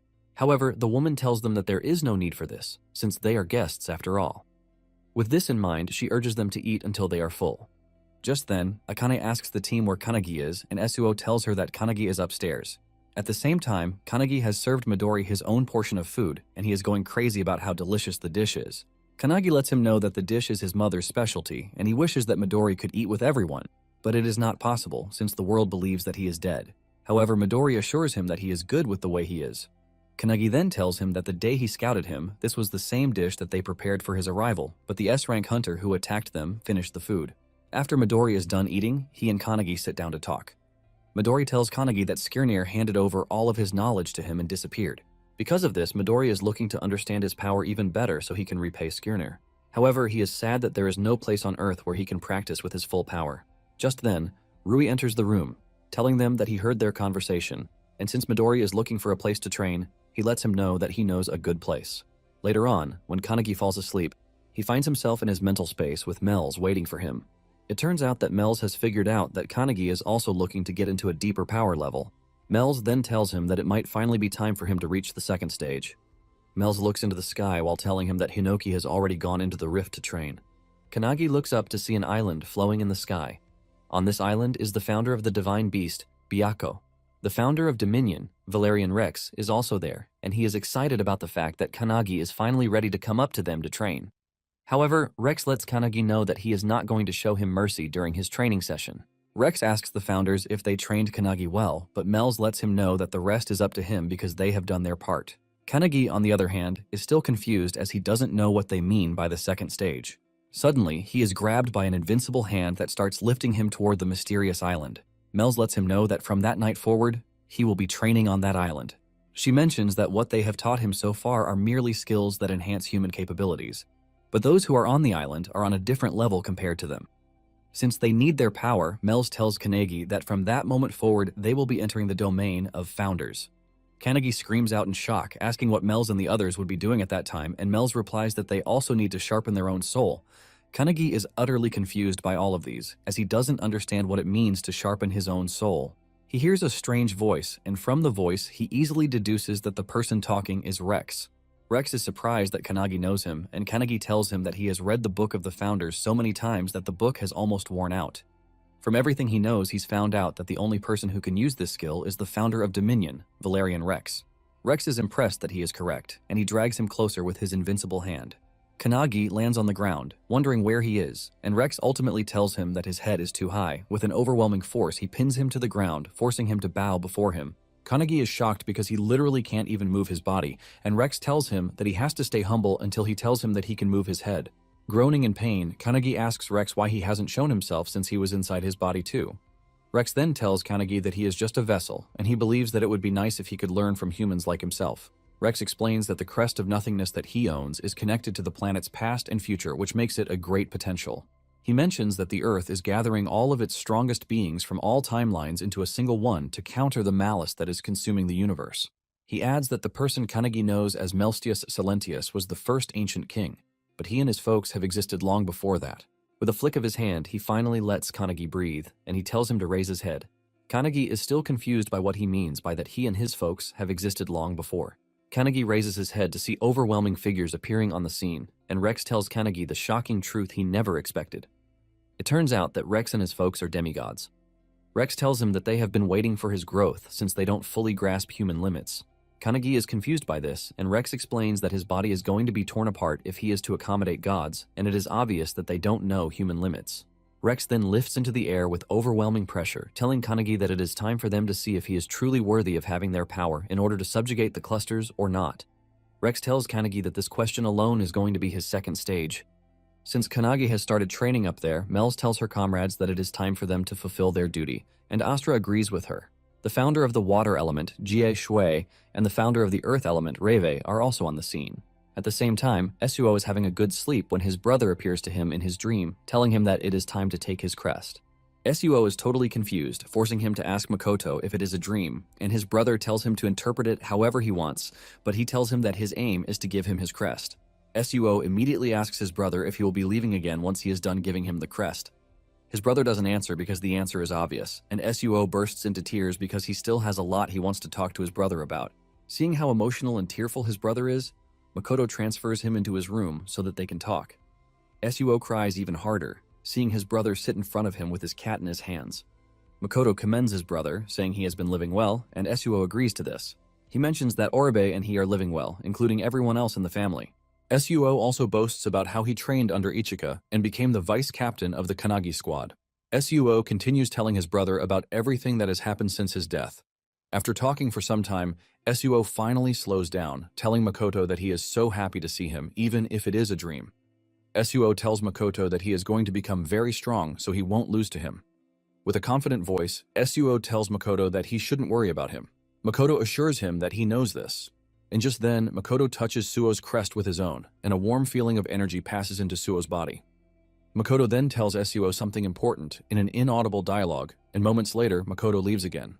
Suo screams out, telling his brother not to leave, and he soon wakes up to reality. He checks out his crest to see that it now has a different form, which looks even more fierce than the previous crest. The next morning, Kanagi finds it hard to eat well, telling the team that his training over the night was hellish. Seeing how dull the mood is, Suo takes it upon himself to lighten up the mood, and he immediately compliments Kanagi's mother for the exceptional dish. After they are done eating, the squad prepares to leave, and they all thank the woman for her kind hospitality. Kanagi also lets his mother know that the food was nice and delicious, and the woman smiles, saying she is glad that it was worth the stress. She even tells Kanagi to invite his friends again next time because they are all nice people. The woman then says her farewell to her son, whom she is only going to see again in the new year. Kanagi rushes off with excitement, telling his mother to prepare a nice dish for him by then. Kanagi then reaches out to Rui, asking him if Midori is with him. Rui confirms this, and Kanagi lets him know that he will be by his side very soon. On their way, Akane mentions the difference in Suo's crest, and he lets them know that it was his brother who gave it to him. With the new power that has been given to him, Suo says he has to meet with Ichika. Later on, Kanagi meets with Midori in the vast space where he is currently training. Kanagi talks about how big the whole planet is, and Midori tells him that they have Rui to thank for this. It turns out that it was Rui who told them about this inhabitable planet that the portal can also get them to. With this planet in hand, he lets them know that Midori can train to his heart's content. Apparently, the planet was initially used as a training ground for the founders, too. Midori tells Kanagi that he is going to return to the agency after he is done with his training, but he urges Midori to be his training partner. Kanagi is shocked when he hears this, and Midori reminds him that he is currently the second strongest after him, and since he wants to test a lot of stuff, Kanagi is the perfect sparring partner. Midori teases him, telling him that he is going to do his best not to break him. Kanagi then throws away every element of fear, telling Midori that he accepts his request. and with a determined voice, Kanagi declares the practice open. Meanwhile, a team of clusters is on its way to Earth, and the captain urges his members to get some rest because they still have a long way to go before they get to Earth. He tells them that they have to activate the 5 different super rank prophecies individually until their main force arrives.